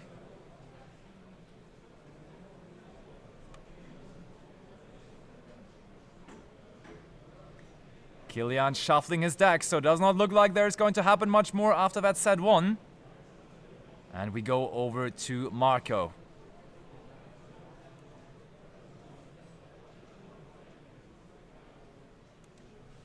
Both have not dropped a match so far. One of them will have to do now, though. Activating Molcharmi Fuvalos now. Fuvalos resolves. It's kind of cool to do that preemptively here on our turn, because that seals already, of course, trying to special summon from the deck later on in the turn. Setting 1 card. Chessy Cat normal summon. Kilian, is he going to do something about that?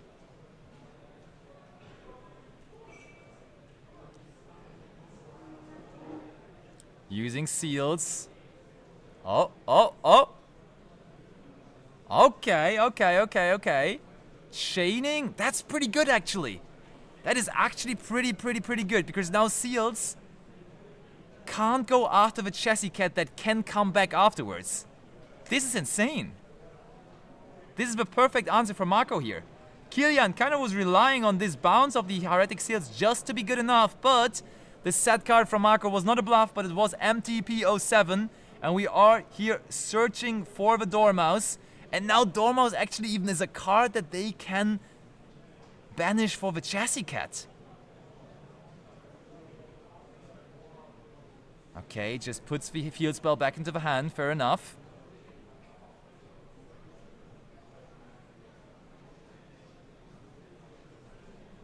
Field spell from Kilian back to the hand. Now Chessy Cat. Also Magnamut to the field. And I mean, we get a draw through that. We get a draw through Molcharmi Fuvalos, which we activated on the start of the turn. That is massive. This hard draw on MTP07 is actually just an absolute turnaround. Absolute deal breaker. Absolute game-winning card there to have.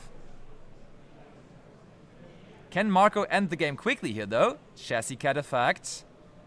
Any response from Kilian? Nope, no response. Banishing the Dormouse. Drawing even more cards. 1, 2. Dormouse effect.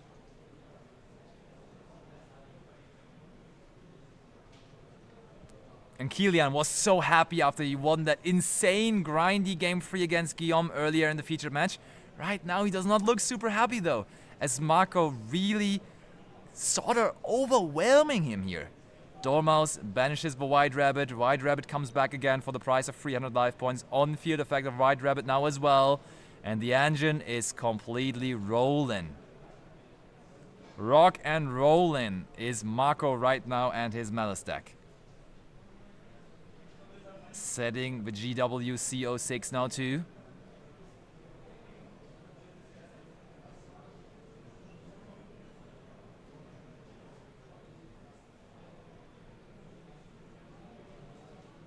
Link free. You're usually trying to prevent the link free of the Malice deck, but there is no way to prevent this link free here anymore, and it is going to be the Red Ransom. Actually, wait, that looks like Cryptor. Actually, it's not Red Ransom, but Cryptor instead. Going for Hearts Cryptor. They always, like, to me, they always look so similar, Cryptor and Red Ransom. Because Cryptor equally is like completely red on the artwork, but this in fact is going to be Hearts Cryptor there.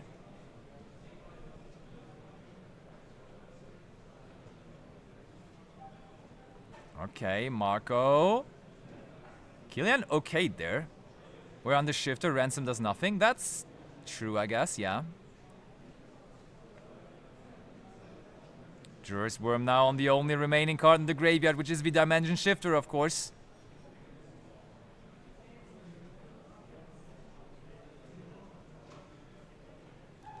Battle phase, Druid's attacks over the Bestial Magnamut. Sangenkeimen though? That could be the card that could save Kilian here.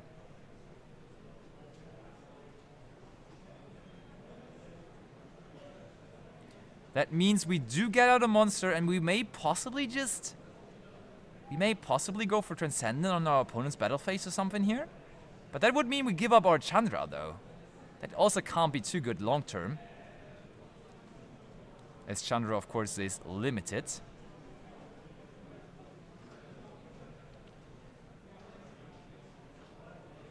Cryptor effect, chain Chandra to Synchro Summon. True. No, wait. GCDS, this is not a draw for Fuvalos. That's not how Sangen Kaiman works. Sangen Kaiman searches a monster from the deck, and then if you're in the battle phase, you can special summon the monster from the hand as well. So we are going 2 steps, but we're not special summoning from the deck. Okay, Synchro Summon resolves. This is going to be a Fuvalos draw now, though, as we are special summoning. Wait, that's not the right monster. That's a Synchro 10 we're summoning, and we go into Bestial Baldrake.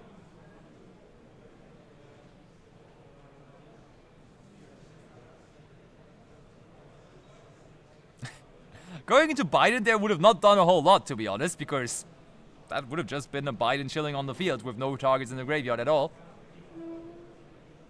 Okay, Synchro Summoning into Chaos Angel, actually. Okay.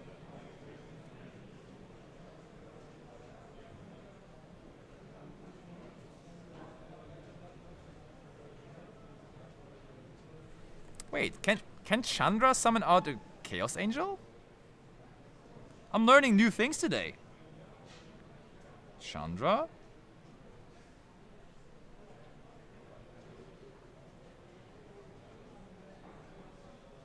Yep, I guess it can. Still, did Marco draw there? Doesn't matter, game number 1 goes to Marco. We don't need to see this anymore, as Marco, in combination with the Dimension Shifter and his Malice deck, takes down game number 1. So Kilian, with the back against the wall with his Tenpai Dragon deck, couldn't withstand the Dimension Shifter resolving on him. He could still kind of do whatever he wanted with his Tenpai cards, but the Fiendsmith stuff is why you are even able to play the deck as a going first deck.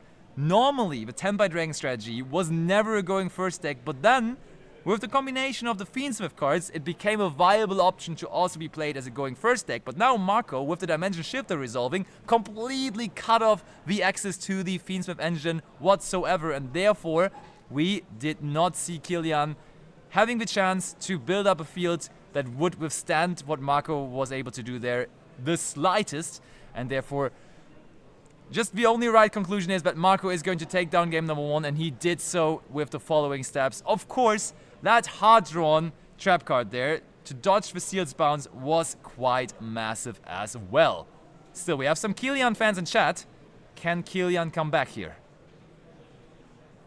Will he be able to shoot for a comeback? We saw in the last featured match that Kilian had in, I believe, round number 5 or round number 6, that must have been, that Kilian in game number 2 was sent first. But then in game number 3, when he had the chance, he again decided to go first himself, because I think he's siding some very decent trap cards. So, going to be the mind game here again, but I would usually expect him to just go first again here. Also, by the way, looking at the outer tables, there were some interesting pairings. For example, we have Tom Luca Menzel playing against Nico Schlierkamp, I believe at table 4 or 5, both being X1 before this round. Let's see. Both of them, of course, would love to net some more Worlds points here in today's event, but who of them is going to get more is going to depend majorly and massively on who is winning this last round between the two of them. But first of all, the main focus, of course, is going to be on Marco and Kilian here. Game 1 goes to Marco, but that, of course, as we all know, as we all have played countless matches before, does not necessarily mean that they're also going to win the match. We have seen a multitude of comebacks, not only today, but of course over the many years that we are enjoying the Yu-Gi-Oh! TCG together already. So I would not be surprised if we do see another comeback victory here. If they draw Proxy, it's probably down to tiebreaks, to be honest. I think one of them would still win as we do not have anyone being with a draw in the tournament right now, I'm pretty sure. But then we would not know who would be the ultimate winner. But this first game was rather quick, so I don't think they are going to draw here necessarily. All right, game 2. Who goes first? Looks like, yeah, Kilian has decided to go first again here with his Tenpai Dragon strategy. Fiendsmith Engraver effect is the first action, so we are online on the Fiendsmith cards right away. Shifter can't really do anything against that, but if they activate the Fiendsmith Tract, of course, that could be a valuable card to chain the Shifter to. Activates the Tract. Oh my. Back to back. Marco did not come here to play in this finals. Activates Fiendsmith Tract. Marco, with not even the slightest change on his face, is going to chain the second Dimension Shifter. So game 1 and now game number 2 as well. Maybe Dimension Shifter going to be decisive factor here in another final of a tournament. Malice is the shifter deck of the format right now. And that causes all of those Fiendsmith decks in the format some very, very, very tough. Some very, very tough times. Okay, we search Engraver, we discard the Engraver. It gets banished now, of course. Ay, yay, yay, yay, yay, yay, yay, yay.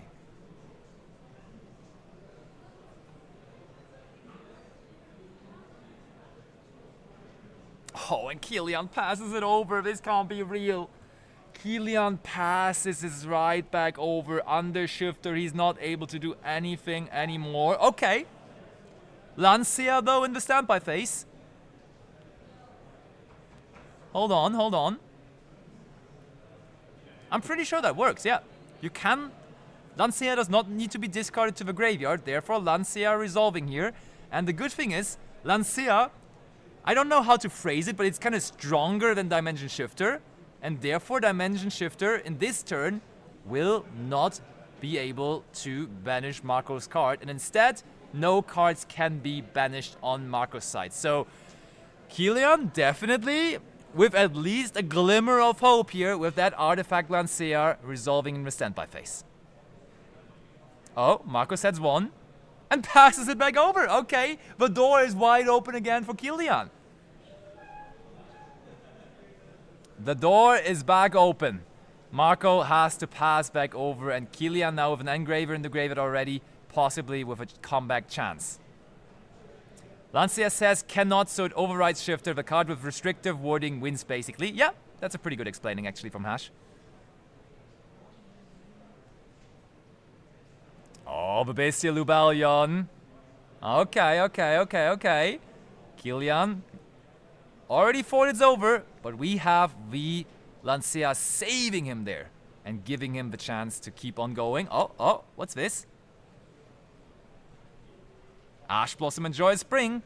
We don't want that Bestial Lubellion to resolve. 3 cards remaining in the hand of Marco.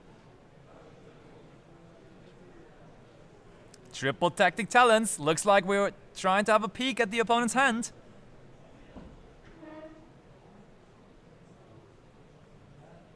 Ooh, okay. Interesting. We're responding to Triple Tactic Talents looking into the hand by activating our Malice Trap card there. By activating, of course, the TB11, and TB11 is going to special summon out the Dormouse. And now afterwards, we're going to have a look. We're going to have a look and we see Fuvalos, Druris Worm, and Triple Tactic Talents.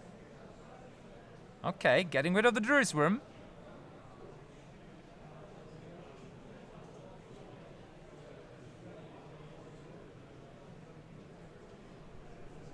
So, the Fuvalos is not live as the Dormouse now is on the field. Activates Sengen Summoning. Tenpai times are back. Quick game 1 for Marco due to the Dimension Shifter resolving. We thought it's over right away with another Shifter resolving, but there now is Sengen Summoning for Kilian. activates the Sengen Summoning. We know the hand of Marco. We know there is nothing that can stop Kilian here. Hydra is searched. We discard feeds with Engraver. Engraver effect puts back the other Engraver back into the deck. We have the Engraver returning.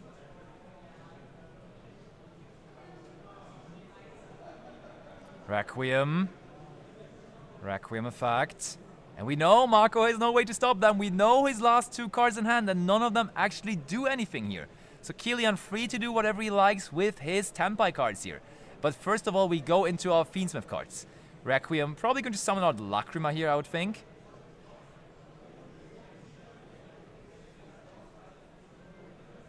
Lacrima is indeed summoned. Lacrima effect now. Sending Fiendsmith in Paradise.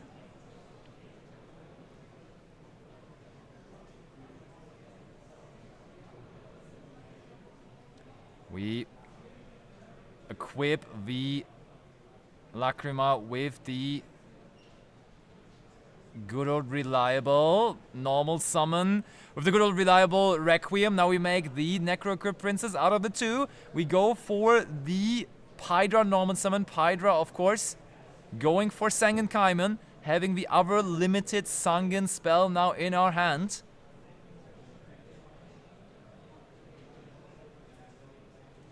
This looks brilliant for Kilian. I'm sure he's going to get one game. He's going to get back a game here.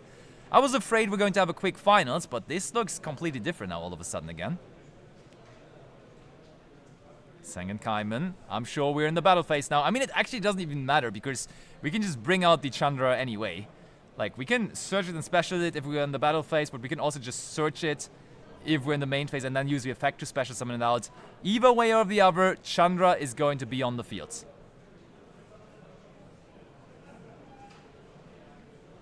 Okay, damage stab, Chandra effect. Here's Fadra. Chandra keeps on attacking, destroys the Dormouse, attack with the Fadra, attack with the Pydra, attack with the Necro Princess. There's no way that Kilian can be stopped here. Chandra winning games for now, I would say roughly 7 to 8 months. There is the Fuvalos now. That is going to be fine. Kilian is not even bothered. He could have just chained another one of those Synchro Summon effects. And then we don't give the draw, but I guess we didn't want to do that. Biden brings back Chandra, and we're picking up our cards, and we do have the pleasure of getting another game, getting a third and final and decisive game. The finals are not over yet. Kilian comes back into it. We all thought it's over with the Dimension Shifter number 2, but there was the Artifact Lancea, the arch nemesis of every Malice deck, and Kilian found it in his opening hand, and now this is the 1-1 score in the finals. We do get this third and decisive game, and only one of them will be able to win this beautiful trophy here. Who's going to get it? Who's going to be the winner of the first Mana Temple Regional here in Luxembourg, with a crazy number of 230 players going into this tournament, which is a massive turnout for a Luxembourg Regional here. I think the previous biggest regional in Luxembourg was actually 60 players, so we quadrupled it almost. Almost quadrupled the record for a Luxembourg regional, and either Marco or Kilian is going to be the winner of that cool trophy and gets the title of that first Mana Temple regional. And I said it in the beginning, I showed it in the beginning. On top of the regular regional pricing, they also get free quarter-century rare Ash Blossoms and Joyous Springs. Oh baby, this is exciting. The store owner of Mana Temple, I've been told by the community, they like to do that. They like to give out extra prizes. They just like to throw in an extra quarter-century rare or something for first prize at a local tournament. And they have decided to throw in free quarter-century rare Ash Blossoms and Joyous Spring as additional first prize for today. And that's alongside other things, what these guys are playing for here today. And they only have one more game to decide who is going to get all of that. Only one more game to decide who is going to be the winner. And one more game to find out who is our champion. Chat, I saw some predictions already earlier on, but now the final prediction with only one more game to come. Marco, most likely, if he wants to, will be going first. Who is winning? Who is going to take this one down? Is it going to be Marco with the Malice deck? Or is Kilian with his Fiendsmith Tempai deck going to be the one coming out on top? Who you got? Malice or Tempai? Marco or Kilian? Is it going to be another appearance of Dimension Shifter? Is it going to be another appearance of Artifact Landseer? We shall see.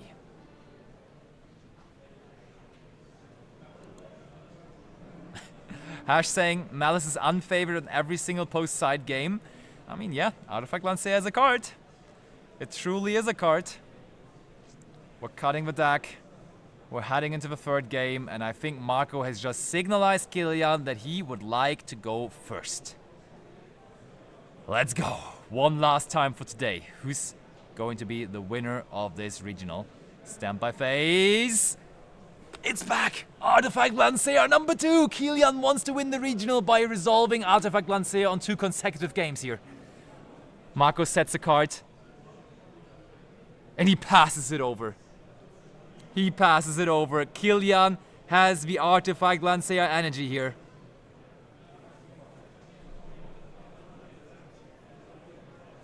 The Artifact Landseer main character energy. Sets one card after the Landseer and nothing else after. The Landseer factor, and now Kilian goes in with the Bestial Lubellion. Decently sized Bestial package here in his Fiendsmith Tempai deck. Okay, that does resolve.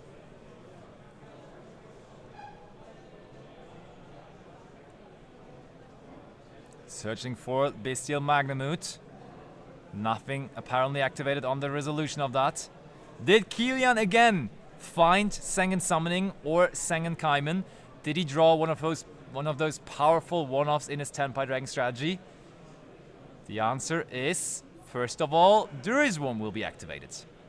Durisworm on Artifact Landseer, okay. Fair enough.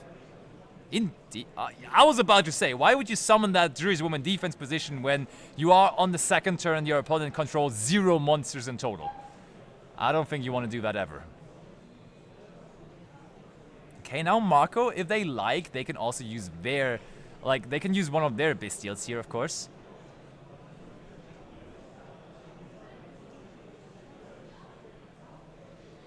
Because using a Bestial here could prevent that Bestial Lubellion from coming out. And indeed, Durisworm for Durisworm. Now Marco has the chance to use his Durisworm as a quick effect, getting rid of the Bestial Lubellion. And now one Durisworm staring down the other.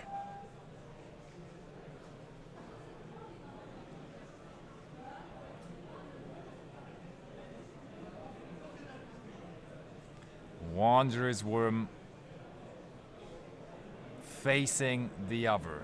But which one is going to be the one superior? Kilian, does he have a Tempai normal summon? Oh, I don't even want to say it. Is there another Tempai card we can use? The Tempai cards are, of course, the ones we want to see here.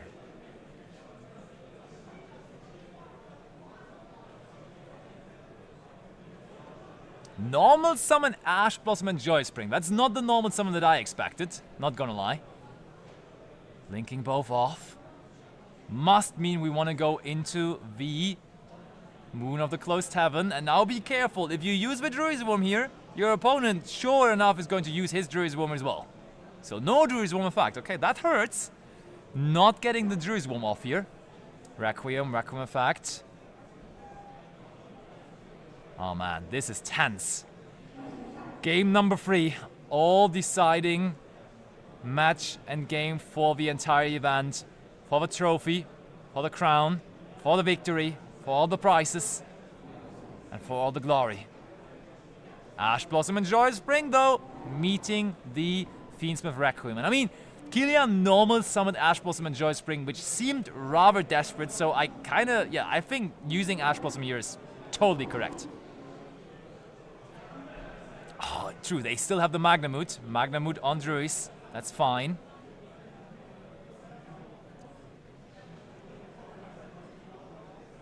Did they use Magna on field? I did not see Magna activating on field there. Attacking, crashing. No, no. Is there Kaiman again? There's no way, right? Sat 1? Oh my. Are we going to top deck war? Okay, apparently we activated the Magnamut. We did activate the Magnamut, so we are getting a Bestial here again. Oh man, it's not over quickly. Magnamut searches for Genroku. Genroku effect, that works. Genroku immediately activating its effect as well. That also will do.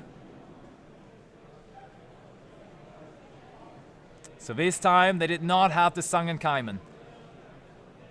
The one time where they would have needed it the most desperately, they did not have it. That could have been the Sunken Kaiman for the tournament win, but it wasn't there. Now Fadra is summoned out off of the Genroku. Genroku comes back.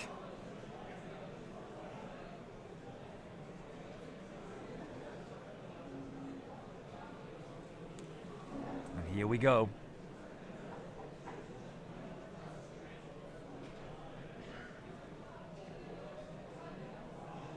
Turn goes over to Marco, and he's not going to be under Artifact Lancer no more. I mean, Kilian has another card in hand, so possibly there is another one of them, but for the moment there is no Artifact Lancea applying. So, Marco's surely happy. He didn't even lose a single life point there. Okay. When that card was sitting there for an entire turn, we may as well just activate the MTP07 to get a Malice monster from our deck to our hand here. Ash Blossom and Joy Spring would have been nice on that, but they don't have it anymore as they normal summoned it beforehand. Grabs for Dormouse. Normal summon Dormouse.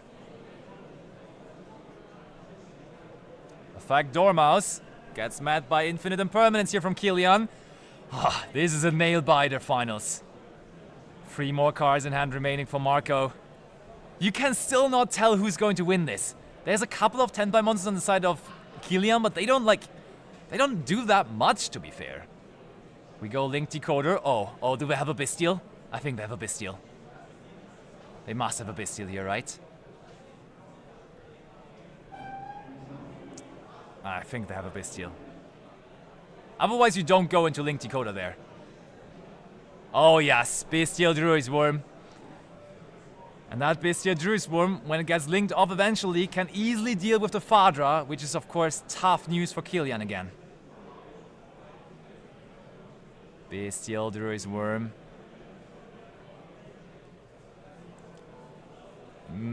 Activating the effect of the Malice Dormouse now as well, paying 300 to bring it back to the field, giving us 3 monsters on the field, including 1 Malice monster, meaning we can go for Malice White Binder.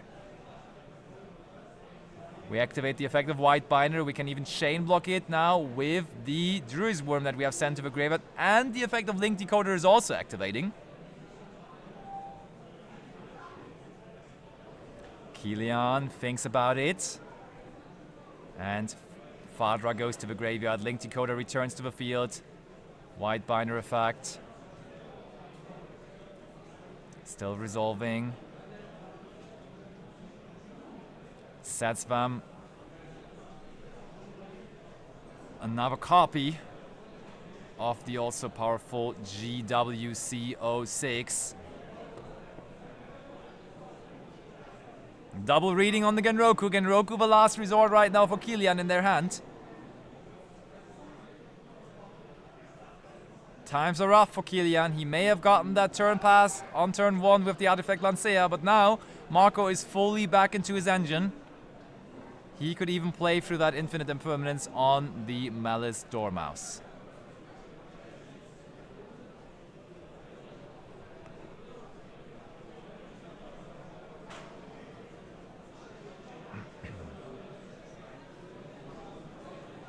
All right, we go access code talker now. Access code talker effect, and now that kind of forces out the Genroku, you know? Because they can't respond to the effect.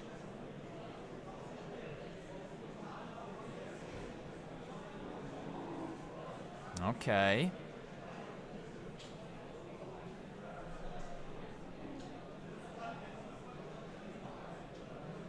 Yep, we gotta use Genroku. The thing though is, how much is the Genroku even going to do here? Genroku is probably going to bring out, I would assume, Pydra, and Pydra gives us follow-up, but the follow-up doesn't save us the turn here. So yep, we're going to search out the Sangenkaimen. But that may be a little too late. I don't know whether we're going to get another turn here.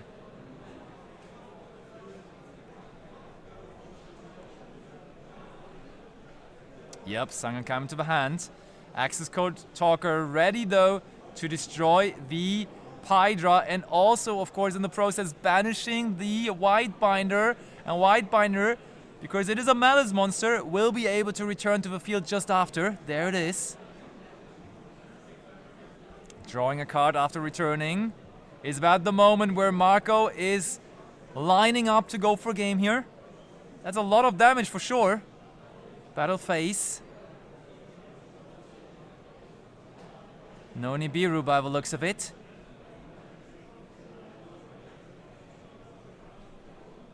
Attack Whitebinder. Attack access code talker.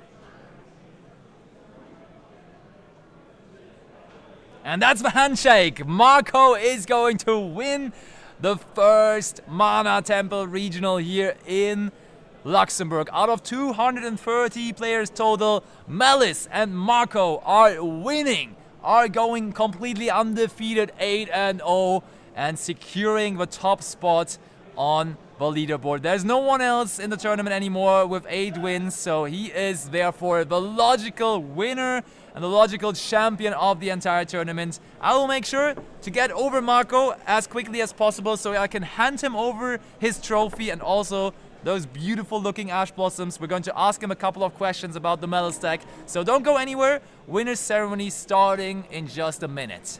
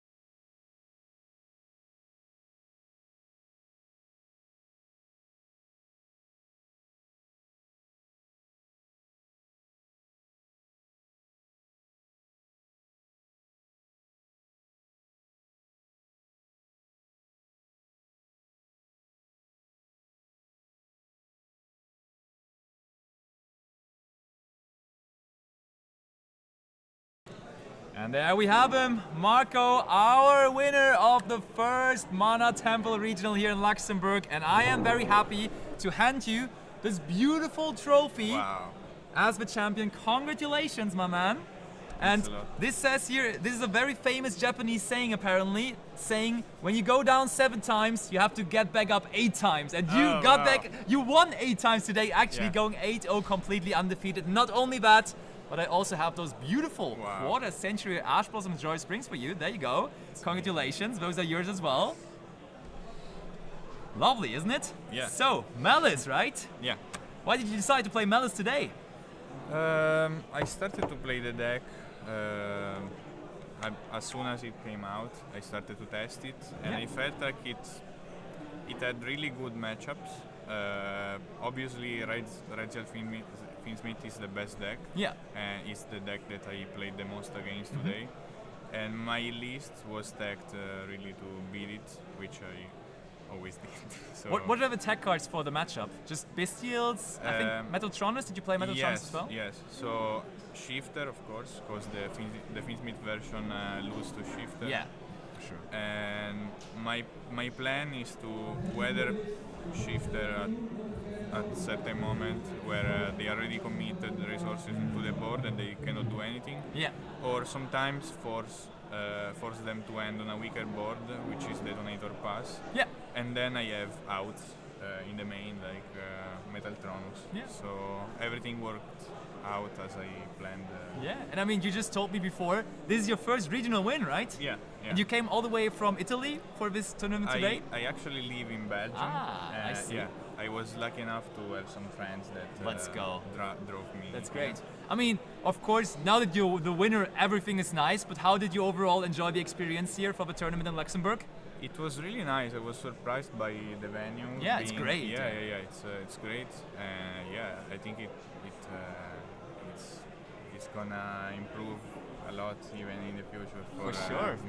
more events. And yeah, I hope they keep doing this because it's amazing. They're definitely very, very fun. So, are you still sticking with your opinion that the Fiendsmith Raizir deck is the best deck of the format, or do you now say that Malice is just maybe possibly the best deck with you winning today?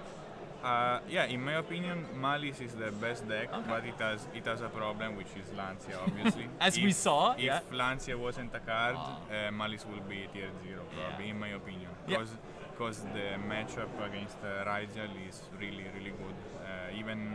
Even in the grind game, you can always outgrind them by banishing all their cards, and they cannot get it back. Once you get it the field spell, then they cannot do much.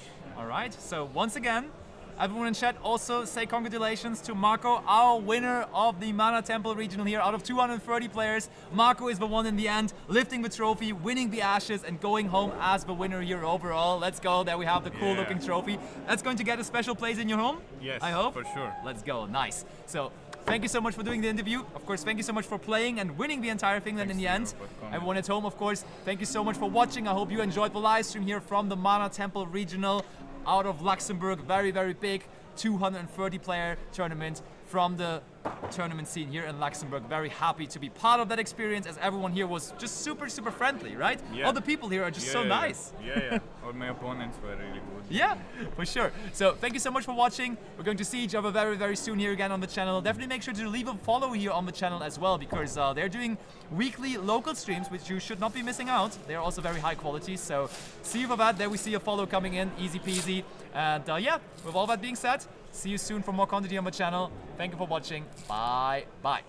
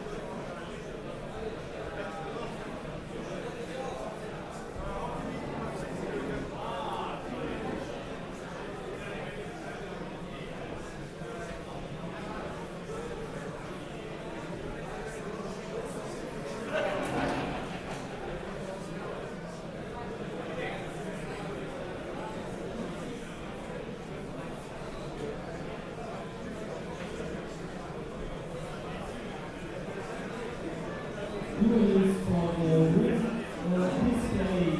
local. Your new parents are online.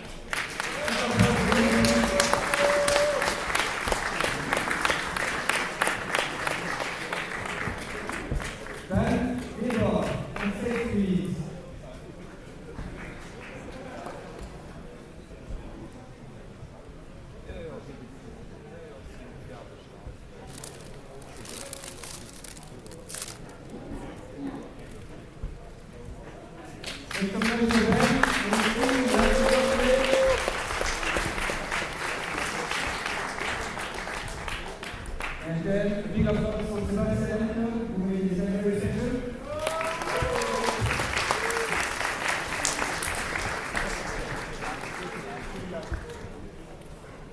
And the last one, he's very good at doing perfection, is Mr. Fabio.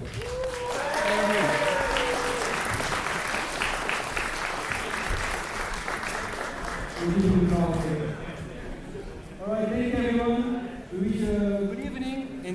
next time.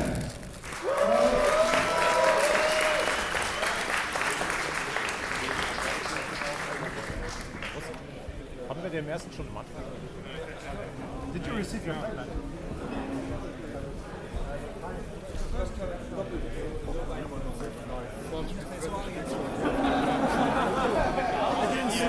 I didn't sleep for so long. Well played.